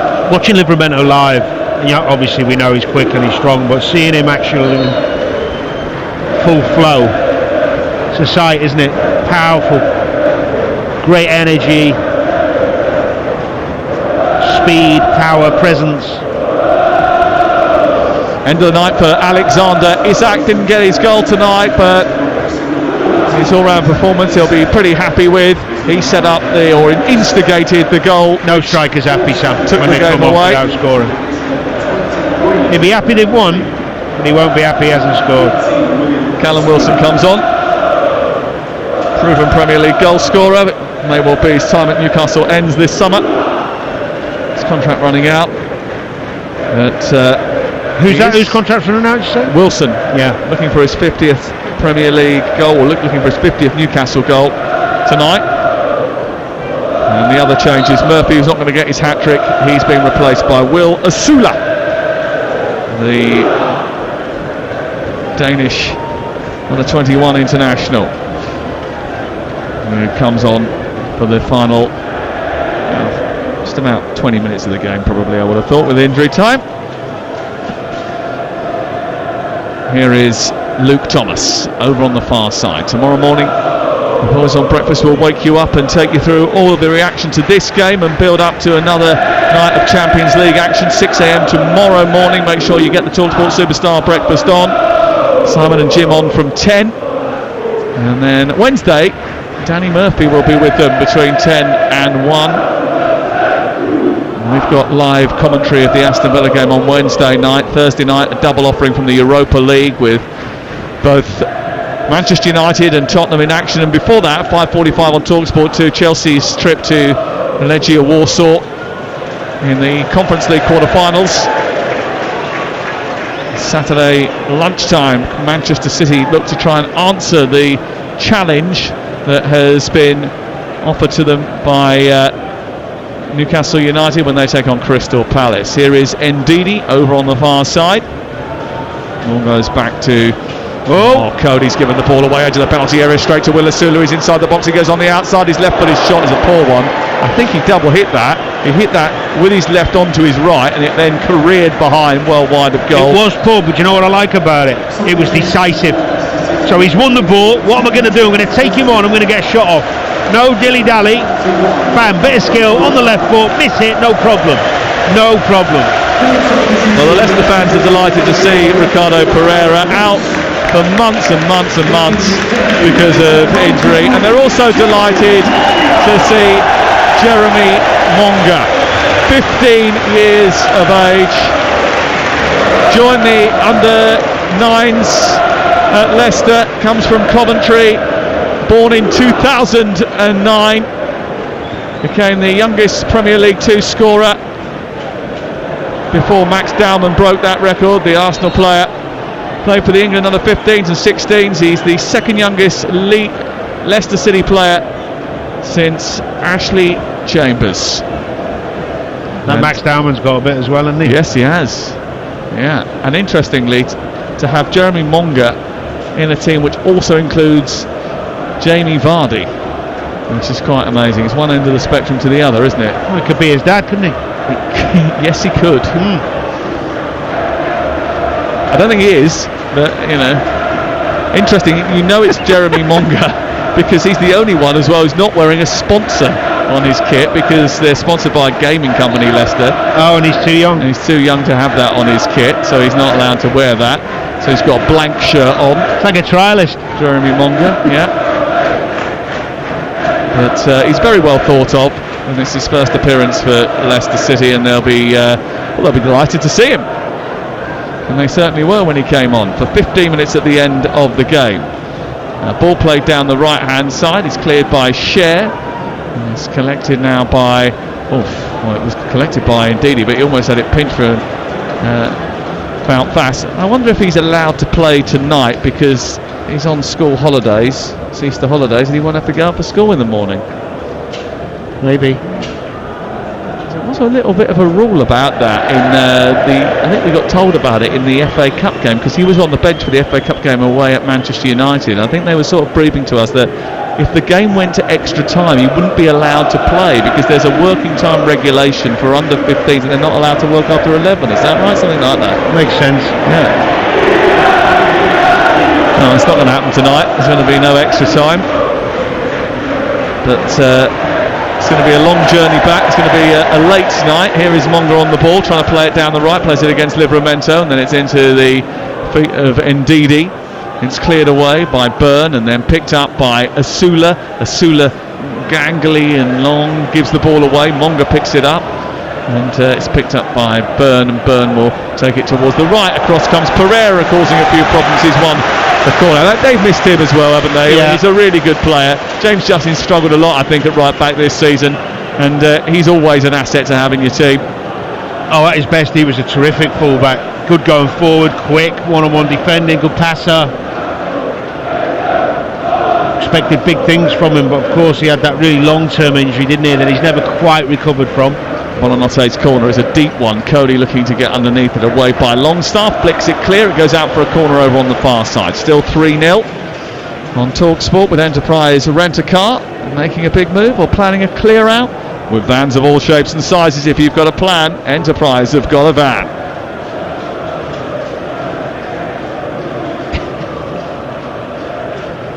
Here's the corner. Out swinger towards the penalty spot. Buonanotte with a header, hits the back of Ndidi, comes to Faes, who strikes it. It's blocked inside the box, cleared away. Half-hearted appeals for a penalty, which are waved away by Rob Jones. And it's cleared over the halfway line, and Hermansen receives it now. He looks up, drives the ball high into the air. It's headed away by Livramento, won by Buonanotte. Miley tussles for it, goes out of play on the near side. And it's away for a throw. Monga's got it again, trying to turn away from Miley. Buonanotte receives it. Samare bumped by Wilson, but they still have the ball. Monga's got it again down the outside, trying to get the cross in. Runs at Asula, beats him, and then runs into Livramento, defends well. It goes behind and away for a goal kick away to our right-hand side. You wonder how much change will have to happen at Newcastle in the summer. They made a £28 million profit on transfers this season. I wonder if that will load up the coppers for Eddie Howe for a splurge in the summer. How many additional resources they would get should they reach the Champions League, and if they were, for example, to sell one of the big hitters like Isaac. He's always been very careful with his recruitment, Eddie Howe. Their recruitment's been really good for quite a long time, but I think defensively for sure they'll need one or two. And of course you always need to keep improving those creative areas. They're pretty stacked in midfield, got some really good midfielders. Miley's a terrific young player. They'll need to extra staffing because of the number of games that they will have to play because of the Champions League. The referee has just fouled Bakary Samare, and I think he's going to give a drop ball. Do you reckon he could yellow card himself there? No, that would create that would need banter.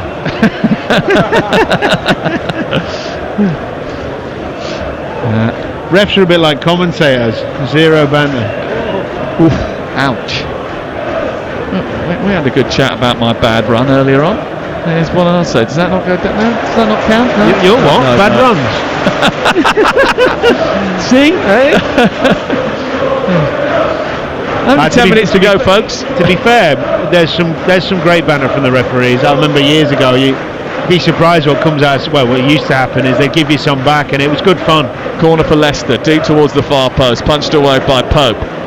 Goes out towards the near side, and it's collected by Wilson, and he's now got the chance to escape from a left fullback position, but there isn't anybody really in front of him, and as a result, very quickly loses the ball, and then Ricardo Pereira skips past two challenges, bursts into the box, tries to feed the ball into Vardy, hits the back of his ankles, comes back out to Pereira, then it's to him again, who's making himself a real nuisance after good work from Mavadidi, and now he continues to get down the outside and poke the ball towards Thomas. It goes out and away for a throw-in. There's a bit more life about Leicester going into the final 10 minutes. Pereira was terrific there, great energy, nice and brave, gone past a couple of people, been nice and positive. Fans appreciated it. Yeah, Mark Halsey was great for that stuff. Back in the day, he would give it to you. Roger Milford, is that a bit before your time? A little bit, yeah. I know I look old, but that's ridiculous. Here it is. Now, your banner's not bad, to be fair. It's Buonanotte into Pereira, out towards the right side, looking to pick out Monga, who taps it into the path of Ndidi, tries to go around the outside. Dan Burn plays it against him, wins another corner. And Tonali's gone down over on the far side, claiming that he was fouled. The referee now going just to check on his prognosis. Kieran Trippier just pointing out how earlier on in the game Rob Jones blew after Buonanotte hurt his hand, so why on earth did he not stop the game there? Oh yeah, just to follow through from the sliding tackle from Mabadidi. He's not meant to get him, but it's caught him. You can see why he's struggling a little bit. Well, the Leicester fans are booing, but I think genuinely does need a little bit of attention here, Sandro Tonali, and he's going to get it. Well, just make a change. If you've still got a sub, make a change. Why leave him on? Not a good time to be a Leicester fan. Leicester on course to take 21.5 points. That is pretty embarrassing, really. The fewest of any Premier League team that has survived was Nottingham Forest's 32 last season. That is miles off any sort of attempt at keeping yourself above the line. They've conceded 70 Premier League goals this season. Only Southampton have conceded more this season. They haven't kept a clean sheet in now 24 Premier League games since their only Premier League clean sheet of the entire campaign, a 1-0 win over Bournemouth on October the 5th. It's the longest run of any team without a Premier League clean sheet since Wolves 14 and a half years ago. Sorry, we're just seeing the replay of that tackle again.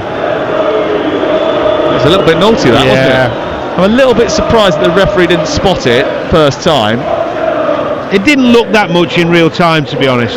This assistant on the far side was standing on the halfway line. He's within 20 yards of it. Certainly, he's just hobbling away now, Sandro Tonali.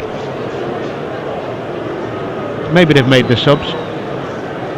I didn't keep count. I think you probably Wilson, did. Asula, Longstaff, Miley. They're the ones so far. So he's got one more. Although he's got two goalies on the bench. I never understand that. I think it's to fill the bench, really. Well, why not put a because young they lad always on? bring Why not put three. a young lad on well, there? they have got two young lads on the bench. Well, put another one. You can ask him afterwards if you want. If you wouldn't mind.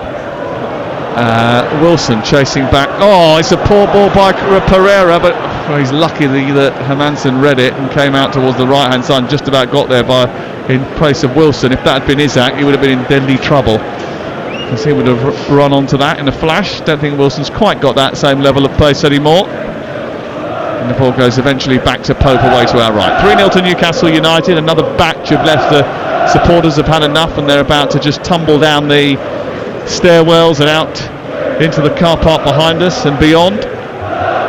Ball one in by Tonali. He's just hobbling a little bit. I just wonder whether or not it might be prudent to make that change. Now warming up target Kraft down in front of us away to our left. Here is Fabian Schär. Take the free kick just short of the halfway line. He'll be really disappointed that shot didn't go in the first half from inside his own half, you know. Yeah. Because if you score one from inside your own half, not that I ever did in a professional game, but legendary. Well, it just stays for years and years. People get to see it, don't they? They're going to be showing it forever. It's going to be on Match of the Day every single week, forever. Probably be in the title sequence next year. Well, it won't. See it over and over again. Oh, I know. You mean if it what had? we're talking about. If it did. Okay, all right. Calm down. I know you're tired. It's Wilson over on the far side, trying to bring the ball down, cut out by Cody and cleared away. It's further cleared by Hermansen up towards the halfway line, and Schär heads it forward. Big, powerful header. Pereira gives it straight back to Longstaff, and Sula takes over, runs it fast, tries to skip past him. Miley, I don't really think that was a foul, but the referee was generous anyway. Gave it for Leicester, and they have a free kick just in front of their box. Did you ever score a goal that got onto the title sequence and Match of the Day? I mean, you don't really need to be on the title sequence, so you're on the settee every single week. I scored some goals that should have been on. No, I don't know. It's funny, the first time you ever have a proper run done on you on Match of the Day, it's quite an achievement. You feel a bit like you've made it, yeah. You know, when one of the pundits, when you're playing, I think it might have been Alan Hansen, did one on me once. I was like, yes. Buzzing. See, that's the effect that you now have on others. Off comes Trippier, on comes Kraft for the final few moments. So it looks like Tonali's going to play the 490. And Trippier's just walking around now. Who wants the captain's armband? Who's next on the list? Oh, it's Dan Burn. Let's give it to him. He does. Kieran Trippier standing next to Dan Burn. Always has a sort of feeling of Danny DeVito and Arnold Schwarzenegger from the Twins movie. Kraft comes on at right back for the final 3.5 minutes of the game. I mean, Leicester fans, I was listening to a couple of them talk before the game, and they were sort of debating whether or not this team, I mean, in their history, they usually sort of refer back to the Peter Taylor team, I don't know if you remember it, as their worst team in the Premier League. I mean, this team, it's worse than that, isn't it? Yes, I think so. No, yeah, it is. Here is Luke Thomas back towards the edge of his own penalty area. It's Cody back to Fass, into Ndidi, tucking it down towards the near side. Yeah, they are about to match the longest run of successive defeats without scoring in the English top flight, which was initially set by Sunderland in 76-77 and Crystal Palace in 2017, but it's the first time that anyone has ever lost 8 home games and failed to score. That's really in Football bad. League history. That's really bad. Really disappointing start that is, for so many reasons. Here is Barnes down the right hand side, jinking into the box, trying to set up Longstaff. Luke Thomas just about sorts his feet out to stop it and clear it away towards the far side. Newcastle looking to finish with a flourish. They lead by 3-0. The sports bar open for business for disgruntled Leicester City fans. 03717 223344. And for joyous Newcastle supporters, what do you make of what you're seeing tonight? 03717 223344. That's the number to call. The sports bar with Jason Cundy and Jamie O'Hara. No, Jamie O'Hara's away. Is he? Yeah, well, I saw him on his Instagram. He's on a plane, so he's not doing the show tonight. Yeah, again, yeah. I didn't think that was possible. He can't be on away again. He is. He's only just been away getting engaged, isn't he? Well, I'm shooting a messenger. Okay. Fair enough. It's Darren Ambrose and Jason There Cundy you tonight. go. There you go. Told you. Ball thrown in over on the far side. Into Barnes. Deflection off Buonanotte. I can't believe you were stalking Jamie O'Hara's Instagram. I don't stalk it. I check my Instagram occasionally, and the videos at the top are their people's stories. Right, okay. Leicester will now have lost 16 of their last 18 matches in all competitions. I need to check up on you where your age, Dave. Whether it's paddle, gym, running, spa, Turkish sauna. Usually a football match, actually. Yeah, as well as, yeah. Here is Fash trying to nudge it towards the near touch line. It's collected by Monga. Monga trying to outrun Livramento. Livramento does brilliantly. Didn't quite keep it in when he thought he had. It goes out for a throw in on the near side. He had delayed the restart. Ricardo Pereira says, by the rules that you set at the beginning of the season, that should be a yellow card, referee. Yes, it should. There's going to be 5 additional minutes. I'm sure Leicester are absolutely delighted by that. Tonali penalised by pushing the back. I know you can't do it anymore, but I said this to somebody, I don't know if we were talking about it a while back, but you're 3-0 down, 4-0 down, whatever, or 4-0 up. The other team don't, you want the whistle. Back in the day, you say to ref, call it a day. He might say there's 4, 5, 11, you got to call it a day, and it just blow up. Yeah, I think they were talking about the possibility of a mercy rule for a certain scoreline. I can't remember where it was, but in order to do as you've just said. But 3-0, you never know. No, that's true. Here is Ndidi. They've just won a corner on this near touchline. It's popped off Burn and gone away. And out for a corner kick on this near side, which will be taken by Buonanotte. Pressure ramping up on Ruud van Nistelrooy, who has a few more grey hairs than he did when he first walked in the door. Here is Buonanotte's corner. You can tell him what to use today. Left footed in towards the near post, and Fass is there, guiding the ball towards the far post, and it's only just narrowly wide. Good ball in, good header. Unlucky.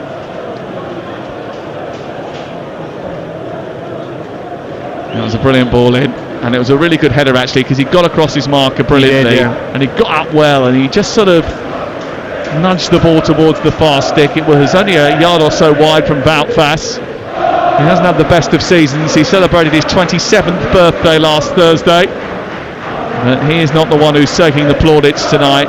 Newcastle's first half display, which was gifted to them really by poor and shambolic Leicester defending.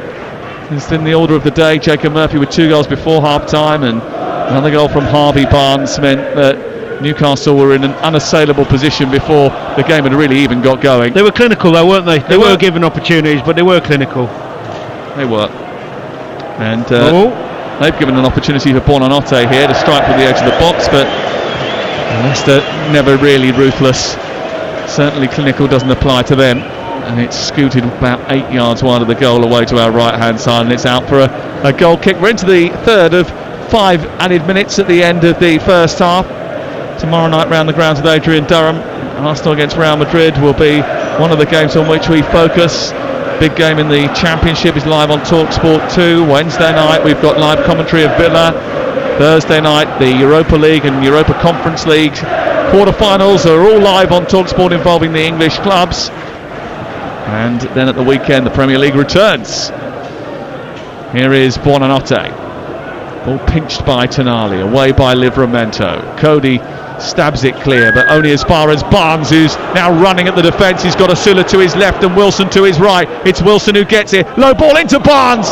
It popped up just in front of him and hit his shin, and then ricocheted behind. I don't know if it took a deflection on the way through to Barnes or whether it was just an unclean finish, but I think Fass may have got something on it. It was good from Barnes again. He's been good tonight. Give the ball, get himself in good areas. I like that even whenever he plays left or right, he does find himself in good central positions really often. Wants to get in there and score a goal, and the numbers you gave earlier obviously confirm that. He really is an impact player. I mean, he impacts games. This is going to be an 11th win in 15 Premier League games for Newcastle United, a record that is actually as good as, in terms of victories, Liverpool, and in fact in terms of points it's even better, I think. And it's one that's going to fire them into the Champions League places, up into fifth position tonight behind Chelsea, but with a game in hand And a game in hand over Manchester City, who they leapfrog tonight, taking advantage of the City slip.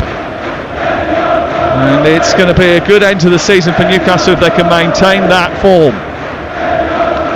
Well, they've got two home games coming up, haven't they? They have. And you always fancy them there. And they've got Manchester United at home on Sunday, and you would expect them to have more firepower than Manchester United, the way that United are playing at the moment. Crystal Palace at home as well. That'd be a difficult game, a different type of game. Palace are very good away from home. They play the same system though. Yeah, Aston Villa away. Be interesting. Be a good game that. Here's Asula bounding forward, running into traffic, losing the ball. Monga picks it up as they look to turn over and go on the attack. He's surrounded by white jerseys. He comes infield, lays it off well into Buonanotte. Tonali pinches it from Buonanotte, and it's with Newcastle as we approach the final 30 seconds of the game. Ball poked out towards the right hand side. Low ball through the 6-yard box by Emil Kraft. It goes siding through that 6-yard box, and then it was just left by everyone, but Asula noticed it hadn't gone out of play, so they continue. Newcastle with Miley. Back to Livramento. Centrally is Tonali, encouraged to shoot, goes past the defender, gets to the edge of the D, does shoot, tried to place it into the corner actually, and he ended up missing the target by about a yard. I'm only shouting shoot because I just wanted to see it. His technique's so good when he shoots. All over. It is. It's all over for Leicester, that's for sure. Newcastle are giving themselves a fantastic chance of qualifying for next season's Champions League. The Carabao Cup winners are the latest team to swat aside a limp Leicester City. The Foxes can't score a goal, so winning a game and staying in this division is going to be a stretch. It's going to be an impossible task. Newcastle, though, are flying. What a time they have had since they lost to Brentford in December. Leicester weren't salvageable before tonight, but after tonight they are probably sunk. 2 goals from Murphy, 1 from former Fox Harvey Barnes. Leicester 0, Newcastle 3. Well, I thought it was COVID times again. The stadium was that empty long before the end of the match, and I said at the start of the second half, well, this could be memorable. It really wasn't. First half was, though, for various reasons, and Danny Murphy, Newcastle get the win to take them up to 5th, but we've seen every reason why, and there was a little bit of fight about Leicester. They tried to get forward, but there's a lack of quality, and seemingly, am I wrong in saying there's a lack of coaching at Leicester City, Dan? I'm sure he's been trying to coach, so not a lack of coaching, but a lack of coaching experience and nous. I mean, I think when a team's struggling, in my experience, you've got to be hard to beat. You've got to be resilient. You've got to keep yourself in games and build your way into games. But they started the game. Yes, there's a lack of confidence to give away some balls, but they're wide open. The formation was imbalanced. It was a bizarre one. The ease which Newcastle got out on that left-hand side in that first half, bizarre. I couldn't understand what they were trying to do. But when you mix an inexperienced coach's tactics with a lack of confidence and quality all in one, I mean, I don't really see what can, other than a massive overhaul really in the summer in terms of getting some more energy in the team, some more creativity and goal. You know, they're going to. I know it's going to be a different division, so some of these players will thrive more at that level. But I do feel there needs to be a little bit of a freshen up. There feels like a lot of the players on that pitch today were lethargic and flat and didn't really look engaged with what the manager's trying to do. Well, the Leicester players going around applauding the fans that are left. All the Newcastle fans are still there, and they're the ones making the noise you can hear in the background, because right in front of them in the corner here at the King Power Stadium are the Newcastle players who are standing, applauding and looking at those Newcastle United fans that have travelled down from the northeast to watch them win yet another game. They're having a glory season. It's the season of a lifetime for a lot of them, and they're loving every single minute of it. And they've got a lot of quality as the Newcastle players break and make their way back towards the tunnel, Danny.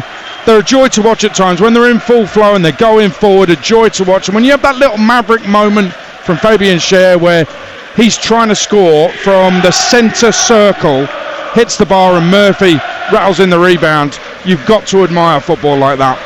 There's a lot to admire about Newcastle. I think there's some obvious individual brilliance and quality in the team. We've talked about those players before. but there's a real togetherness. There's a real collective element to Newcastle. They work really well together as a team, and they don't always play the same way, which I love. You know, they can defend deep and protect leads. We've seen that this season at games we've been at. They can be dynamic and on the front foot and go after you, especially at home. They're good on counters. They've got competition now, especially in that midfield area. I think they've got good depth there. I do think they need to move on. They've got to keep what they've got and add a little bit more, you know, to be competitive at the top. To lose any of the three, Tonali, Guimaraes, Isak now would be an absolute hammer blow to this squad, because they are, for me, the three real top draw players. There's a lot of other good players, don't get me wrong, but those three have to be kept for sure, and they've got to entice more quality, because this club in the Champions League, pushing for Premier League place at the top, pushing for cups, being successful is a really, really positive thing for the Premier League. It is. Newcastle 3-0 winners here at Leicester tonight. Sports Bar's coming up, 03717 223344. But time now for us to pick our man of the match with Enterprise Rent-A-Car. Man of the match on TalkSport with Enterprise Rent-A-Car. Whether you're on holiday, at home or away this summer, Enterprise has locations all over Europe and a vehicle that's just right for you. Danny Murphy, who are you going for? Well, there were some really good performances. I'm actually going to go for Livramento. I thought his energy and his willingness to continually get forward and go on his weaker foot and adapt to that position comfortably and with a great attitude to try and make it work, even though he's more naturally right-footed. I thought he was a threat in attack, great defensively, and I just love his physicality and his willingness to do the work and try and do the best he can. He was terrific. He's going to be a really good player, Livramento. There's obviously some other good performances, but tonight, yeah, he was a standout for me. Seeing him in the flesh was great. Yeah, and he ended the game up against a 15-year-old, which was a bit weird. He did, yeah, it was. Who actually gave him a bit of a workout. I thought he did all right. Yeah, but I think he loves it. Every time I watch him defend Livramento, he enjoys it. He doesn't look flustered by it. He's one of them, a bit like Carl Woggins. Go on then, run me. I'll run with you. I'll have a battle with you, no problem. But I loved his willingness in that position to really try and do the right thing. So running into the space on his left foot, when actually a lot of right footers who play left back, they wouldn't bother engaging in that space because they don't want to be out there. He said, I'll do it, no problem. Danny, thanks very much. Pleasure. Really enjoyed your company tonight. Tino Livramento, that's our man of the match from tonight's game with Enterprise Rent-A-Car. Man of the match on TalkSport with Enterprise Rent-A-Car. Making a big move or planning a clear out with vans of all shapes and sizes. If you've got a plan, we've got a van. Well, Leicester's so bad they've broken another record. First side in English League history to lose 8 home games in a row without scoring. That's bad. And in truth tonight, Newcastle went easy on them second half. They led inside 2 minutes. Less than 10 minutes later, Shah almost scored from the halfway line, but Murphy did bag his second on the rebound, and Barnes added a third before half-time. Newcastle go fifth. Leicester are going down. The chairman said in the programme, Foxes never quit. Well, the stadium wasn't full to begin with, and it was more than half empty long before the end. The fans here want the season to end quick for Fox's sake. Jason Cundy and former Newcastle man Darren Ambrose on the Sports Bar next. 03717 223344. Monday game night on TalkSport with Ladbrokes. Get money back as a free bet up to £10 if one leg of your Football 5 Plus acca lets you down. Pre-match straight line accas only. Odds of 3-1 or greater. 18 plus gambleaware.org. You could skydive out of a plane. Or swim with sharks.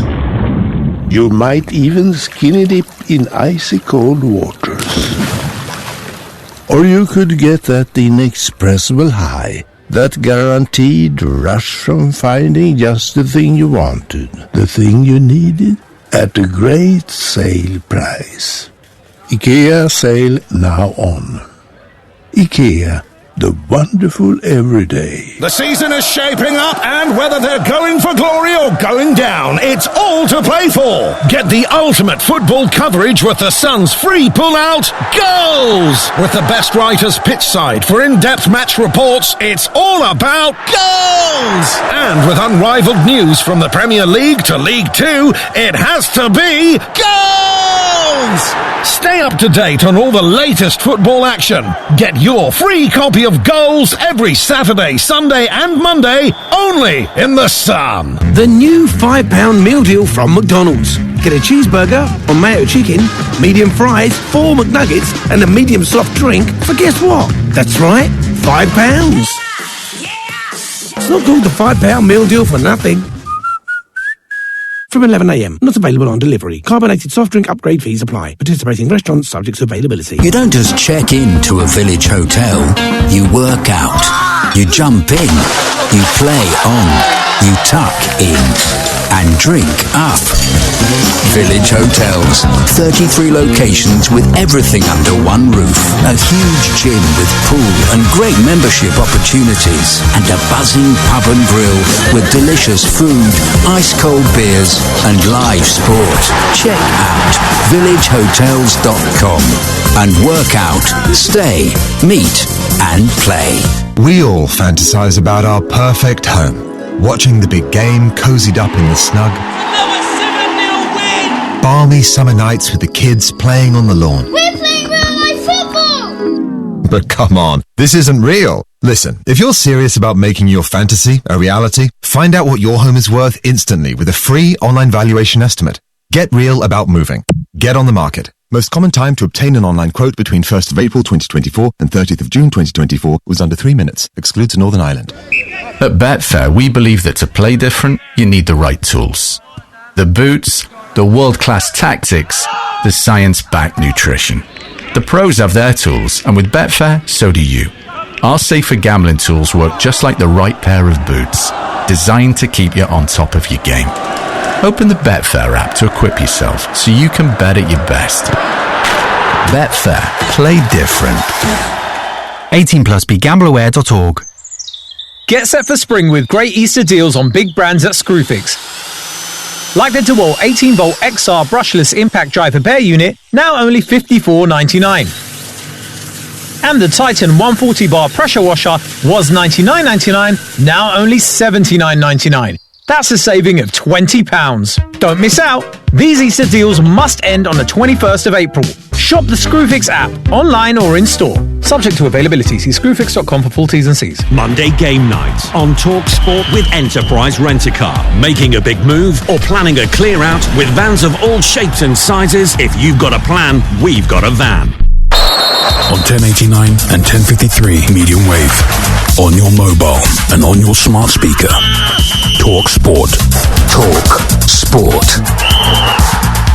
Hello, good evening. Welcome to the first sports bar of the week. I'm Jason Cunn. Alongside me for the next 3 hours is Darren Ambrose, former Newcastle United player. Darren Ambrose, they go above Manchester City after that convincing 3-0 victory away at pathetic Leicester. Just a point above them, level on points with Chelsea, but more importantly, a game in hand. Newcastle United fans, your unbelievable 2025 continues. Champions League football beckons. 03717223344. We look back on all of the Premier League games that took place this week, and Gary Neville has finally come out and agreed with me. I said it was Premier League a couple of weeks ago. It is. It's boring. I think the Premier League needs to be a little bit careful, actually, because there aren't that many games you look forward to this season that I've seen and go, wow, what a game that was. 03717223344. Leicester City fans, Newcastle United fans, get your calls in now. That's coming up after the news and sports headlines with Craig Wakely. Jason, thank you. So Ruud van Nistelrooy spoke about keeping spirits up in the Leicester squad ahead of the Newcastle game. How do you think he felt 2 minutes after kick-off? Down the left-hand side, low ball to the far post, Murphy's there, 1-0, 1 minute and 54 seconds, and Newcastle have pierced the porous net of Leicester City. It got worse after 10. Oh, he's done him. Cher has chipped him from just inside his own half. He's in the crossbar, comes back out to Murphy. Murphy to finish it. He does. It's 2-0. The former Fox Harvey Barnes netted a third before the break. 3-0 was how it finished. The result leaves Leicester becoming the first side in Football League history to lose 8 home league games in a row without scoring. Newcastle, meantime, keep the pressure on the top 4, level on points with Chelsea. Now, Mikel Arteta says he hopes the Emirates crowd will be playing their Champions League quarter-final with them, not just watching. We're going to put all the ingredients, everything that is in our hands to play the game that we want and to take the game in the direction that we want. In order to achieve that as well, we're going to need our people playing every single ball with us, and that's going to make a huge difference. The Gunners host defending champions Real Madrid in the first leg. We'll have to wait and see if Saka starts. The forward is back after a lengthy injury. And Harry Brook has been named as England's new white ball captain. Director of men's cricket, Rob Kay, says he's been part of their succession planning for a while. Brook will be in place for the home series against the Windies, starting on the 29th of May at Edgbaston. TalkSport News. So stocks have been dropping and rising again sharply on Wall Street as markets assess the impact of Donald Trump's trade tariffs. There have been rumours President Trump was considering a 90-day pause, but the White House has described that as fake news. Here, the Prime Minister's appealed for calm, with FTSE 100 down 4% in afternoon trading. Sir Keir Starmer's told car makers at Jaguar Land Rover plant that he'll back them to the hilt. The firm has paused exports to the US. The tributes continue to come in for the Blondie drummer Clem Burke, who's died. The 70-year-old had been suffering from cancer. A post shared by the band's Instagram page described his talent, energy and passion for music, and they were unmatched. It also says he was the heartbeat of the group.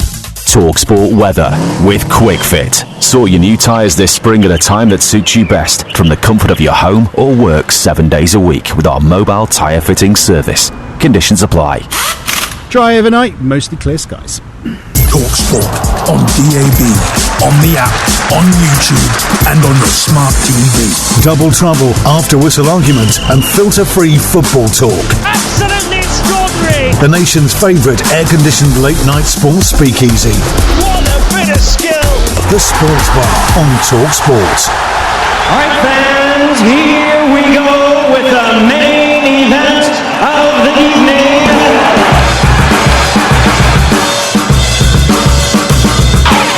Hello, good evening, welcome to the first Sports Bar of the week. Me, Jason Cunning, alongside me for the next 3 hours. It's the one and only Darren Ambrose.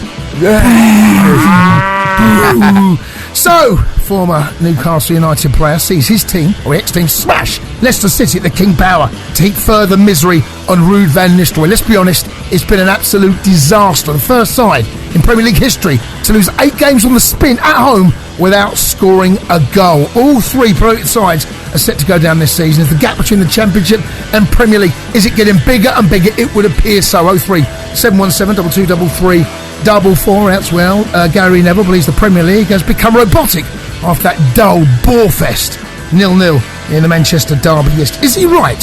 Has the Premier League gone a bit stale? Personally, I think it has, and I've been saying that for a number of weeks. I got slaughtered for saying it by Liverpool fans. It's a dull league this year. No, it's no slight on you guys, because you've got to win the title. And well done you, but the rest of the Premier League has been embarrassed by Liverpool. Finally, we build it to massive night for Arsenal tomorrow against Real Madrid in the quarterfinals, first leg of the Champions League. Up to Real Madrid. Can the Gunners do the unthinkable? Get involved. We cannot do this show without you. You are our eyes and ears. Tell us what you've seen. Tell us what you've heard. 03717 223344. This is the Sports Bar live here on TalkSport.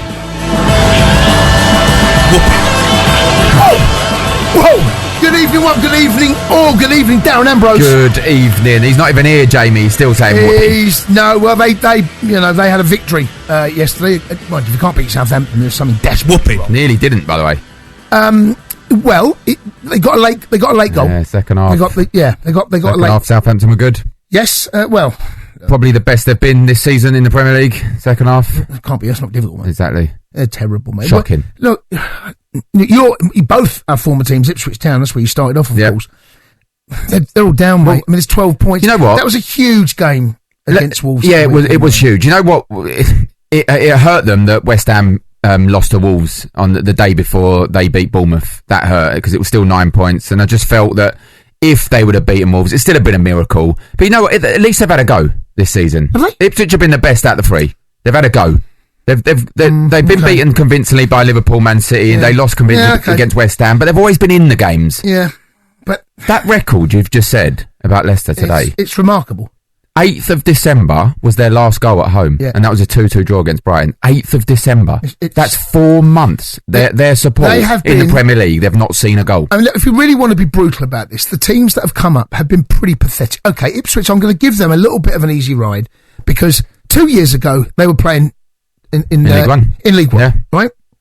And the meteoric rise that they had, in some ways, they probably were way ahead of schedule. But of course you're going to take it. You know, you're going to take that, getting promoted with millions it's worth. Yeah. And, you know, there have been games they've had a go, but largely the teams that have come up, mate, have been, as Gabby was saying, miles off it. I say that in terms of Ipswich, exactly what you said. They're way ahead of schedule. They're probably 2 or 3 years ahead of schedule. If it's inevitable they go down this season, Ipswich Town, and then come back next season, which I think they will, and then they do this again, that's when they need to be criticised massively. Like Leicester and Southampton have. Yeah, I mean, Leicester and Southampton, they've got really no excuse because they have had seasons in the Premier League. They are an experienced side. Ipswich haven't been there, was it 25 years? Yeah, long something time. ridiculous like that. Long how time. are you? I'm good. I've been okay. I was at that Ipswich game. I was doing that. Mate, I mean, to take the lead and lose it the way they did, that's 25 points now. 25 points they've dropped from winning positions this season. So it's a brutal league, the Premier League. The golf in quality, it surprised me. I'm not going to lie. I thought Ipswich would have done a lot better. And I did say the end of last season, that wasn't just because I worked for Ipswich and it wasn't that my connection with Ipswich. I'd watched them and I felt that they had an opportunity to stay in the division. They've surprised me how they haven't handled it as much as they have. I think the changes they've made is a lot. I think it was the first time this season against Wolves that they hadn't changed the starting 11. First time this season. They use more players in the starting 11 than anyone. That doesn't help. That doesn't help consistency. No. But you're right, 25 points dropped from winning positions. It's not great. I look at the table now, Jace. Brighton in 9th, 47 points. Yeah. The bottom 3 combined, 47 points. Everyone above Brighton in 9th has more points than the bottom 3 combined. Yeah. I think it's been poor, matey. What was it normally? It was normally 40 points to stay in the Prem. Well, that was it. 38 to 40 was like could be 27, 28 this season. I mean, Wolves are staying up on 32, but it could have been 28. Let me get your thoughts on the Premier League, okay? We're going to get the lines in a second. I said this a couple of weeks. I called it the Premier League. You were the first to say it. I felt that the league was not of the standard that I've seen in the past. You know, where's Wayne Rooney? Where's your Scholes? Yep. Beckham? Yep. Gerrard, Lampard, Hazards. Where are these players? The off-the-cuff Where players. are they? Where are these players? Payet. Zaha. Well, who's? So I said, Isaac and Salah have been the best two. All right, people are talking to me about Gibbs White. Fair enough. He's had a good season and he'll be in amongst that. But there's where's the genuine world-class quality that this Premier League has had? And I think that this season has been a real eye-opener. Liverpool have absolutely walked this league. Yep. And there's been no pressure. They've embarrassed the rest of the Premier League. Yep. Arsenal are the closest to them.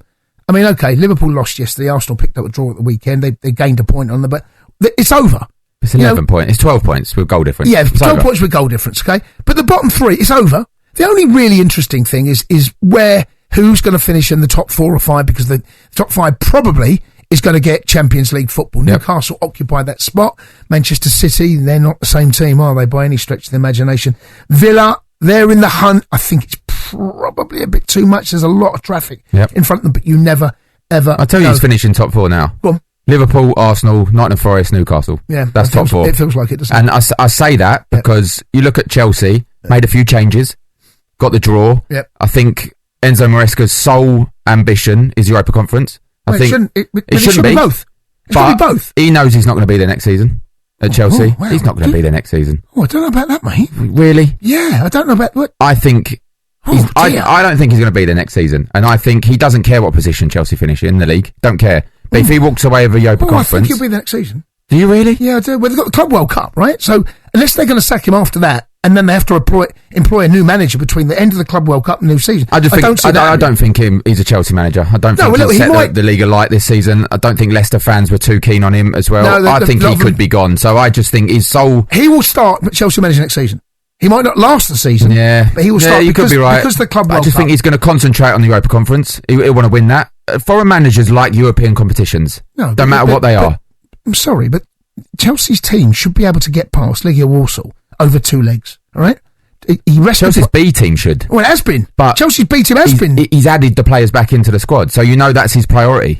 Well, he's added Palmer back into the squad. He's got to win it, right? And no one's going to. Everyone expects Chelsea to win it. Yeah. We're in a no-win situation because Chelsea realised, let's go back to the King Power. Who we got there? Ruud van Nistelrooy is speak to Sam Matthews. Jason, yes, I'm here with Ruud van Nistelrooy. Ruud, commiserations, another defeat. How do you describe the performance?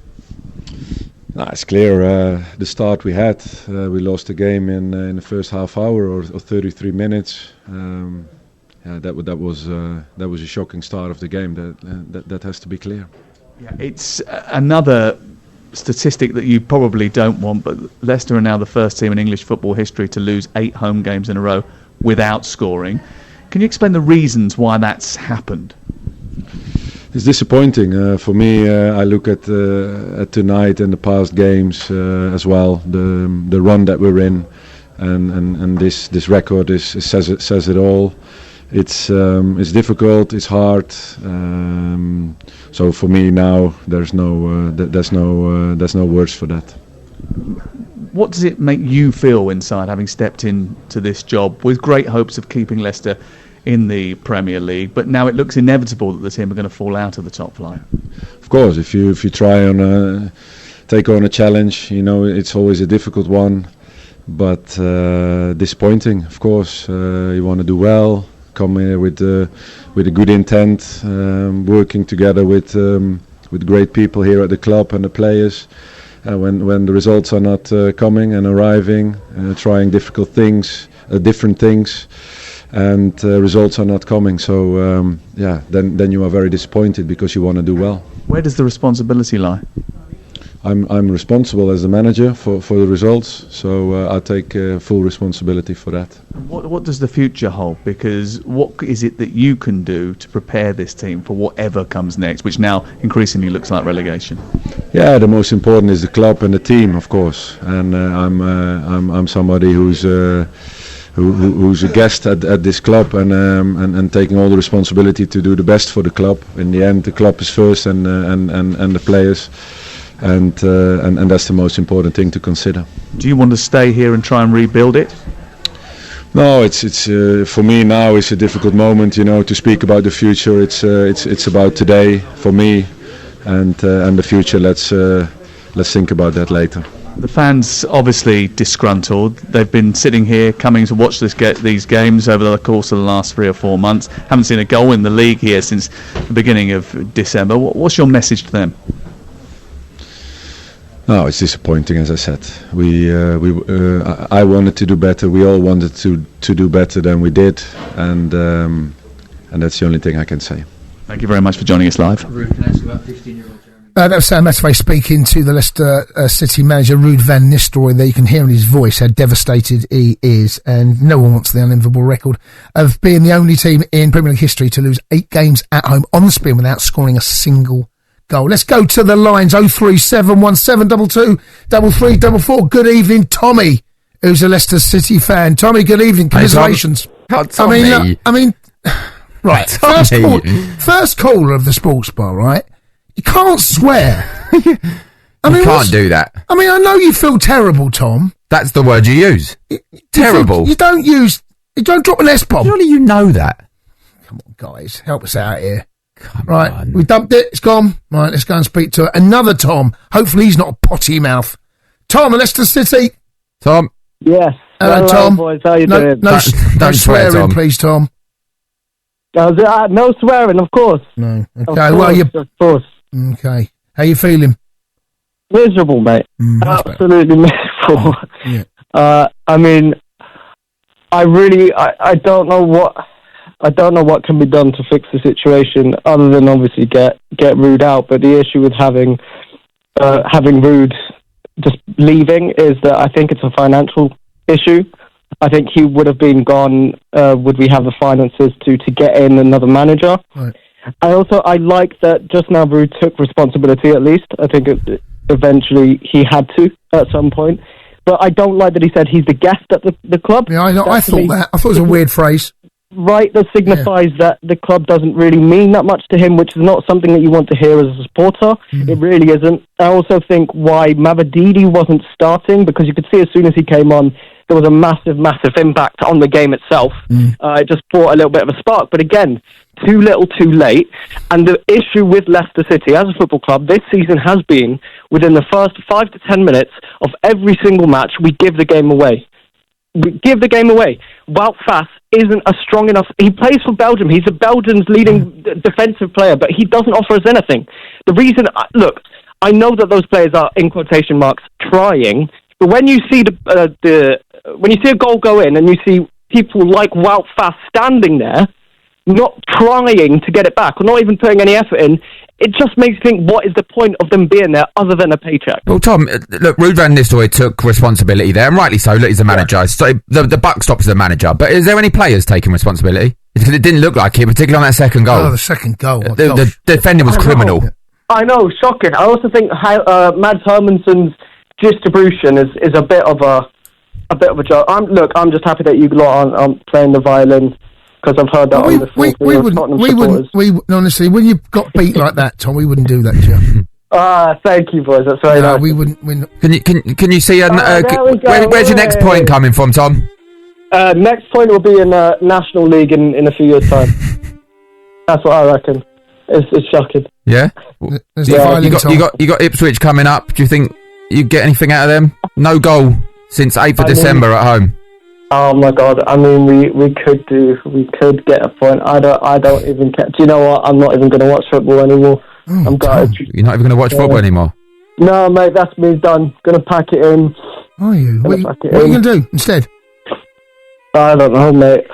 Honestly, I don't know. You'll come back. It's a drug football. I'll go support Nottingham Forest. No. Oh, Tom! They're our rivals, but no, they're doing really well. That's outrageous, Tom. Tom, come on, mate. I know you're not thinking straight, matey.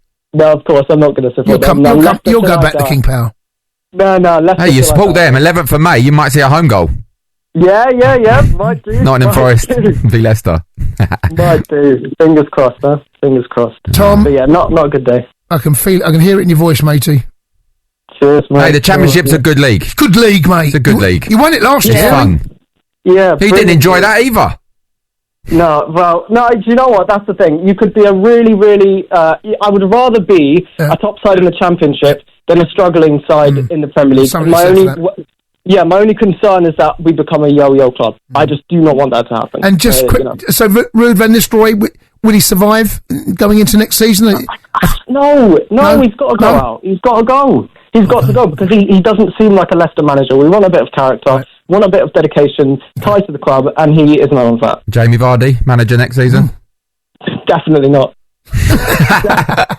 Tom, take it easy. Appreciate the call. Cheers, guys. Cheers, Tom. There he is, Tom, the Leicester City fan. We gave Definitely the not. We gave him the violin. He wanted it, really. Yeah, he wanted it. I think. Why would you mention it? Yeah, I think he wanted it. I think he feels like. Can you imagine coming on? You've just been pumped 3-0 at home. You haven't scored since early December. Over You'd 4 expect months. a bit of violin. You haven't scored in 8 games, and you're managed by one of the Premier League's all-time best forwards, best goal scorers. Number 4. It's a travesty, mate. Let's go and speak to another Leicester City fan. Let's go and speak to Cav. All right, Cav. Hey, Cav. Hello, boys. How we doing? I'm just here with my nephew currently. Say hello, mate. Hi. Hello. Who's your nephew? What's his name? His name's Albert. I am not the greatest uncle in the world for making him support Leicester, but football's football, right? But do you know what, though, Cav? All right. How old's Albert? How old are you, mate? 7, 8. He's 8. Albert, you can change your team up until you get to 10. Yeah, I agree. Ignore that. No, you can. No, you can. Don't worry. Like Tom's changed to Nottingham Forest. Yeah. Go to Forest, Albert. Ignore him. Forest sucks. Whoa. Hey, oi. Let's get all the potty mouths here. I know. Let's get all the potty mouths. Cav. Go on in, Cav. What do you want to say?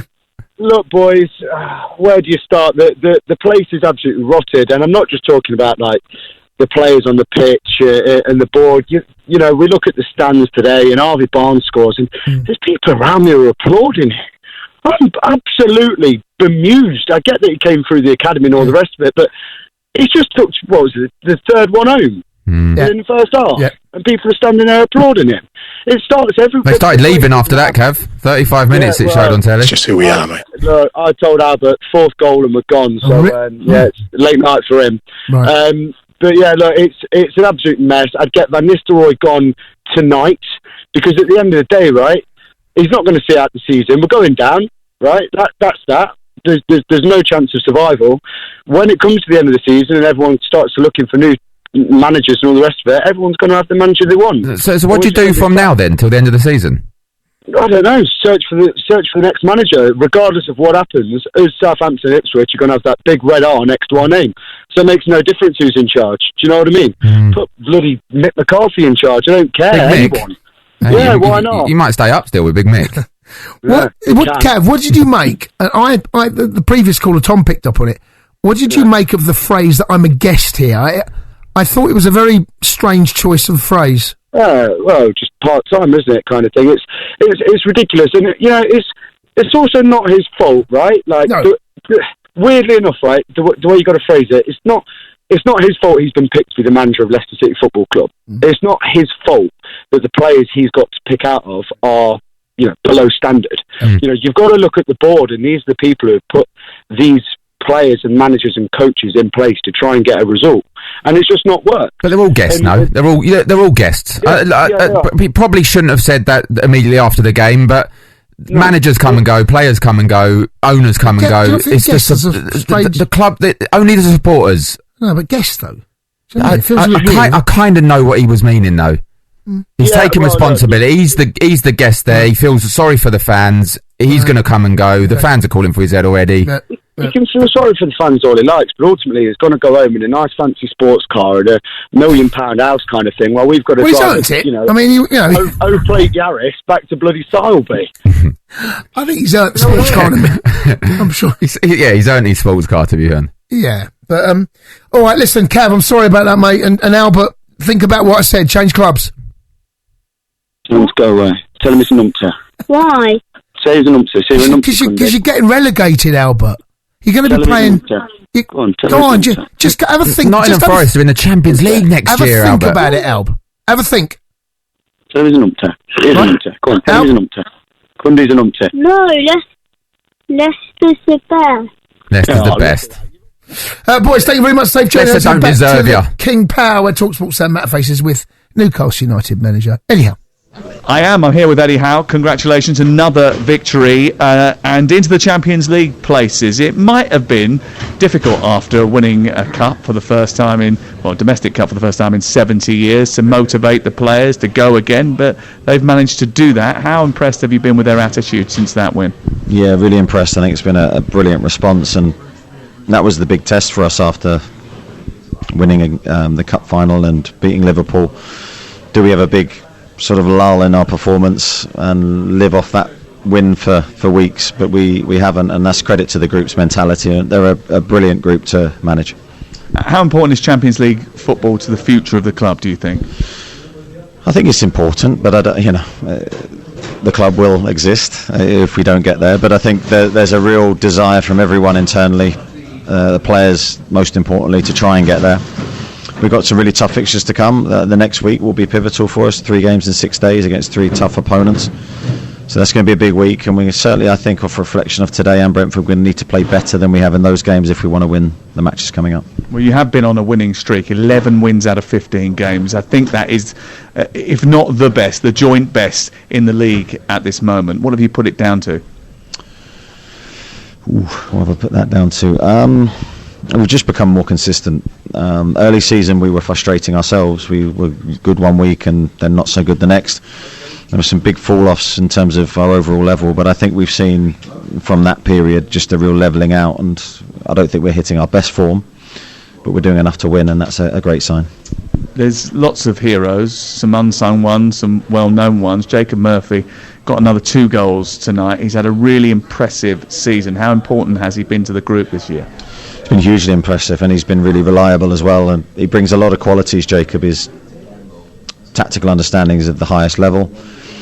He's selfless. He plays for the team ahead of himself, but he's also got great ability and a goal creator, and today and this season a goal scorer, which is what we need.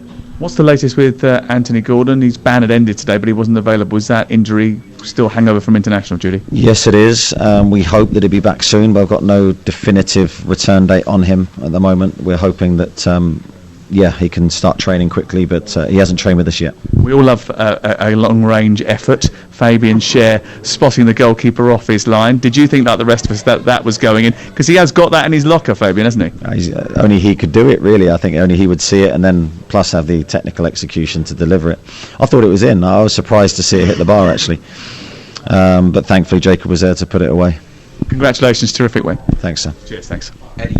That was Eddie Howe speaking to Sam Matterface there. Congratulations to Newcastle United. They go 5th, a point above Manchester City, level on points with Chelsea, but more importantly than that, they have a game in hand. Get your calls in. It's in your own hands, Newcastle United fans, for Champions League football. 03717 223344. You're listening to the Sports Bar here on TalkSport. But TalkSport Bet. Download the app today for all of the latest odds and offers. 18+, BigGambleAware.org. The Sports Bar with TalkSport Bet. Download the app or visit TalkSportBet.com for all the latest odds and offers. 18+, GambleAware.org. Julie could part exchange her car. Or check out We Buy Any Car. She could be unsure if she got a good deal part exchanging. Or have cash in the bank with more bargaining power to get a bigger car for her five-a-side team. Totally played. Or total player. To get a quote in 30 seconds, enter your reg number now at WeBuyAnyCar.com. Ultramat paint is made by us, Dulux Trade. And approved by professional painters like me and you. Ultramat is made for a dead flat, non-reflective finish. So you get a ceiling that looks great, even in the harshest light. And it's made to be anti-flashing too. So my customers only ever see a nice even ceiling over their heads. Dulux Trade Ultramat. It's made by us. And approved by you. And me. Put it to the test. Try Dulux Trade Ultramat today. At BetMGM, we know how to put on a show. So we don't just do offers, we do golden offers like this. MGM Millions, our supersized jackpot, where right now you could win over £27 million. Get ready for the golden era in online casino. BetMGM, it's showtime. Minimum 10p game stake. Terms and conditions apply. 18+. Please gamble responsibly. That's not simple. That's not simple. Now that's simple. Hastings Direct Car Insurance is simple, because when life is this complicated, finding a great deal shouldn't be. Great cover, great price, and a great app makes us one of the UK's top choices when comparing car insurance online. Hastings Direct. Simplicity is the best policy. For verification, see hastingsdirect.com/verify. Love football! So do we! At Sporting Life, we give you access to premium sports betting insights, and it's all completely free. Whether it's the tension of the match or the thrill of the goal, we're here because every moment matters. Join Sporting Life today to enhance your betting experience with in-depth analysis, exclusive content, and the latest form and stats. When it comes to football, we're on your side. Search Sporting Life. The future is unpredictable at times, but the Open University are the experts in distance learning, allowing you to fit study around your life. What's more, you'll have support from dedicated tutors every step of the way. Now, suddenly your possibilities are open. Search the Open University to find out more. The Open University, the future is open. The Sports Bar with TalkSport Bet. Download the app or visit TalkSportBet.com to see all our latest sign-up offers. 18+, GambleAware.org. If you like listening to TalkSport with crackly hissing, fizzy, swishy white noise and interference from Belgium's #1 umpire band radio station, keep listening underneath your duvet on old-fashioned medium wave. Alternatively, listen to TalkSport on sparkly, crystal clear DAB, online or on your smart speaker, or by downloading the app to your mobile. You can even watch it live on your fancy new smart TV. Blimey, that's clever. TalkSport, helping to take the hiss from the UK's favourite 24-hour sports talk. No kidding. From the final whistle to last orders, it's got to be the Sports Bar. Now, pin back your Lugol's gang. This is your last chance to secure a chance to be part of the reunion of the century. Tickets to Oasis Live 25 at Wembley are completely sold out, but don't panic, because here at TalkSport we have got you covered. We're giving away an incredible pair of tickets for the Wembley gig on Saturday the 2nd of August, and you can be there to witness musical history in the making. But the competition ends at 11 p.m. tonight, which is 25 minutes-ish. Get your text in now. But that's not all you're going to win. Alongside the tickets, we're throwing a massive £10,000 cash, completely tax-free, and we'll sort out your accommodation for the weekend in a London hotel. Unbelievable prize this. I might enter. To enter, you simply text the word WIN to 83338. That's WIN, W-I-N, to 83338 for your chance to win. Text costs £2 plus one standard network rate message. You must have the bill payer's permission, or you can send your name and number by post to Oasis Competition, PO Box 3190, Colchester, CO2 8GP. This is the TalkSport Limited competition, run on TalkSport, Virgin Radio UK and Talk. 18 plus UK excluding Northern Ireland. Enter by text for £2 plus one standard network charge by 11 p.m. on the 7th of April 2025. Or post your name and number to Oasis Competition, PO Box 3190, Colchester CO2 8GP to arrive by 5 p.m. on the 10th of April 2025. Full terms and conditions at talksport.com. Yeah, just over 25 minutes, or just under 25 minutes to get your text in there. Let's go back to the lines. 03717223344. Looking back, a Leicester City 0, an 8 straight game defeat with no goal scored for Leicester City. Congratulations to Newcastle. They go above City into 5th. Let's go and speak to a Newcastle United fan. Richie's dialed that number. Rich, good evening. Hey, Rich. Hello, Bonnie lads. You alright? All right, Richie boy. Were you at the game? I was, mate. What's your journey time home? Well, funnily enough, it would be about 4 hours, but I'm working in Northampton, so it's about 45 minutes. Happy days. Well, what'd you do? What'd you do, Rich? I run a construction company. Okay, all right. Did you plan it, Rich? Bit of luck. No, it was absolutely just pot luck. Couldn't believe it. Amazing. What do you think of the game then, Rich? I thought the first half was absolutely blistering. It looked like it was going to be a cricket score. I mean, it kind of was, but they looked absolutely solid, up for it. Leicester were very, very poor. I mean, I know they played really bad all season, but even I was shocked at how bad they are. They're fighting for their lives and they turn a performance in like that. But you're in a good place at the minute, Rich. I think you'd give anyone a game right now. This 2025 has been brilliant since the turn of the year. No doubt. I mean, we've got the spine there of a team that can push on. We've got to get that investment in, as I've said before on this show. But now it's about solidifying it, keeping the consistency, and getting this Champions League spot secured. It's in our hands now. You know, we've gone above Chelsea now. We've got the game in hand.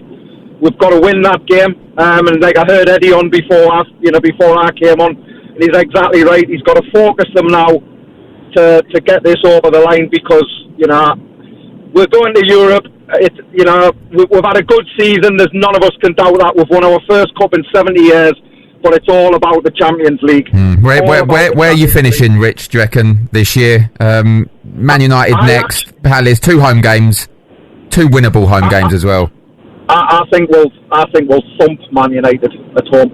Absolutely. You play like the first half, you will. Yeah, I mean, the days of fearing Man United are long gone. They're a shadow of their former selves.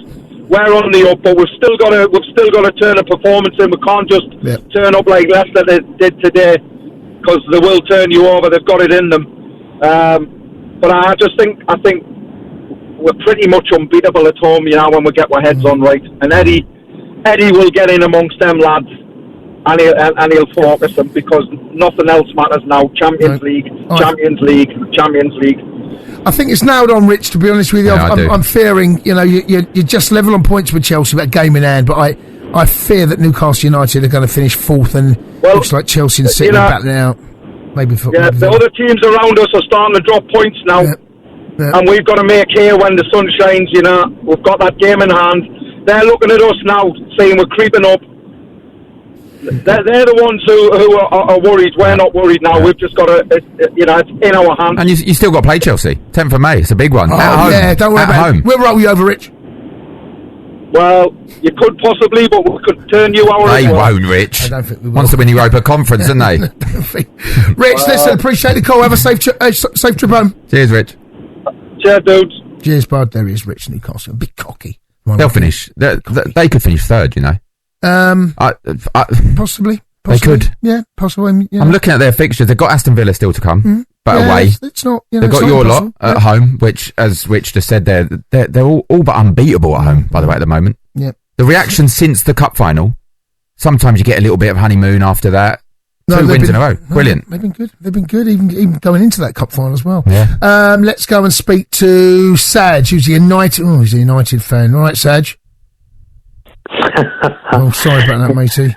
Not too bad, thank you. Just woken up from the game. Bloody hell. I mean, I'm partially impaired blind, so my vision's like, obviously I can't watch the games, and sometimes I think to myself, in one way it's a good thing from what I've been listening to, but it is what it is with United.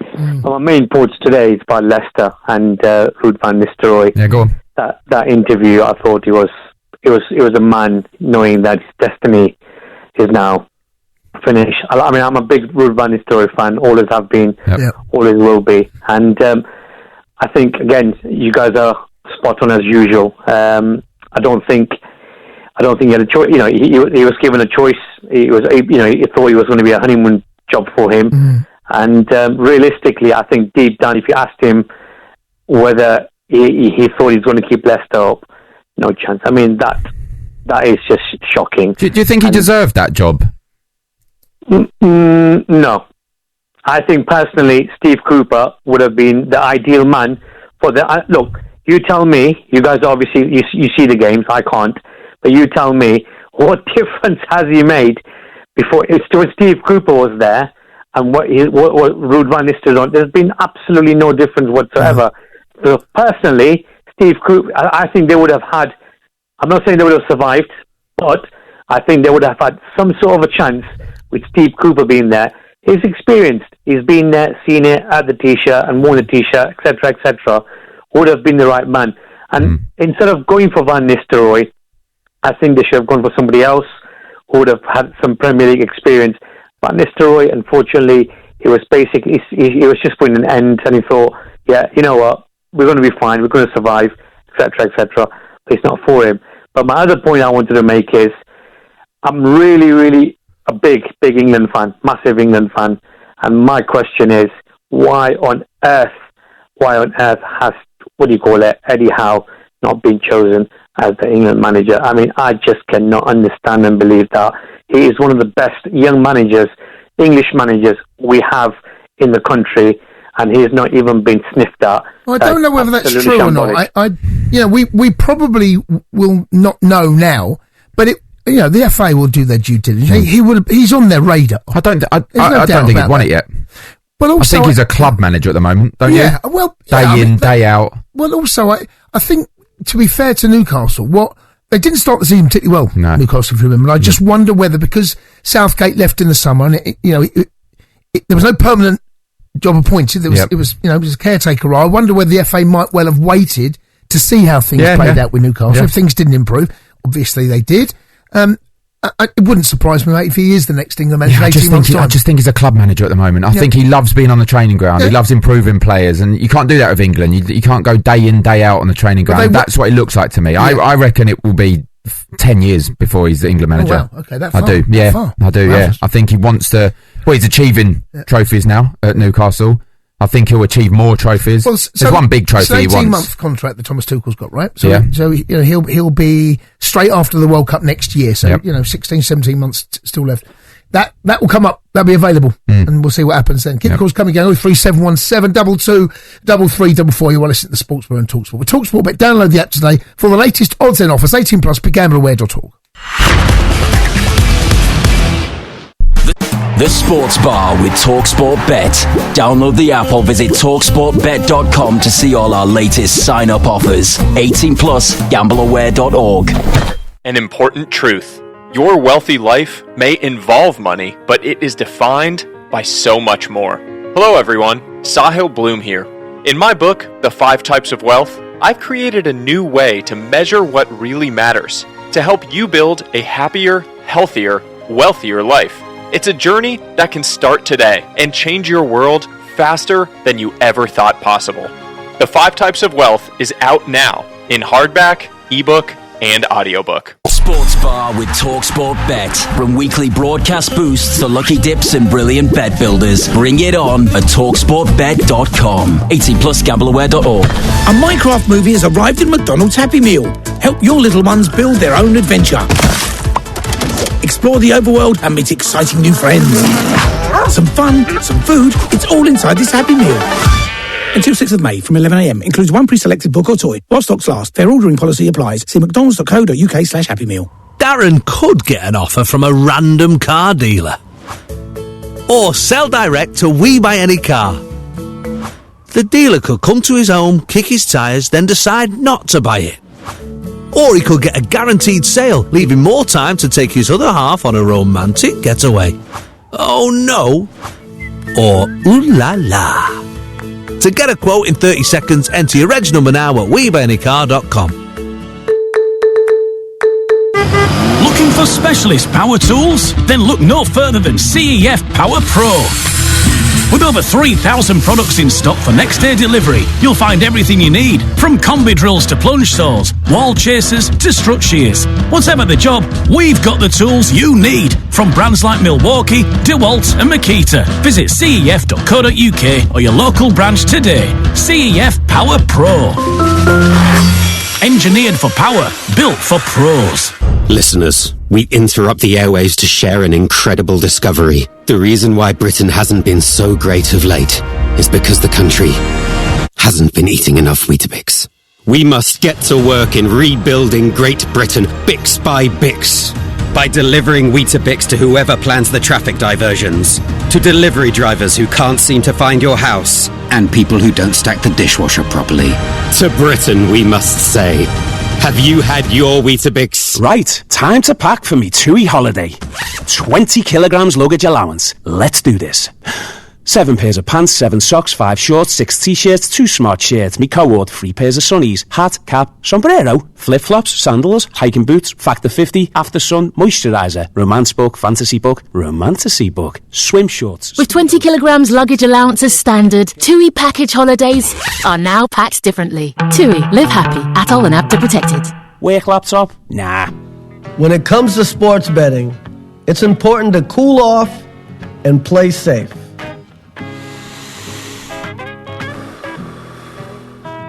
Set deposit limits to control your spending. Set timeouts when you need a break. And set reality checks to know how long you've been playing.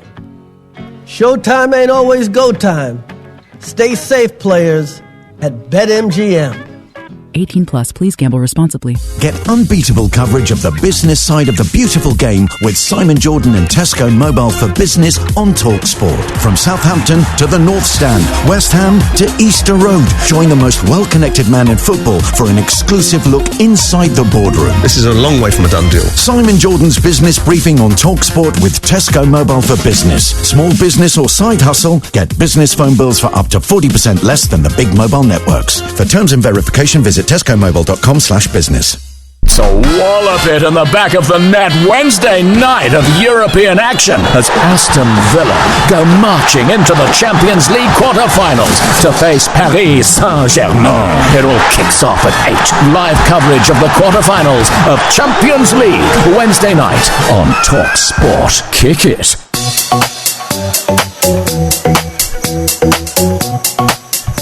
Now, Leicester City were beaten 3-0 tonight by Newcastle United at the King Power. Here's how it sounded live on TalkSport. Half cleared, comes back to Joel Linton inside the box. Easily goes past fast, shoots, comes off the goalkeeper, tapped in by Barnes. It's 3-0. Again, sloppy, casual defending and ruthless attacking football by Newcastle United. How many do you want tonight, Newcastle? Because you can have the lot.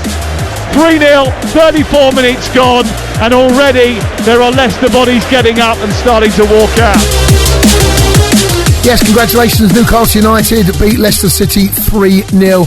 And Darren and I were talking in the break there that actually Leicester City took their foot off the throat. They could have just answered there. If they wanted more goals in that game, they couldn't. And, you know, the game was won. They were beaten.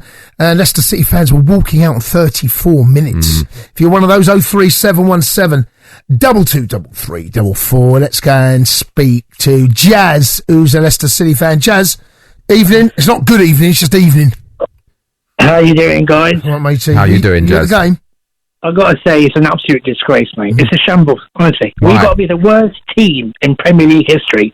He's got to be the worst manager in Premier League history. This season, it's a joke.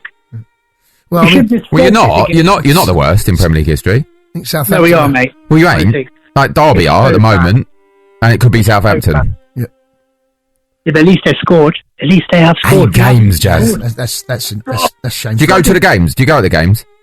I have been to a lot of games, but I haven't been to the last 2. The last one I went to the Arsenal game because I knew what was coming, and there's no point wasting my money. What's the point wasting my time? I watched it today at home. You had enough?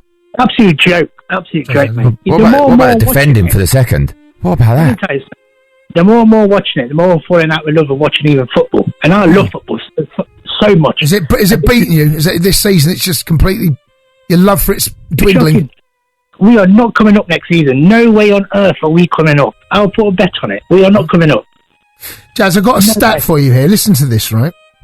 The last time Leicester City scored a home goal in the Premier League, Gary O'Neill was still Wolves manager and Russell Mike was still at Southampton. Wow.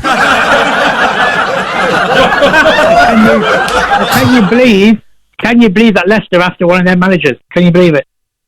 Can you believe what, sorry? I say, can you believe that there's a rumour that Leicester after Russell Martin? You know, we shouldn't get him either, to be honest, in my opinion. Well, he can get promoted from the Championship. He knows how to get a team out. That's a skill in itself. Everybody in Europe is scoring goals. We are not even scoring. There's no. Got to score soon, Jazz. Surely. Yeah.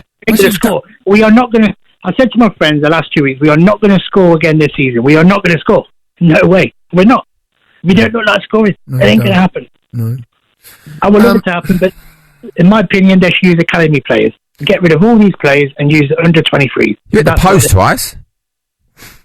You're doing that to him. Sorry? You hit the post twice. Listen, it doesn't matter if we hit the post. We haven't even scored a bloody goal for 9 games, 8 games, whatever it is. You sound a beaten man, Jazz. Jazz, 21 points to play for. What'd you do? Get rid of Ruud van Nistelrooy now? They should sack him now. I don't know why he's still here. I do not know why. Who would you get in? Who's going to come to Leicester now? Russell Martin, probably. No, Sean Dyche I will go for. Yeah. That's what I think. That's a good shout. Yeah, I hear that. Have Sean Dyche if he's up for it. Jazz, you got to lick your wounds, mate. No, mate. The season's done. Yeah, I know. You'll keep watching, Jazz. You'll keep watching. No, I'm not. I'm not watching again this season. You'll come back, Jazz. You will. We'll end up in League One, mate. The EFL are waiting for us to give us -10. -10 points they're going to give us next year. Oh, yeah, of course, yeah. The Championship will be waiting for you, won't they? So we're done Liverpool next home game. The next season's a write-off as well. Got Liverpool next home game. Fulham just turned them over. What do you say? That's 20-0. Jazz, keep your chins up. All right? Love it, Jazz. Okay, guys. Cheers, Jazz. Poor old Jazz. That's 20-0. Poor old Jazz. Hang on. Let's just quickly have a look. Leicester, the next home games, Liverpool. Yep. No, it's good. And then the next one they may score. Home games. Home games. Yeah. Next one they may score on, 3rd of May. Yeah. Leicester, Southampton. Oh, we've got a chance. 3rd of May. Got a chance. Might have the post 3 times. Yeah, let's go and speak to Joe, who's a Newcastle United fan. All right, Joe boy? Hey, Joe. Hiya, mate. You all right? How are you doing, lad? I'm all right. Good. You okay? You declared, Joe, didn't you, today? Yeah. Newcastle, after 3? Sorry? You declared, didn't you, after 3? It was like a training game. Yeah, well, to be honest, we're in that away end. I mean, I couldn't quite see the goals from where we were standing, but it emptied fairly quickly, that stadium, and I have to say I feel very sorry for Leicester fans tonight. I mean, Ruud van Nistelrooy does not have a clue. They look absolutely flat. He came in as one of Sir Alex Ferguson's boys. I mean, he doesn't know how to put together a squad to attack. I know what you mean, Joe, but it's not Ruud van Nistelrooy making the defenders not run back when the ball hits the bar. When Fabian Schär shot from the halfway line, the defending, I don't know if you've seen it, the defending is diabolical. Diabolical. But he can't be very inspirational as a manager, can he? He doesn't seem to hold much charisma to build these players and push them forward. Yep. But having said that, we'll take the 3 points moving into next season. We'll build on that. Can we solidify ourselves as a top 4 team every year? Quite possibly. Could finish third, Joe. Could finish third this year. Yeah, we certainly could do. I mean, by the way, just to touch on the point about the quality of the Premier League, do you not feel as though the PSR rules are hampering all this sort of so-called top sides? Maybe, yeah. I think there's a number of factors, actually. I do feel that there seems to be all the teams adopt one way of playing, trying to play out from the back. You can make a case that maybe Newcastle don't do that as much. Forest tend not to. There's all very look at look where they are. Yeah, that's true. I mean, to talk about what the previous caller was saying, Sean Dyche is a shout for Leicester, 100%. He would definitely solid them up at the back and catch on the counter and get important 3 points, keep them in the league, 100%. I mean, Dan's just messaged us screaming out for Big Sam, Leicester. I love that. I love that. How long is it going to take you to get home, Joe Boy? How long? 3 hours. ETA is currently 2 a.m. Well, listen, appreciate you listening to TalkSport. It's worth the journey, mate. Thanks very much. Have a great night. Safe journey. Have a good one. Cheers, Joe. There's Joe, the Newcastle United fan. Going well for Newcastle, isn't it, at the moment? Honestly. Going well. This calendar year has been sensational for them. Trophy, they look nailed on them. I felt before the game, in fact, a couple of weeks ago, I could see that they looked like they were going to get themselves in top 4. Yeah, agree. It's all very much in their own hands. Yep. 03717223344. Let's just squeeze Steve in. Let's squeeze Steve in. All right, Steve-O. Hey, Steve. We're going to squeeze you in, Steve. Yeah, hey, mate, all right? You're squeezed in. Yeah. You all right? Steve. Yeah. Mike, we squeezed you in. Steve, you've been squeezed in. We're just going to squeeze him in. We had about a minute and a half. We did have about a minute and a half. Should we go break? Let's go to break. Steve-O, phone back. 03717223344. He's Darren Ambrose. I'm Jason. And this is the Sports Bar live on TalkSport. The Sports Bar with TalkSport Bet. Download the app or visit TalkSportBet.com for exclusive offers and bonuses. 18 plus, gambleaware.org. The Sports Bar with TalkSport Bet. Stay on the ball with our safer gambling tools. Find out more at TalkSportBet.com. 18 plus, gambleaware.org. At AJ Bell, we've made setting up your ISA easy. So easy, a baby could do it. Though babies can't invest. They certainly wouldn't have any use for our low-cost investment platform, or the coordination to use it, even though it's really, really easy. They also don't listen to radio ads. Unlike you clever sausage. Now, set yourself up with an ISA as a reward. You can even set one up for your baby. Open one in under 15 minutes and start investing today. AJ Bell. Feel good investing. The value of your investments can go down as well as up. Looking for specialist power tools? Then look no further than CEF Power Pro. Our next day delivery on over 3,000 products means you can get straight to work with top brands like Milwaukee, DeWalt and Makita. That's specialist tools for serious pros. We've got the power tools you need to work smart and get the job done. Visit cef.co.uk or your local branch today. CEF Power Pro. Engineered for power, built for pros. Mickey could try to sell his car privately. Or get it sold today with We Buy Any Car. He could spend days on end trying to sell to a bunch of time wasters. Or sell in a flash and head to the fun fair with the kids. Proper gutted. Or proper impressed. To get a quote in 30 seconds, enter your reg number now at WeBuyAnyCar.com. Right, time to pack for me TUI holiday. 20 kilograms luggage allowance. Let's do this. 7 pairs of pants, 7 socks, 5 shorts, 6 t-shirts, 2 smart shirts, me co-ord, 3 pairs of sunnies, hat, cap, sombrero, flip-flops, sandals, hiking boots, Factor 50, After Sun, moisturiser, romance book, fantasy book, romantasy book, swim shorts. With 20 kilograms luggage allowance as standard, TUI package holidays are now packed differently. TUI, live happy, atoll and APTA protected. Work laptop? Nah. Magnum Classic Radio Spot, take 1. Matt, bite the Magnum Classic at my signal. Remember to emphasise the perfect cracking chocolate. And wait for my signal. Sorry, couldn't resist. Nothing cracks like Magnum. Magnum, true to pleasure. When it comes to sports betting, it's important to cool off and play safe.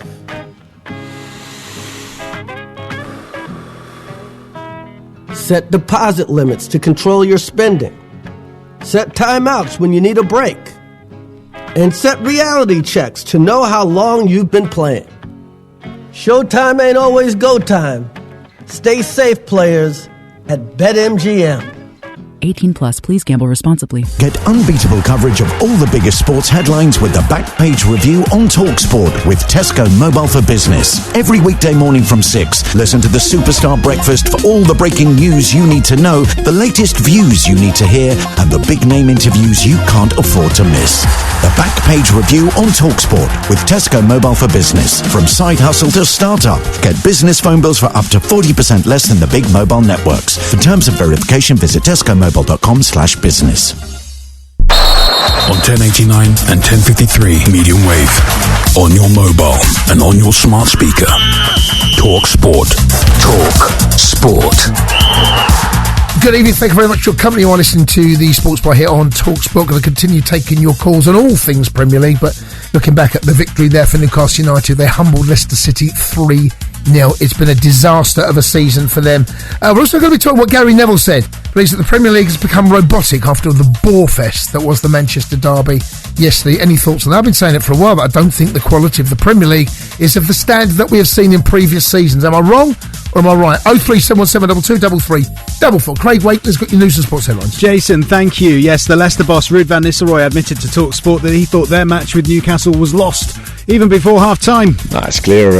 The start we had, we lost the game in the first half hour or 33 minutes. That was a shocking start of the game. That has to be clear. Jacob Murphy scored 2 in the first 10 minutes, with a former Fox Harvey Barnes putting the final nail in 10 minutes before the break. The 3-0 win for Newcastle leaves them 5th, level on points with 4th place Chelsea, but with a game in hand. So just how focused is Eddie Howe on getting to the Champions League? I think it's important, but the club will exist if we don't get there. But I think there's a real desire from everyone internally, the players most importantly, to try and get there. Mikel Arteta says he hopes the Emirates crowd will be playing their Champions League quarter-final with them and not just watching. We're going to put all the ingredients, everything that is in our hands to play the game that we want and to take the game in the direction that we want.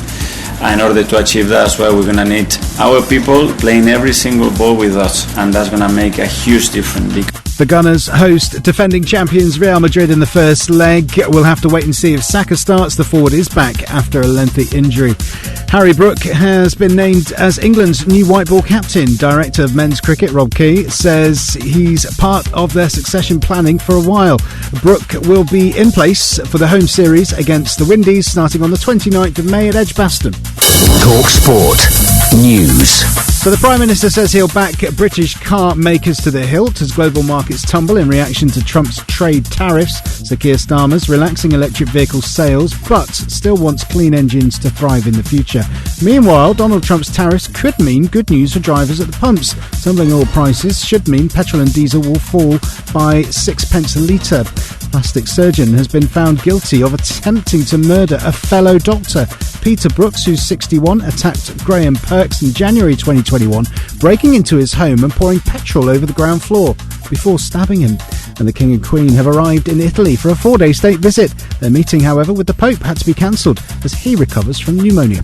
TalkSport weather with QuickFit, the place to go for top quality tyres from great brands like Pirelli. Dry overnight, mostly clear skies. On DAB, on the app, and on your smart TV. Supercharged, super confident, super strength, late night football talk. Dynamic and dazzling. It's the nation's favourite sports speakeasy, where for some reason, it's always your round. I don't believe it! The Sports Bar on TalkSport.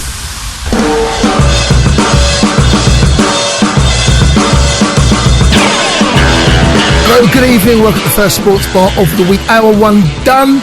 Hour 2 up and coming. Just a little what we're talking about. We're going to be talking a little bit later about Arsenal. They took on Real Madrid in the first leg of the quarterfinals of the Champions League. We'll have a little bit of ref chat with former Premier League referee Dermot Gallagher, and we'll have a go through the back page you guys wake up to tomorrow morning with Adam Patel. But we want to continue taking calls on the game that we saw this evening live on TalkSport. Leicester City 0, Newcastle United 3. They now go above Manchester City, a point above them, level on points with Chelsea. Chelsea's goal difference is superior, but more importantly that for Newcastle, they have a game in hand. Also going to be talking about Gary Neville. He believes the Premier League has become robotic. Is he right? 03717 22 33 44.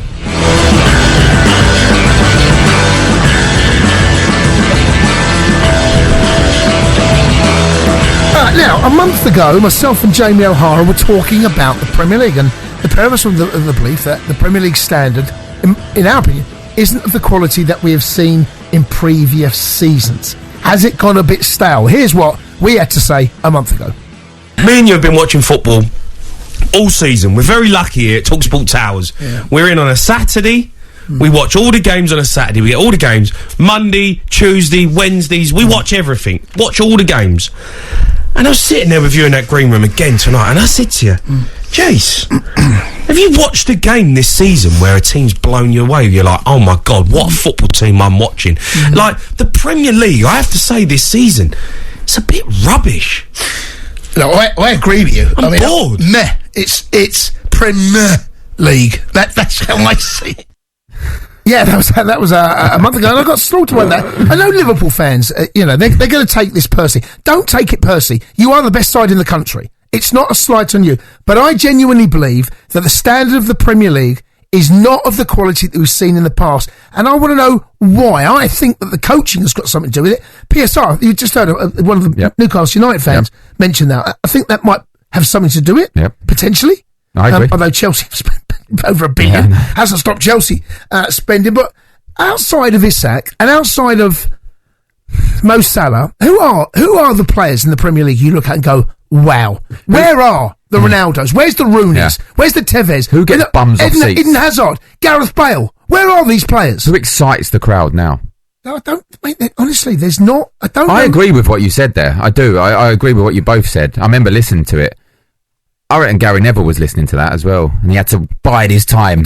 Otherwise, everyone would have said you're copying what Jason Cundy said on the sports bar. Yeah, I agree. I think you said it earlier. A lot of it is robotic. It is same old. It's everyone plays out from the back. Look. Ipswich, Southampton, Leicester. Yeah, they all play out from the back. It doesn't work. Forest don't. Forest are very different. They have got their own style, and what they do. I mean, they're not a brilliant side to watch, but what they do is effective. They've got pace that way. They sit deep. They're happy to have 37, 38% possession, but it's what you do with it. And they've got pace and Langer and Callum Hudson-Odoi. Obviously, they're throwing the bullets for Chris Wood, and what they do, they've got Gibbs White. What they do it well. They do it really, really well. Newcastle, arguably Newcastle don't do it either. I think Newcastle are easy on them. Villa, I think I like watching Nottingham Forest. Yeah, there's a different style, isn't it? They're not. It's a low block. Yes, it is a low block. They are good at what they do. I wouldn't say they're brilliant. But do you know why I like watching Nottingham Forest? Because they're different to almost everyone else in the Premier League. They are different. You tell me 5, 6, 7 years ago, a team like Nottingham Forest, I wouldn't have enjoyed watching them. But now I enjoy it because it's different. They're different. Yeah, I wouldn't say they're brilliant. I mean, look, I've even said I don't think Liverpool are great. They're going to win the title. They're going to win it with games. They're winning it in a bad league. Well, that's what I've said. I don't think this is a strong league. I genuinely don't. And it's not a slight in Liverpool. I know they're going to take it that way. I can't help that. But I genuinely feel this Premier League season is nowhere near of the quality that has been in the past. 03717 2233. Let's go speak to Darren, who's a Newcastle United fan. See what his thoughts on that. Congratulations, the victory this evening, Daz. Hey, Daz. Hello, boys. You all right? I'm great result with Newcastle, but I do agree. I do think the league has been poor this year because Liverpool's won it, but they haven't been great. I agree with you, Cundy. I listened to that photo the other day. He was very crying because they only won one cup. But the league hasn't been great. We know who's going down this season. Yeah. We know who's won the league this season. Yeah. And like you said, you got your Leicesters, your Ipswich, your Southampton. They're playing from the back. They can't do it. Leicester today was shocking, embarrassing. All their fans would say, don't beat us too many. That's what their fans were saying. And the game was won in the first 2 minutes. Yes, it was. So they have nothing. they offered nothing to beat us. I wasn't concerned. I wasn't scared. Once we beat them, it was a walk in the park for us. We just sang songs for them all the way through the game, really. Do you know what I mean? Well, so my club, Chelsea, we're fourth. I don't quite know how we are fourth. We haven't won an away game since the beginning of December, and we're fourth. Wow. Make that make sense. I didn't even know that. Yeah. Spurs away was the last time. Spurs away was the last time we beat them 4-3. We ain't won away since. Yeah, we're fourth. You've already said it's not a dig at Liverpool, but they're winning an average league. Would this Liverpool side win the league last year, 2 years ago, 3 years ago? I don't think they would. No, I've said that. And it's not a dig on them. No, it's not. Because they're winning the league. Well, the side that finished second is better than this. Under Klopp, I think, is better than this. Yeah, I agree. Do you agree with that, Daz? Yeah, I totally agree. Chelsea, Chelsea's. I didn't know that. Chelsea, Oh, no. Daz? Oh, he's back. He's back. Daz? Yeah. All right, mate. You cut. Listen, congratulations. Thanks for the call. Cheers, Daz. Cheers, boys, mate. Bye. It's Daz, the Newcastle man. Look, Liverpool fans are gonna take offence to it. Of course they are. Well, it's just, you know what? And for Liverpool fans, it's irrelevant whether they've won a bad league or not. They've won the league. No one cares. But there's 7 games to go. We know who's going down. We know who's won the league. The only bit of excitement is Champions League spots. That's only a little bit of excitement. That's the bit that's and up that in is the air. who you've said. Nottingham Forest, Newcastle. Yeah, I think Chelsea will your boys. Villa as well. Villa play a different style. Yeah, I like Villa. Yeah, Villa are decent, but there's not. There's no. What's the word? Is it enigma? What kind of players? Well, they get bums off seats. Like I don't know. I don't know where they are. Mate. I don't know where they are. I mean, there's one or two that we played. Most of them in Newcastle. Yeah. Well, Isak's kind of, he takes on the headlines, right? So, speak to Scotty, who's a Forest fan. All right, Scotty. Jace, all right. All right, Scotty. Hey, mate. Not too bad. What do you want to say? You say Forest are not great to watch, but you also haven't watched them that much this season. We've mastered the art of defending. Yeah. I watched every game. As soon as we get the ball back, it's bums off seats, which is what you're talking about. Yeah, I mean, you do it well. We are doing well. You do it well. And it's exciting to watch. We get the ball back, and it's electric at times. No, I know. I think it's far from boring. Not to say boring. I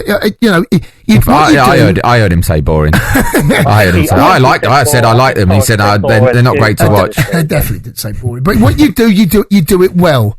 Okay, Nuno deserves a huge amount of credit for the way that he's gone about his season in the Premier League. I think if you get top 4, I think he should be manager of the season. Yep. In the Premier League, I think he's proven that he can adapt. I've seen him. I see him come to Stamford Bridge early in the season. My God, you were dull that day, sat behind the ball, and it was hard to break you down. But you do it well. Nearly should have won it. Some games you've got to, haven't you? Yeah, no. He adapts, and I saw you play away at Leicester, and you steamrolled them. And I think that's one of the problems with the Premier League this season. Is there's too many stubborn managers who've got one system. Nuno's playing. He's adapted. Game by game. Yes, he does. He does that well. Yep, agreed. I think that's another reason to give a manager a season. I agree. This is why I said I like the way you play. Like, yes, you don't have the most possession, but you know that. Nuno knows that. And as you said, you're masters at defence. Then you've got the excitement at Langer, Morgan Gibbs-White, Hudson-Odoi, and then the big man Chris Wood up front, who's on unbelievable goal-scoring form. I think it's a good style. He knows what he's doing, and he plays against each team, individually. Yeah, I agree. Yeah, he does it well. Up the Forest. Yeah, Up I mean, look, up the tricky trees. He had a bit of a disappointing result, but it's no disgrace losing away at Villa. I wouldn't say it's a disappointing result. Not many teams will go to Villa Park and expect anything. We get top 4? I don't know if we'll get top 4. I hope we do. But if you give me any film of Europe at the start of the season, I'd snap your hands off. Number 4. I think you're getting Champions League football. Yeah, I do. I looked at the fixtures. Maybe FA Cup as well. I looked at the fixtures earlier, and a lot of teams just below us are playing each other still yet as well. So I think 9 points will do it. Well, listen, appreciate the call. Good luck, Scott. Cheers, lads. Cheers, bud. There he is, Scott, up the tricky trees. You are listening to the Sports Ways Darren Ambrose. I'm Jason. And this is TalkSport with TalkSport. Download the app today for the latest odds and offers. 18 plus. BigGamblerWare.org. The Sports Bar with TalkSport Bet. Stay on the ball with our safer gambling tools. Find out more at TalkSportBet.com. 18 plus. BigGamblerWare.org. This is an urgent appeal from the Disasters Emergency Committee. Powerful earthquakes in Myanmar have caused devastation and the death toll continues to rise. Survivors urgently need medical care, food, clean water and shelter. DEC charities are on the ground saving lives right now, but they need more funds. Visit dec.org.uk to donate or text DEC to 70727 to give £10. Text costs your donation plus standard network rate. See website for T's and C's. Thank you. Or visit TalkSportBet.com for exclusive offers and bonuses. 18 plus, gambleaware.org. If regular Easter eggs leave you feeling a bit empty inside, you need to get your gnashers around the new loaded Easter eggs from M&S. They take half an egg and fill it with delicious chocolate and famous M&S treats. If you like Mallowy whips and orange jellies, you'll love the big dippy whippy egg. And if you like toffee popcorn and chocolate-covered pretzels, then the scrummy bunny munch egg is for you. These are not just Easter eggs. These are M&S loaded Easter eggs. Subject to availability. When it comes to the beautiful game, every second counts. And when it comes to saving a life, every minute matters. That's why Sky Bet have teamed up with the British Art Foundation to launch the Sky Bet EFL Every Minute Matters Relay. An epic 4,000-kilometre event where fans will walk, run or cycle to every one of the 72 EFL clubs in just 28 days. Support your club by donating just 15 minutes to learn CPR through the BHF's free online training tool, Reviver. Sky Bet, for the fans. 18 plus, gambleaware.org. Get the new Google Pixel 9a on EE and save a massive £384. Now with Add Me. What? Add you? Well, no, not me, but Add Me. Lets you add everyone to the picture, even the person taking it. Perfect for the family get-together. That's right. Plus, save even more when you trade in. Right, squeeze in, everyone. All on the UK's best network for over 11 years in a row. Savings across contract. Trade-in value dependent on device. Eligibility. Credit check and terms apply. Credit by EE Limited. Verify best network at ee.co.uk/claims. Magnum Classic Radio Spot, take one. Matt, bite the Magnum Classic at my signal. Remember to emphasise the perfect cracking chocolate. And then wait for my signal. Sorry, couldn't resist. Nothing cracks like Magnum. Magnum, true to pleasure. At BetMGM, we know how to put on a show. So we don't just do offers, we do golden offers like this. MGM Millions, our supersized jackpot, where right now you could win over £27 million. Get ready for the golden era in online casino. BetMGM, it's showtime. Minimum 10p game stake. Terms and conditions apply. 18 plus. Please gamble responsibly. Jim White and Simon Jordan on TalkSport. Mid-morning radio that's up for the job. I'm hot under the collar with this. Concrete sports talk. Edge that one in stone. Rapid setting opinion. I still think there's a lot of questions that need to be answered. Oh, no. Come on. Big names all bagged up. David Moyes, John Hart's, Ian Rush. Jim White and Simon Jordan. Delivered tomorrow morning from 10 on TalkSport by Selco Builders Warehouse. Check out this month's real deals at selcobw.com. Whip up your Wednesday night with some live and kicking championship football, courtesy of TalkSport 2. Coventry versus Portsmouth. Fever pitch punditry from 1930. Kick-off at 19:45. And you won't hear it anywhere else because it's all exclusively on TalkSport 2.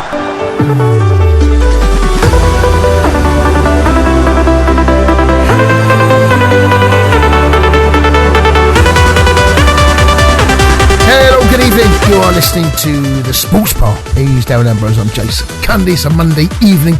Just to let you know, coming up in about 15 minutes time, we'll be speaking to former Premier League referee Dermot Gallagher.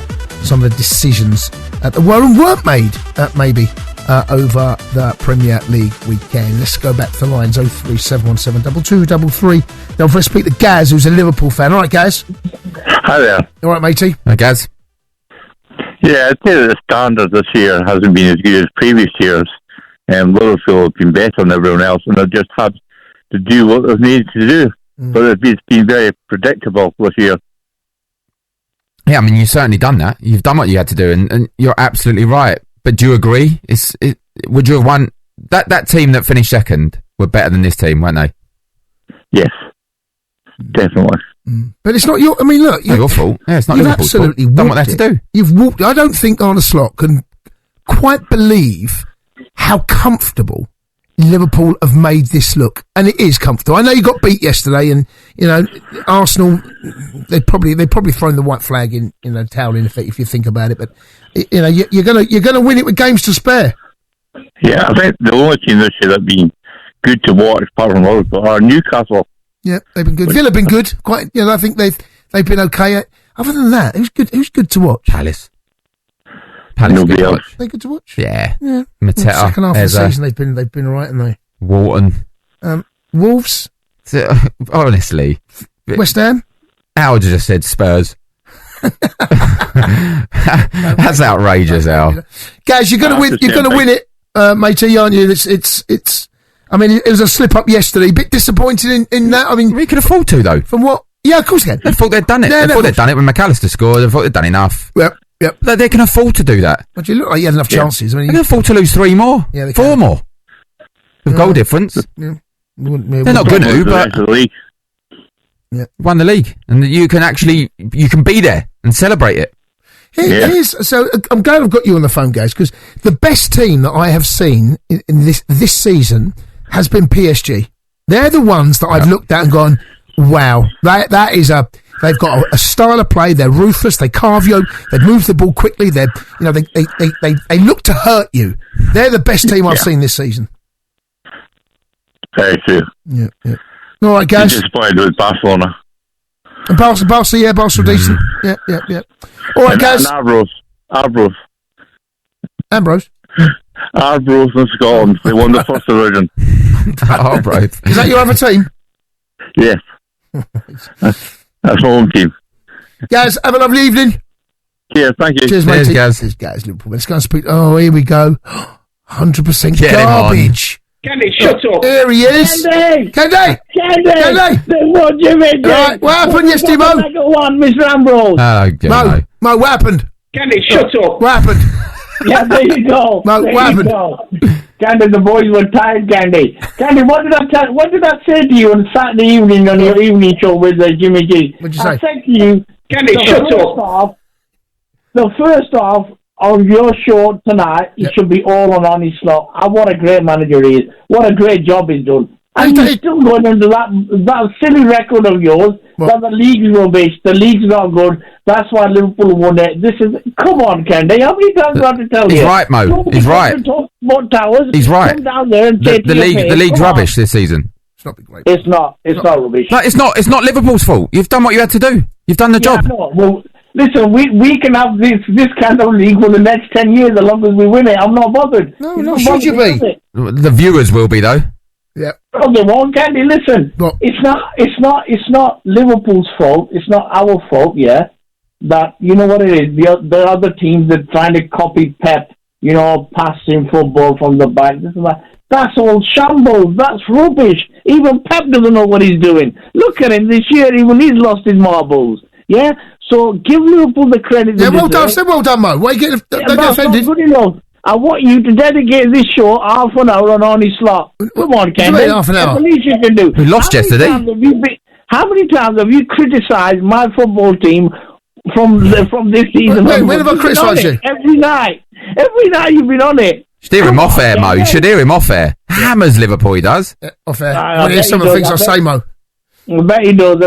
He's just jealous, isn't he? Because his own team's What happened yesterday, Mo? The boys were tired. You thought you'd done enough, Mo. McAllister scored 15 minutes. You thought you'd done enough. Yesterday, I watched that game, I was having some ice cream. I was enjoying it. I thought, it's all right. Just get all the mistakes out. It doesn't matter. Who cares? You've got to win the title. You've got to win the title. It's 11 points you got now, like a buffer. 11 points buffer. Exactly. We're going to win the league because we've been good. We've been consistent. I think one or two more wins does it for me. Yep. Exactly. You win the league on 76 points this season. 77 points, I reckon. Definitely. Rubbish. But Candy, what about your lot? I mean, come on, Candy. What about my lot? Fourth. You must be bored out here watching that rubbish. Yeah, it's not great, I have to say. I mean, look, that's the point I'm making. It's like, this is... but it's your team. It's not all the other teams. You might be right on your own team, yeah. They are rubbish, yeah. But not the other teams. When I watched Crystal Palace game the other day, it's exciting to watch. My team's exciting. When I watch Villa match, exciting. Sorry, Palace are 11th.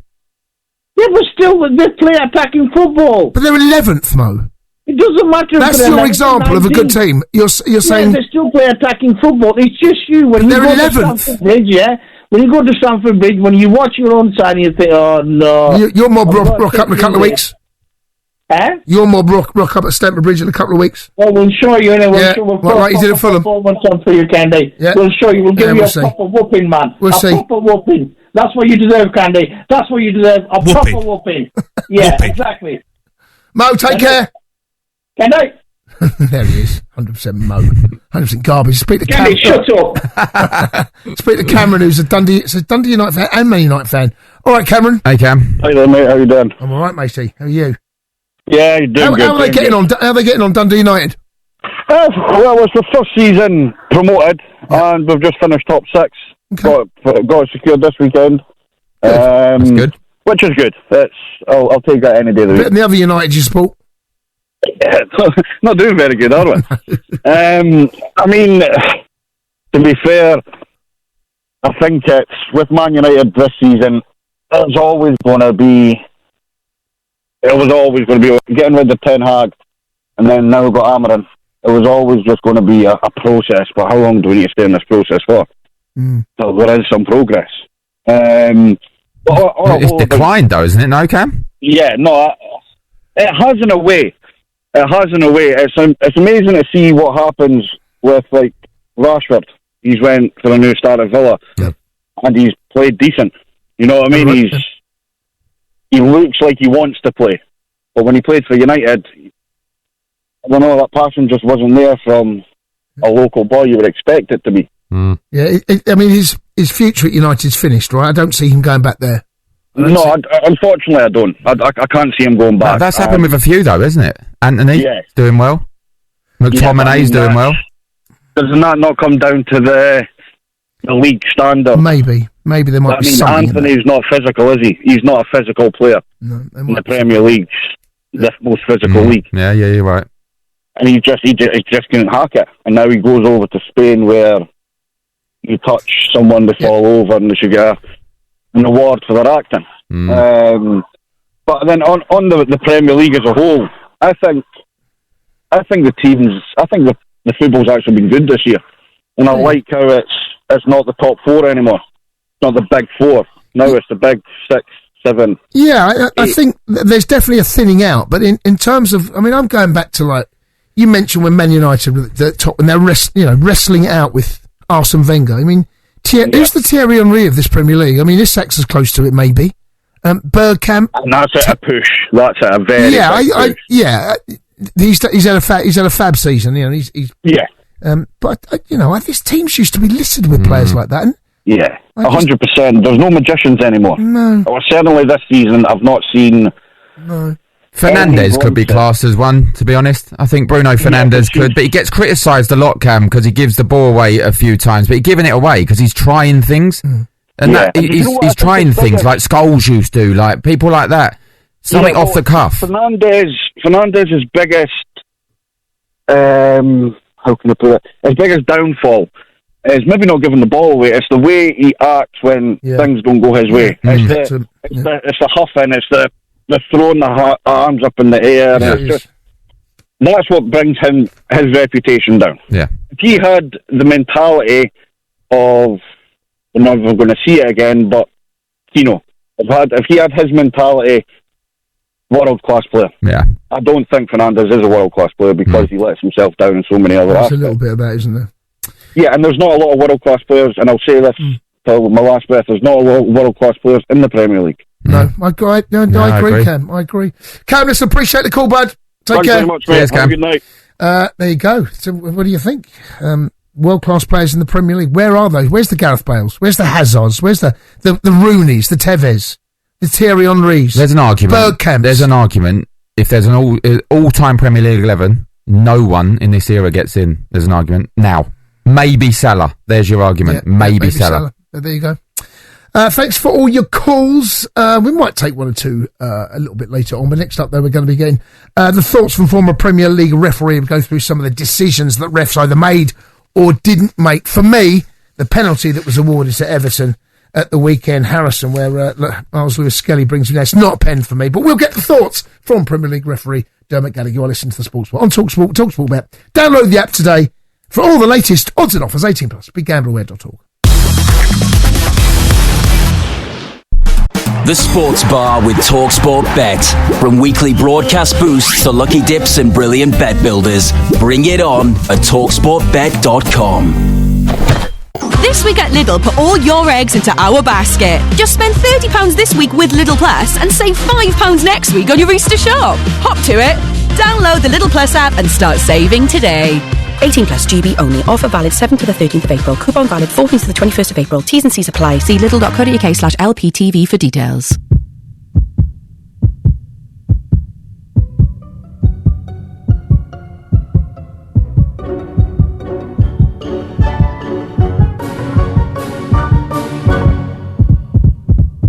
From speeding through the Smiler's 14-loop roller coaster to taking on the twists and turns of the runaway mine train. Alton Towers Resort. There's no feeling like it. Book a day or a stay today. Height restrictions apply. Right, time to pack for me TUI holiday. 20 kilograms luggage allowance. Let's do this. 7 pairs of pants, 7 socks, 5 shorts, 6 t-shirts, 2 smart shirts, me co-ord, 3 pairs of sunnies, hat, cap, sombrero, flip-flops, sandals, hiking boots, Factor 50, After Sun, moisturiser, romance book, fantasy book, swim shorts. With 20 kilograms luggage allowance as standard, TUI package holidays are now packed differently. TUI, live happy, atoll and APTA protected. Work laptop? Nah. Footballing legends are set to clash at AO Arena in the English Masters Football Tournament. Some of the Northwest's greatest football legends are coming together on Friday the 5th of September. United Masters, City Masters, Liverpool Masters, Everton Masters. See some of your all-time favourite players reignite classic football rivalries. Don't miss English Masters 2025 in Manchester. Tickets on sale now from ao-arena.com. Feel the action.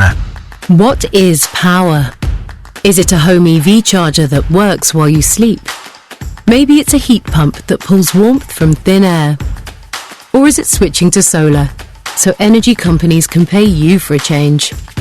Power is all of that, at the touch of a button. Hive's EcoTech range gives you the power to control your home energy. Hive. Know your power. T's and C's apply. Visit hivehome.com. Mesdames et messieurs, faites vos jeux. At TalkSport Bet, we've got even more to offer than just our famous broadcast boosts. There's a fully equipped online casino too, featuring all the usual casino favourites like slots, blackjack, roulette and baccarat. Plus, there are a whole host of promotions and daily jackpots available too. Check out everything that TalkSport Bet Casino has to offer at TalkSportBet.com or on the app. TalkSport Bet. Bang on broadcaster. Bring it on bookie. 18+ gambleaware.org. Andy Goldstein and Darren Bent on TalkSport Drive with Motorpoint. Destination sports conversation fueled by unfiltered opinion with quality guests as standard and a couple of motor mounts. Something's not right, is it? That's rubbish. It's the daily radio road trip that takes you to the farthest corners of the nation's football fanscape. I'm just in my flat, chilling out. Yeah, I think you might be my favourite so far, Martin. Have a wonderful afternoon. TalkSport Drive, tomorrow afternoon from 4 on TalkSport with Motorpoint. There's no car like a Motorpoint car. The stars come out to talk on TalkSport and TalkSport 2. The biggest names in football. Former Barcelona captain Gerard Piqué. Hi. You know you're more handsome in real life. Blue chip, AAA rated opinion. And it's a very good morning to Manny Petit. His achievement, has been magnificent. Planet-sized players. The legend that is Peter Schmeichel. I've been very, very entertained so far. Massive games, massive names on TalkSport and TalkSport 2. The nation's favourite notorious nightcap, football fans and free nuts at the Sports Bar. Bring it on with TalkSport Bet.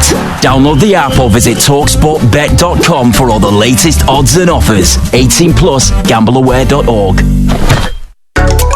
Yes, it's time to take a look at the weekend's refereeing decisions with TalkSport Bet, which means it's time for this.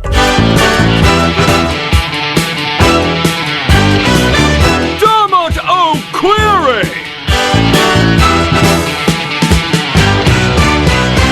Evening, Derm. Evening, Jace. Here he is. Hey, Derm. You all right? You good? You ready for this, Derm? I'm good, thank you. Yeah, I've had a great weekend. You've had a great... Well, look, we'll be the judge of that. Pages full here, Derm. Pages full. We'll be the judge of that, Derm. I want to start off with the early kick-off there. It was 1-1. Everton were awarded a penalty.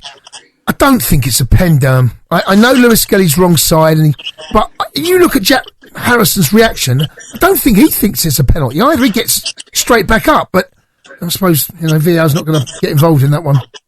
I think the certainty is, Jace, the VAR's not going to overturn it once the referee gives it because they're trying to stick with the on-field decision. I actually didn't think it was a penalty either. But what I have found interesting about this since is there's a massive split with people, and a lot of people have not sat on the fence, so to speak, but have seen it both ways. I mean, Stephen Warnock said this morning, I can understand why it's given, but I could understand if it wasn't given. And I noticed Jamie Carragher said that as well tonight on the Sky Sports sum up on the Monday Night Football. But I actually felt, Jace, that if you were going to give a foul, the best time to give it was outside the box because there was much more contact outside the box than there was in it. Yeah. But then, of course, if it continues into the box and you want to give a foul, that, as we know, Derm, that if it continues in the box, then the penalty is awarded as opposed to a free kick. I just don't think there's enough. I just don't think there's quite enough there. But Well, I still go back, Jace, to what I said is that I think most of the contact between the players was outside the box. Yep. Inside the box, it was minimal. But it has split people. There's no doubt about that. But I'm on your side. I didn't think it was a penalty. Yeah, I'm on both your side. Actually, I didn't think it was a penalty. Let's go to Liverpool-Fulham game. There's a couple of incidents in there, but I want to touch on the Van Dijk one. His tussle with Sunderberg looked like the Fulham player obviously went down holding his face, and it did look like he'd elbowed him. Was he lucky, Van Dijk? I think not, Darren, because I mean you've played football and you've got to use your arms to get up. I think you look at it and you think, well, he's caught him in the face, no doubt about that with his arm. But you see that a lot of times. You see players trying to, especially centre forwards, are trying to get up for a ball and catch a centre back, and it's a complete accident. I think only Van Dijk knows if he swung his arm out. But what I will say in his defence, he didn't swing it with what I call the clenched fist, elbow straight in the face. He did catch him with a forearm rather than, and there's a lot of difference in that. Yeah. Fair enough. One of the strangest incidents that we saw at the weekend happened at Portman Road. Darragh O'Shea played a back pass to Alex Palmer, who's miscontrolled it. And, fortunately for him, he was able to recover and get a big paw on it, and literally just poured the ball away as it was going into the net. The laws as they are, the referees, that's all it is. It's just an indirect free kick. Do you think potentially though, Derm, because of how it happened and what happened, that actually Ipswich got away with one a little bit there? Do you not think that you could look at that and perhaps upgrade it to a red or a penalty? Well, this raised a lot of debate all over the weekend. I was at pains to explain to people that it's a technical offence. Yes. What I will say in the referee's defence, well, not defence, to his credit, bearing in mind where Darragh O'Shea was on that field when he played it, and he booted it back, and you see the keeper probably on the 6-yard line, was he, when he went to control it, miscontrolled it, and then suddenly dashes back and scoops it off the line. There was a lot going on there, and I could understand the referee completely forgetting who'd passed that ball, but he didn't. But the incident itself is quite unique in so much as everybody says, well, he stopped a goal being scored, so he should be sent off. But the law says a goalkeeper's entitled to use his hands in the penalty area, which he was. The offence he's committed is a technical offence. He's only picked up the ball or handled the ball from a back pass off the foot. So therefore it is just a handball offence, indirect free kick. It's not a penal offence. He can't even get a yellow card. The next debate was where the free kick should be taken, because people are like, oh, where are you going to take it? But you can't take a free kick in the 6-yard area, so it had to go to the line. I mean, you both played football, just on that, Derm. Sorry, matey, just on that. I was surprised the way the free kick was taken, that you allowed.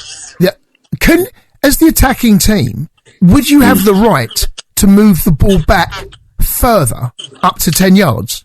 No, and that it has to be on 6 yards, does it? Yeah, it has to be on 6 yards. I think that's why we're talking here about this. And I was on co-coms on this game actually, and there was a lot of confusion in and around the media area. One saying it should have been a yellow card because he handled a pass back, which we had to clarify that wasn't the case. And correct, yeah. Then obviously Alex Palmer got booked for encroachment, so there was like, well, that's 2 yellow cards. He should have been off, but again, we had to explain. But it seemed to just benefit Ipswich because I've been there. I've taken a free kick from the 6 yard box, and it's when all 11 players are on the goal line, it's so difficult to get it past it. So how do we get around this? Do you think the rules eventually are going to change? Because this is very rare that this happens in this case, but it's so hard to score past 11 players. I think it's nigh on impossible, Darren, and I'm not trying to be wise after the event, and I pointed out on Sky this morning when they got the pictures and showed them. I actually said, I was a forward when I played, and I said, in this situation, I think it's impossible to pass that ball, because the minute you knock that ball, you could see them players are all crouched forward as if they're on the starting line waiting for the pistol. And I think it was Morsey charged the ball down. I wonder whether it was number 12 for Wolves over the ball, I can't think what player it was, why he doesn't smash that ball straight in a high end thing, because them players are crouched down. It's only got to strike one of them players and it goes in. They said the same thing. So it's indirect. So here's what you're saying, Derm. Strike the ball as if it's a penalty, right? Yeah. And if it has a deflection off any other player, because it's indirect, that goal would stand. And they can't move, can they, until you hit it? Right. So Absolutely. I agree. Yeah, I agree with that. Yeah. Or pass the ball back. Give yourself another yard. Don't pass it sideways. Yeah. But again, don't forget, Jace, they will be... Morsey was 5 yards off the line in a flash, wasn't he? Yeah. I mean, they chose the wrong way, really. Like, they chose the way of the captain that was going to put his body on the line and block it. So that was kind of Wolves' fault. But I think those rules are going to be looked at, to be honest. But I want to touch on the same game. There was obviously Liam Delap scored the goal. It took about 4 to 5 minutes for VAR to say this was a goal, and he was like a yard onside. And then Strand Larson scored millimetres. Took about 30 seconds. What is going on in Stockley Park for that to happen? Do you know, Darren, I can't answer that question, but what I can tell you, there was a massive theme over the weekend, wasn't there? Because there was that one. There was the one at Crystal Palace, which took 3.5 minutes. There was one yesterday at Tottenham that took 5 minutes. There was another one, I can't remember where it was. And I'm like, wow, they know semi-automated is coming next week. Are they almost saying, well, look, this proves it's going to be for the benefit? Right. Because it was extraordinary, Darren, how there were so many in a 24-hour period. It's incredible. No complaints over the second yellows that we saw at the end of the Crystal Palace game. That two for Palace and one. What I would say, Jason, if you look at the three, you feel a little bit for Nketiah because he's looking at the ball. He doesn't see the defender coming. He catches him, but if you raise your foot that high and you catch a player, it's going to be a yellow card. Gay was facing the man, so he's got no argument whatsoever. And Van Heck was just a cynical foul, wasn't it? Put him down. Yeah, indeed. Derm, you're a superstar. Appreciate you. Appreciate your time. We'll catch up next week. Take care, both. Have Cheers, a good week. Top man, former Premier League referee, and all round good egg.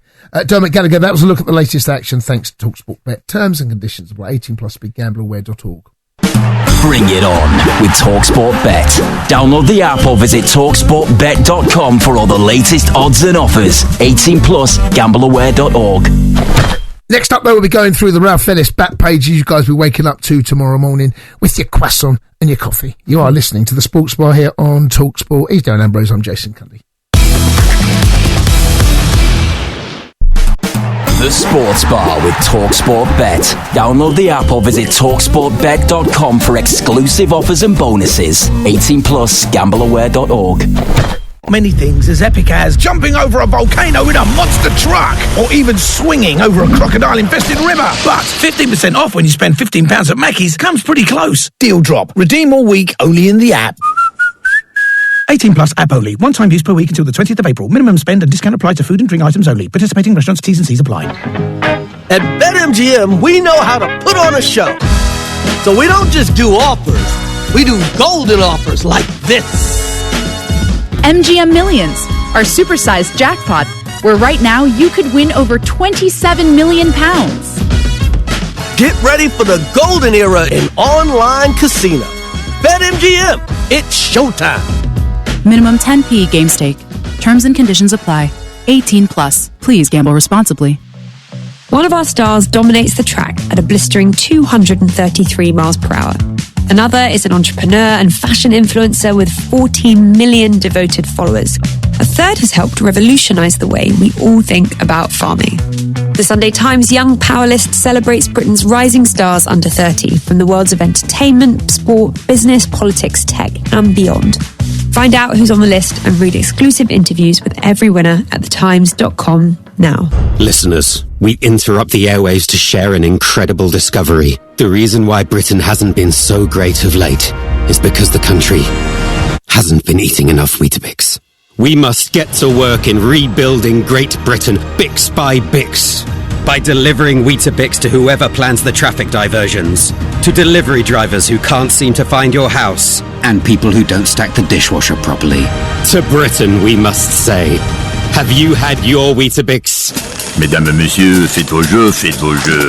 At TalkSport Bet, we've got even more to offer than just our famous broadcast booths. There's a fully equipped online casino too, featuring all the usual casino favourites like slots, blackjack, roulette and baccarat. Plus, there are a whole host of promotions and daily jackpots available too. Check out everything that TalkSport Bet Casino has to offer at TalkSportBet.com or on the app. TalkSport Bet. Bang on broadcaster. Bring it on, bookie. 18 plus gambleaware.org. Andy Goldstein and Darren Bent on TalkSport Drive with Motorpoint. Destination sports conversation fueled by unfiltered opinion with quality guests as standard and a couple of motor mouths. Something's not right, is it? That's rubbish. It's the daily radio road trip that takes you to the farthest corners of the nation's football fanscape. I'm just in my flat, chilling out. Yeah, I think you might be my favourite so far, Martin. Have a wonderful afternoon. TalkSport Drive, tomorrow afternoon from 4 on TalkSport with Motorpoint. There's no car like a Motorpoint car. Live Thursday night Europa Conference League football. Legia Warsaw versus Chelsea on TalkSport 2. And it's a thing of beauty! At Moss from 5:30. Kick-off at 5:45 on TalkSport 2. Goes for goal!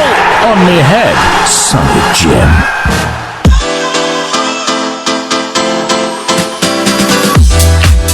Good evening, thank you very much for your company. It's now time to go through the Ralph and back pages. Yes, that music means only one thing. It's time to go and speak to Alan Patel, the Daily Mail journo, joins us now. AP, good evening. Good evening, how you doing? Very well indeed. Now, normally we go through the back pages, but today we're going to start on the front page of The Sun. Arrest at City Derby. Grealish slapped in face by United fan, man 20, charged over tunnel attack. Yeah, shocking story really. I think what it says inside it is that when he was walking off the pitch, he was sort of called over by someone towards where the Stretford end is, where the tunnel is at Old Trafford, and he got attacked. And I think the question is, like, it's happened to him before, hasn't it? It happened when he was at Villa, and you just got to ask yourself, like, how on earth in 2025 with this kind of thing happening on a football pitch? Yep, agreed. What are any other details? But just a slap. I mean, a slap's a slap, right? But that was it. Yeah. That's as much as we know. There was nothing else that happened. That's as much as we know. We know he's not been seriously injured or anything. Right. And we know this 20-year-old's been charged with assault. But that's as much as we know for now, that he was obviously slapped. And yeah, I think they arrested him pretty much there and then. Yesterday evening. But like we said earlier, like, it's the fact that that's even been allowed to happen. Agreed. It's a disgrace in itself, we reckon. Yes, indeed. Yeah. Right, let's look ahead to the big game then. Arsenal v Real Madrid. There's a few. Back of the Sun Sport, all guns blazing. Back of the Star Sport, step it up. There is one, I think it's the Daily Mail. It says, Arteta, we can beat Real if fans bring the noise. I mean, fans ain't playing.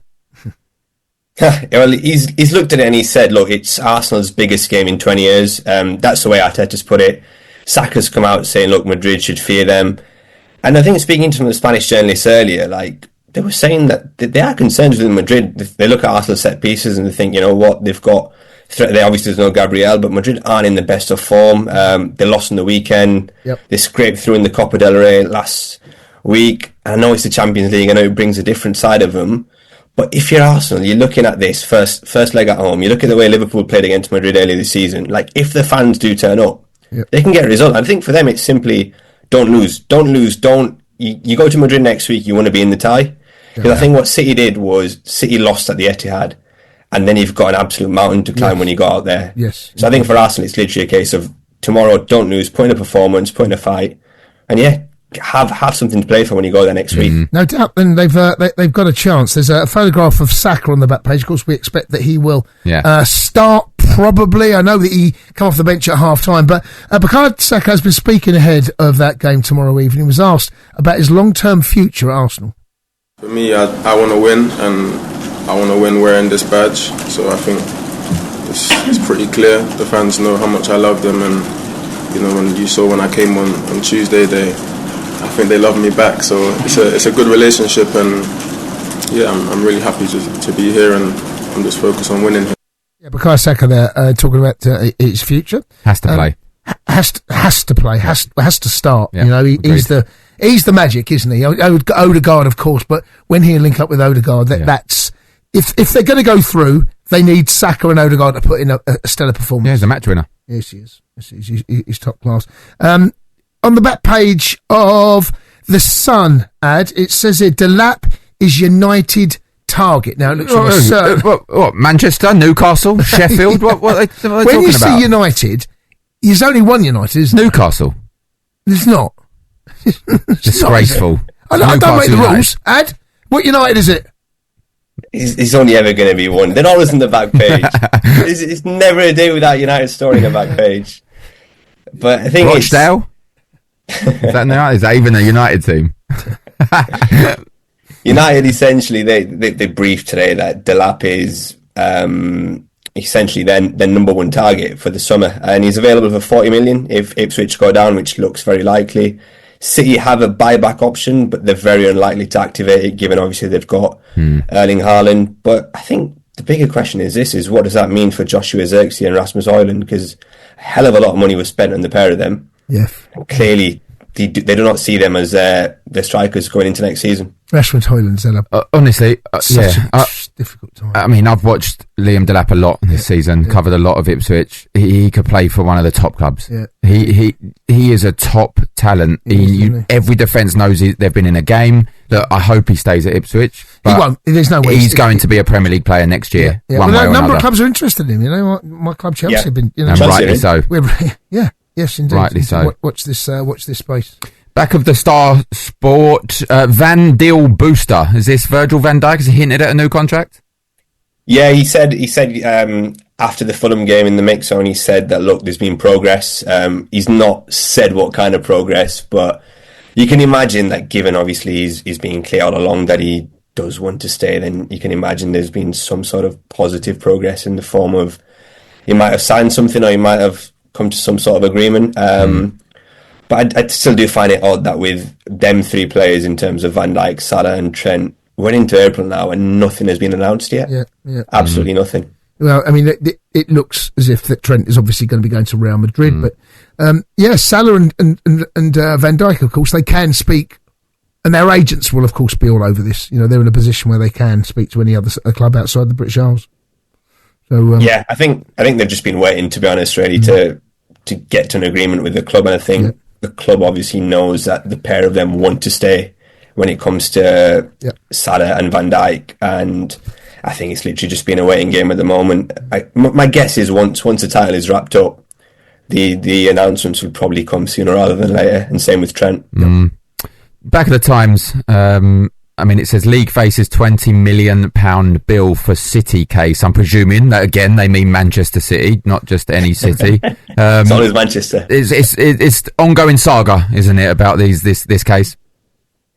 Yeah, I mean it's not a good look, is it? Because I think everyone expected a verdict much earlier, and we're still waiting for a verdict. And I think with this one in particular, it's basically, look, City are wanting the Premier League to cover over 10 million for the first part of the dispute, which is over sponsorship rules. When which isn't a good look for the Premier League. It's not a good look for all the clubs around. And City obviously won that side of it, so they want the Premier League to cover their legal bill. But there's obviously a lot more to come. I think the sad thing about this is I think we're just going to hear about it on and on and on. And even when the verdict does come, there's probably going to be some sort of appeals or a process that goes on long afterwards.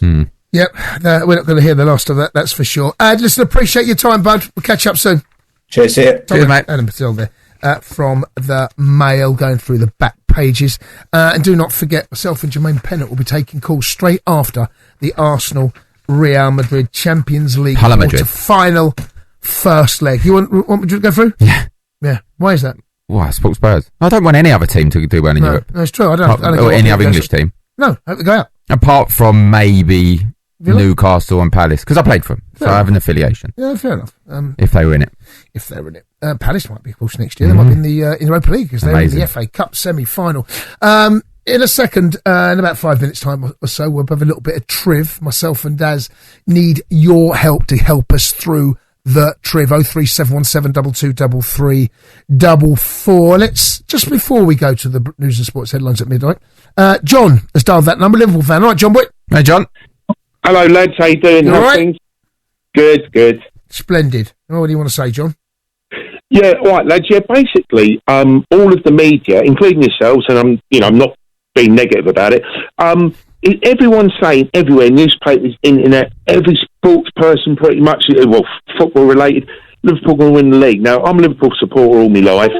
I am a bit nervous because after watching yesterday's performance, especially in defence, I'm really nervous. Liverpool's still got to play Arsenal, got to play Spurs, got to play Chelsea, got to play Crystal Palace, and got to play Brighton as well. Now, I know people are probably going, like, this is the most stupidest conversation ever, but I remember 1989 like it was yesterday. I was a pop boy picking up glasses as a 15-year-old, and I happened to look at the big screen. In them days, it was a big wide screen, and saw Thomas run through and score in injury time. Now, no one gave Arsenal any chance of winning 2-0. Now, what's to say Liverpool, remember how they capitulated this time last year? Anything's happening. No, it's not happening. I don't think that... I hope it's not happening. That's definitely not happening. There's two things have got to happen, right? Arsenal are going to be perfect, and you've got to fall off a cliff. I don't see those two things happening simultaneously. Lost 2 games this season, John. 2 games. Yeah, you're going to have to lose at least another 3, you would have thought. Minimum lose another 3, and even then... And Arsenal have to win every game. Arsenal have got to be perfect, and I think they'll still drop points. It's a nice... But, 11 points, John Boy. Don't panic, John. Scare yourself, John. Yeah, I know. I'm sorry, but I mean, as I say, I mean, of course, it looks 99% nailed on across, but I still, in a way, kind of haven't got over 1989, and I'm thinking, don't tell me the 1989 moment is going to happen in 2020. Okay. It's up for grabs now. It's not going to happen, John. Let settle down, relax, chill. Sit back, You've John. won the league. Celebrate it. Do me a favour. Hopefully, you'll never have to call me back again. But if it did happen, give me a ring back. You phone us, we'll be... and I'll be crying. Phone us up, John. We'll be laughing. No, you won't. John, have a good evening. Cheers, John. Thanks a lot. Bye. Cheers, bud. There's John panicking. Have a little bit of a panic. Don't panic, John. All the Liverpool fans, relax. It's the league's done. It's over. The league is done. Had Arsenal won against Everton? Still over. Yeah, but you might go, but you're not going 1 point, and no one's even... What is it? It's 12 points, really. I know it's 11, but it's 12. It's 12. The goal difference. 12 points. Thank you very much for the call, guys. Next up, though, it is Triv. Myself and Daz need your help. Shawnee Boy, the producer, is going to come in with a little bit of Triv, but we need your help. 03717 223344 to get yourself through and help us out, us thickheads. Yeah, need all the help we can get. Need all the help we can. It's the Sports Bar live here on TalkSport. The Sports Bar with TalkSport Bet. Download the app or visit TalkSportBet.com to see all our latest sign-up offers. 18 plus, gambleaware.org. Began, humans have one greatness. The Romans built empires. As for Andy, I've won a holiday. Knights conquered dragons. As for Lucy, I've won a TV. Greatness happens when you have a go. At GoGoVox.com, register and enter today's free draw to win amazing prizes. GoGoVox.com. Click, play, hooray! That's GoGoVox.com. 18 plus, conditions apply. Looking for specialist power tools? Then look no further than CEF Power Pro. With over 3,000 products in stock for next day delivery, you'll find everything you need, from combi drills to plunge saws, wall chasers to strut shears. Whatever the job, we've got the tools you need, from brands like Milwaukee, DeWalt and Makita. Visit cef.co.uk or your local branch today. CEF Power Pro. Engineered for power, built for pros. Julie could part exchange her car. Or check out We Buy Any Car. She could be unsure if she got a good deal part exchanging. Or have cash in the bank with more bargaining power to get a bigger car for her five-a-side team. Totally played. Or total player. To get a quote in 30 seconds, enter your reg number now at WeBuyAnyCar.com. Magnum Classic Radio Spot, take one. Matt, bite the Magnum Classic at my signal. Remember to emphasise the perfect cracking chocolate. And then wait for my signal. Sorry, couldn't resist. Nothing cracks like Magnum. Magnum, true to pleasure. At Tesco, we've not just cut prices, we've slashed them. Like a 6-pack of Tesco finest pork sausages. Now more banger for your buck at just £3. And strawberries? Now a very nice £2.50. Just some of the hundreds of prices slashed since February. Tesco, every little helps. Is someone going to clean this up? Tesco finest 6 pork sausages, 400 grams. Tesco strawberries, 400 grams. Majority of larger stores. At BetMGM, we know how to put on a show. So we don't just do offers, we do golden offers like this. MGM Millions, our supersized jackpot, where right now you could win over £27 million. Get ready for the golden era in online casino. BetMGM, it's showtime. Minimum 10p game stake. Terms and conditions apply. 18 plus. Please gamble responsibly. Where can you get the latest breaking sports news delivered with the laser-like accuracy of Michael Van Gerwen? And hear passionate opinions debated with the confident dexterity of Virgil van Dijk. The Liverpool fans celebrate. Answer on the radio show that's got the nation's sports fans buzzing like a Van de Graaff generator. Early breakfast with Shabana Hearn. Weekday mornings from 5 on TalkSport with Adrian Flux Van Insurance. Insurance for the individual. Search Adrian Flux Van Insurance to find out more. On 1089 and 1053 medium wave. Online, on your mobile and on your smart speaker. TalkSport. Talk Sport. Good morning. Next up, though, it's Triv. We need your help to get over the line. Shawnee Boy's going to come on with some questions, a little bit of random trivia, maybe a little riddle, also some sport and football. 03 717 223344. Get yourself on and help myself and Daz out. Craig Wakeley has got your news and sports headlines. Jason, thank you. Eddie Howe says Newcastle's 3-0 win over Leicester was massive and his side moved level on points with 4th place Chelsea. Forward Jacob Murphy scored twice in the opening 10 minutes before Harvey Barnes netted just after the half-hour mark. Howe said he's pleased with his side and they can even get better. And we've just become more consistent. Early season we were frustrating ourselves. We were good one week and then not so good the next. There were some big fall-offs in terms of our overall level, but I think we've seen from that period just a real levelling out, and I don't think we're hitting our best form, but we're doing enough to win, and that's a great sign. No hiding for Leicester. The fact that they didn't find the net earlier means they've become the first side in Football League history to lose 8 home games in a row without scoring. Here's a very honest message from Ruud van Nistelrooy to the Leicester fans. No, it's disappointing, as I said.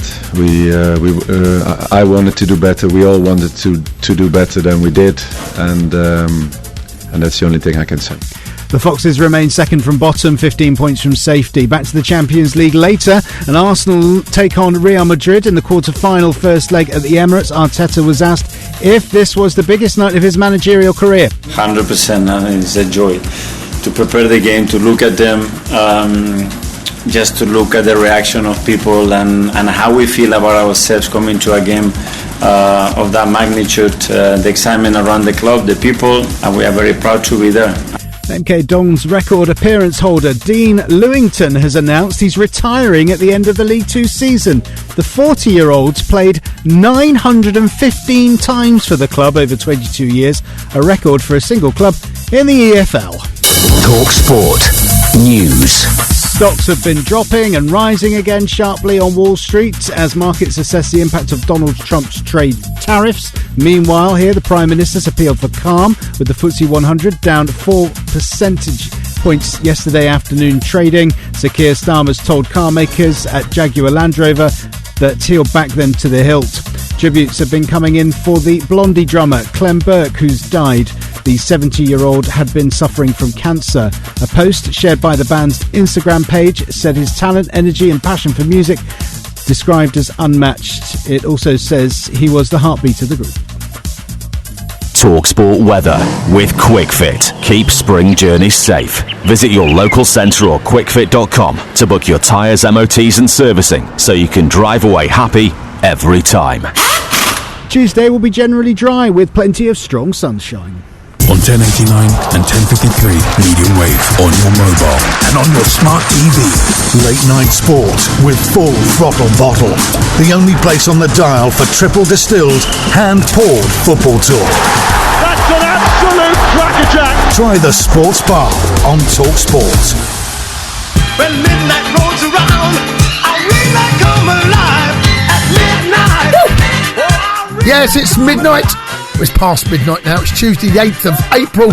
Champions League quarter-final first leg. Tonight we'll be taking calls straight after Arsenal take on Real Madrid and Bayern Munich take on Inter Milan as well. We'll be taking calls on those.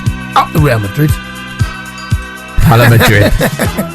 You know what that means, 8th? It's officially 4 months since Leicester scored at home.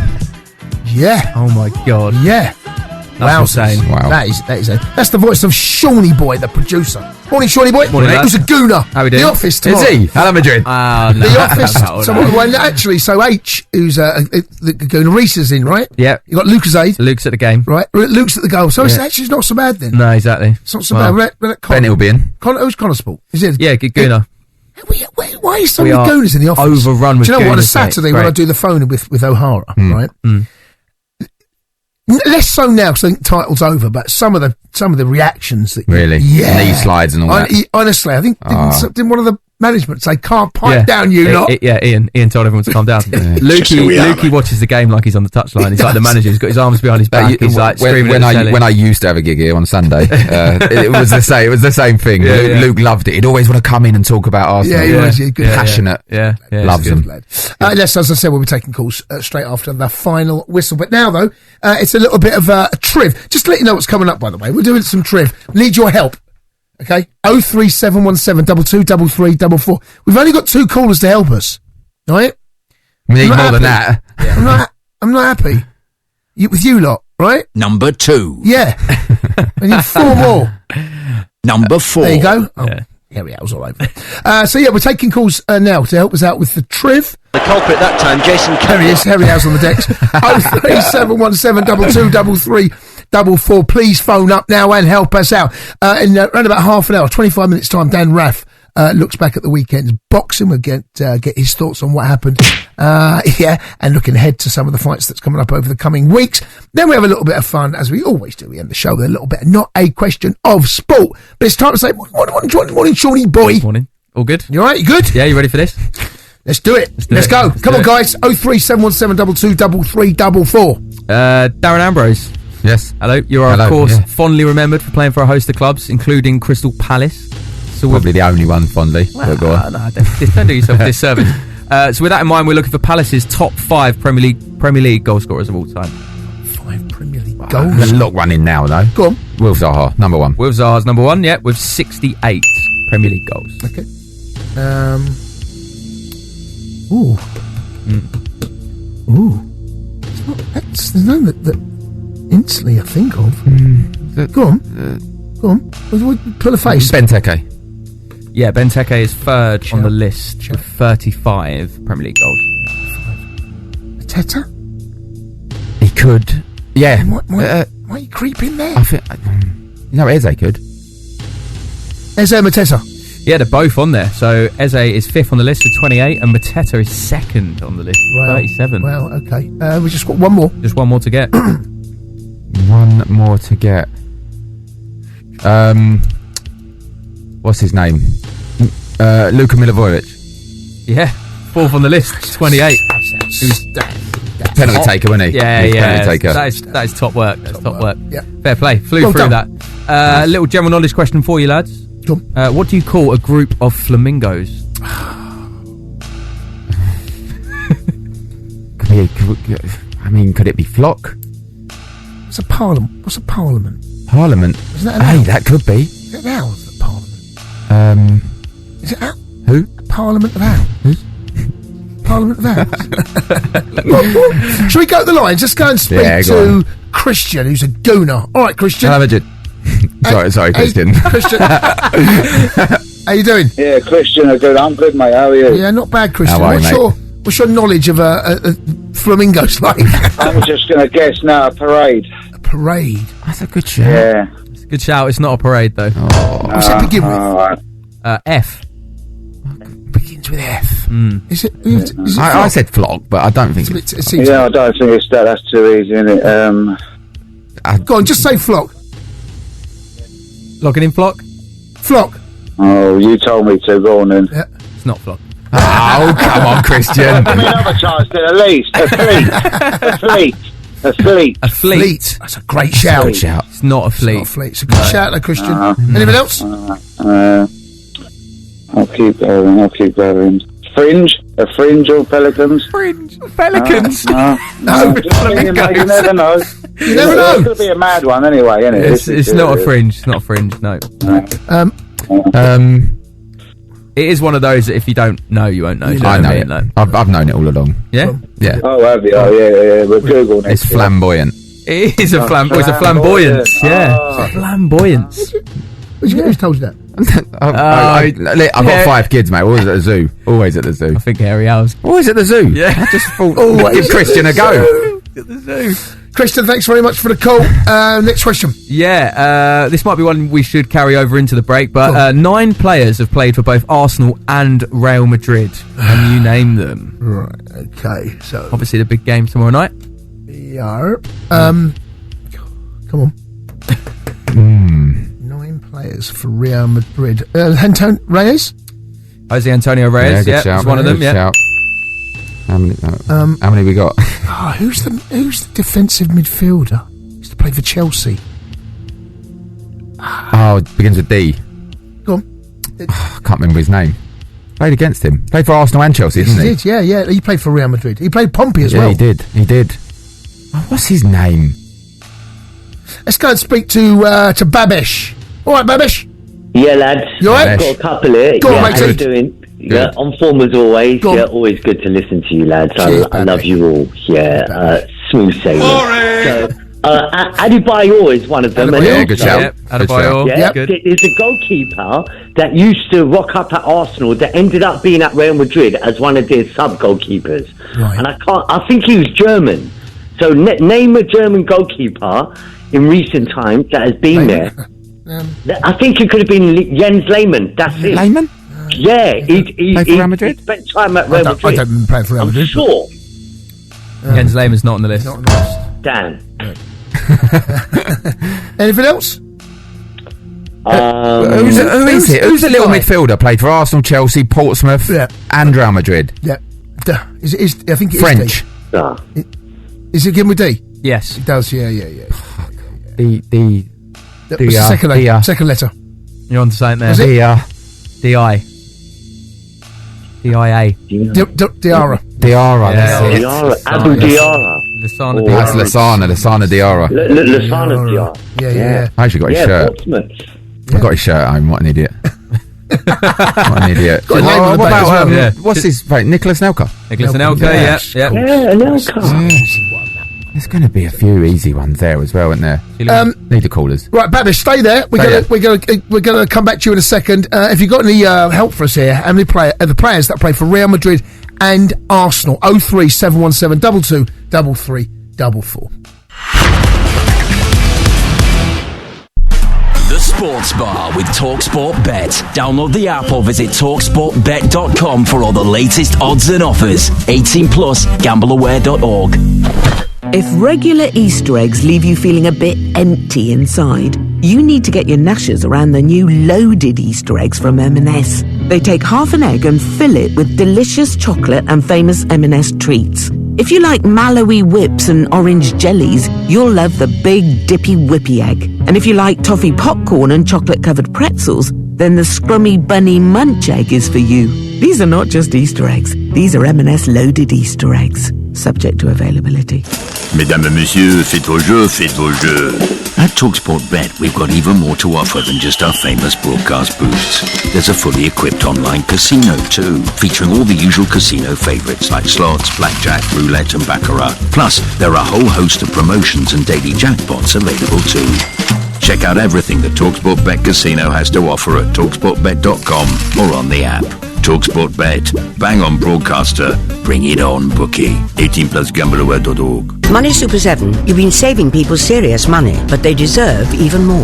Can I count on you? Always, boss. For a start, Money Supermarket give everyone a £15 reward just for switching their car insurance. That's a very good start. And that's on top of saving up to £486. And when they keep on saving with us, we'll give them more and more rewards. See how much you could save with Money Supermarket. 51% could save up to £486. Consumer Intelligence, January 25. Rewards include gift cards. Qualifying purchase with logged in account. 18 plus UK only. See site for T's and C's. This Friday, The Amateur arrives in IMAX. I want to find and kill the people who murdered my wife. Academy Award winner Rami Malek. I want mission-specific training and a new identity. And Academy Award nominee Lawrence Fishburne. This ends here. No, I want them all. The Amateur in cinemas Friday. Great result. Thanks, Peter. Coming up, we have League Action live on Friday night, followed by 3 more games live on Saturday, then 2 more massive games live on Sunday. And don't forget, League Action live on Monday night. Then it's over to Europe for the big one, live on Tuesday. Then the even bigger one, live on Wednesday. Then it's the other European competition. Sometimes a break isn't a bad idea. So, if ever you want to take time out from betting, use Paddy Power's Take a Break tool to pause your account. Paddy Power. 18 plus, begambleaware.org. This Saturday, game day is go. Stimulate your senses with a heavy-duty payload of thrilling Premier League football. What a start! Exclusive full-match commentary of Manchester City versus Crystal Palace. Coverage from 11, kick-off 12:30 on TalkSport. When midnight rolls around, I really come alive at midnight. Yes, hello, good morning. It is the Sports Bar here on TalkSport. It's Darren Ambrose. I'm Jessica. About another 45-ish minutes, and then Mr. Paul Ross picked up the back. Take you lucky people live until 5. Between now and then Raphael will come on the phone and the phone talk a little bit of boxing, and we'll end it with a little bit of fun, not Christian sport. But we are playing Triv right now, and the question Shawnee Boy put to us was... Yeah, 9 players have played for both Arsenal and Real Madrid. Obviously, our big game tomorrow night. Can you name them? You've got 4 of them so far. Lasana Diarra, Jose Antonio Reyes, Nicolas Anelka and Emmanuel Adebayor. You're looking for 5 more players. Go on and Des. Ozil. Mesut Ozil, yes. He's there. Right, let's go and speak to Rich, who's a gooner. He'll know. Yeah, we need a goon. We need Gooner Rich to help us out. All right, Gooner Rich. All right, chaps. You all right, mate? Doing, Rich? Good morning. Thanks for making the effort to phone us up. What you got under your belt? Odegaard. Yeah, Martin Odegaard. Yeah. Come on, chaps. You should have had that one. No, you're right. Yeah, you're we right. should have had that. That's why you help us out, Rich. That. That's the whole point. You can, need your help. I was thinking Ozil, but you just said it, so I'm stuck now. Is that it? Is that what you got for us? Still 3 more to get. Still 3 more. Are they easy or not? Are they when you go? Probably no. You've probably got the easier ones, I'd say. Yeah. But you know these players definitely. Right. Okay. Do you want position? Do you want some positions? Yeah. Yeah. So 1 striker. 2 strikers and 1 midfielder. Anything else for us, Rich? I'm thinking. Who's a Turkish guy? Turkish. He's Turkish. Turkish. One of them's still playing for Real Madrid now. Seriously? Yeah. Wow. Oh, Danny Ceballos. Danny Ceballos. Good shout. Good shout. Yes, he was he on loan there? Yeah. Yeah. I think he was on loan for a couple of seasons. Yes, he was, wasn't he? Yeah. He was really good at first, and then he fell off. Tailed off. Rich, thanks very much for that. So we just one more, yeah? Let's go and speak to Tony, a Man United fan. All right, Tone? Good morning, gentlemen. Morning. Good morning. I often ring up late of the night, so it's good to get on the game. Thanks for you. I think they've got a couple. I'm a bit older than most of the people who probably listen, but David Suka? Yeah, that's what I was thinking. Croatian, I meant, not Turkish. Croatian guy. Player. And the other one, I think, didn't spend long at Arsenal, but Baptista, I think he played for you as well as Real Madrid. Yeah, it's a good shout. That's Brilliant. That's a full name. Julio Baptista. Oh, yes. Yeah. Love it. Good work. Yeah. Top work. Glad to be of assistance. Tony, superb. Thank you very much, bud. I'm not Gona. Good lad, Tone. Thank you. Of course, coming 03717 223344. What's the next question, please? Sure, you would. Yeah, a little general knowledge question for you. In the board game, Guess Who? How many face cards does each player have? What, as in, like... On the... Oh, yeah, so if you're playing the game, in front of you, how many cards do you have? So how many rows are there, do you think? There's 3 or 4. How many? 3? I think it's more than 3, isn't there? How many across the top? No, there's... 5? I think there's 4 rows. There's about 8 across the top, is there? Go on, 4 each. 40? 40 looking for? Yeah. It's not 40. Go on. 32? No, not 32. I don't know, his face made it sound a little bit closer there. 30? Yeah. No, not 30. How many posts we got? Loads. Speak to Rodders, who's a Spurs fan. All right, Rodney? Hello, boys. How you doing? How we All right, doing? Rodders. Big Guess Who fan? Pardon? Big Guess Who fan, are Sort of. I've got 2 kids, so I should do. Yeah, go on then. How many face cards are there? I reckon there's about 48. 48? No. I think we're going the wrong way, are we? Going the wrong way? Yeah, you're going the wrong way. Going the wrong way, no way. 25. Yeah, I'll give that. It's 24. 24. Yeah, nice. Good work. Still wrong. But Cheers, Rodders. Still wrong. You gave us it anyway. Wiggle room. Run out of post. It was like Leicester. Yeah. Kept it in the post. Yeah. Another little top 5 for you, lads. It looks like Trent Alexander-Arnold could be walking away on a free to Real Madrid in the summer. Can you tell me Liverpool's top 5 most expensive departures of all time? So, left for the most money. Obviously. Coutinho. Coutinho's top. Yep. 142 million. That's outrageous, isn't it? Funded Alisson and that's outrageous, isn't it? Yeah. How do people do that? Yeah. Basically won them the Champions League and titles they won. Yeah. Going forward. Oh, crazy. Great business. Yeah. Who else is left? Torres. Torres, third on the list, 50 million, obviously, to Chelsea. Who was second then? What about Luis Suarez? Did he go for a lot of money or not? Yeah, he did, yeah. Suarez. Would he be second, wouldn't he? Luis Suarez is second, yeah. 65 million. Okay. Number 2. Who else left Liverpool for a big club? Owen? Did he go for a lot of money? Owen? Go on. To Real Madrid? Michael Owen? Michael Owen's not there. 2 more. Let's go. Let's speak to Robbie, who's a Newcastle fan. All right, Robbie. Hey, Rob. Hello, mate. How are you? Yeah, good, matey. We need your help. The most expensive signings that left departures. Liverpool. Departures. Yeah. Most expensive, what, mate? Yeah, departures that's left Liverpool. So we've got Torres, we've got Luis Suarez, Coutinho. Van Dijk. No, that's left Liverpool. Oh, left. Yeah. Left. Right. Yeah. Okay. Where did he play? Coutinho has to be. We've got Coutinho. So we've got. Are you listening or what? We've got a winger and a midfielder. Winger and a midfielder. Mane. Not Sadio Mane. Not Sadio Mane. No. Playing well here, Rob. What? Did one of them go to Real Madrid? No. Do you want to know the teams? Yeah. One went to Man City and one went to Al Ettifaq. Al Ettifaq. Jordan Henderson. Not Jordan Henderson, no. Fabinho. Fabinho, yeah. 5th on the list, 40 million. And one went to Man City. Man City.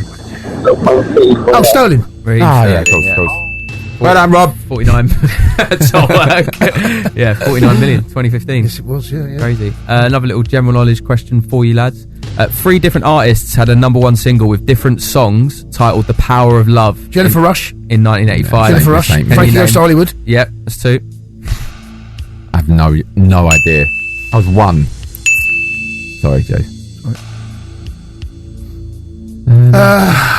Let's go speak to Stu Pott, who's an Aberdeen fan. All right, Stu. Stewie. Morning. How's your man, you alright? Yeah, good. The Power of Love. So we've got Frankie Goes to Hollywood, we've got Jennifer Rush. There's one more. Huey Lewis in the news. Beautiful, Brilliant. Stu Pott. Keep him online. Keep him on the line. You for stay next there, one. Stu Pott. You're going nowhere. Top work. Excellent work. Top work. Another sporty question for you. Only 3 teams are founding members of both the Football League and the Premier League. Can you name them? Okay. Villa. Yep, Villa. Fulham. Not Fulham. Blackburn. Blackburn. Yep. For one more. Stewie, you got? Who you reckon? Stu Pott. Burnley. Not Burnley. No. Founding member of the Premier League.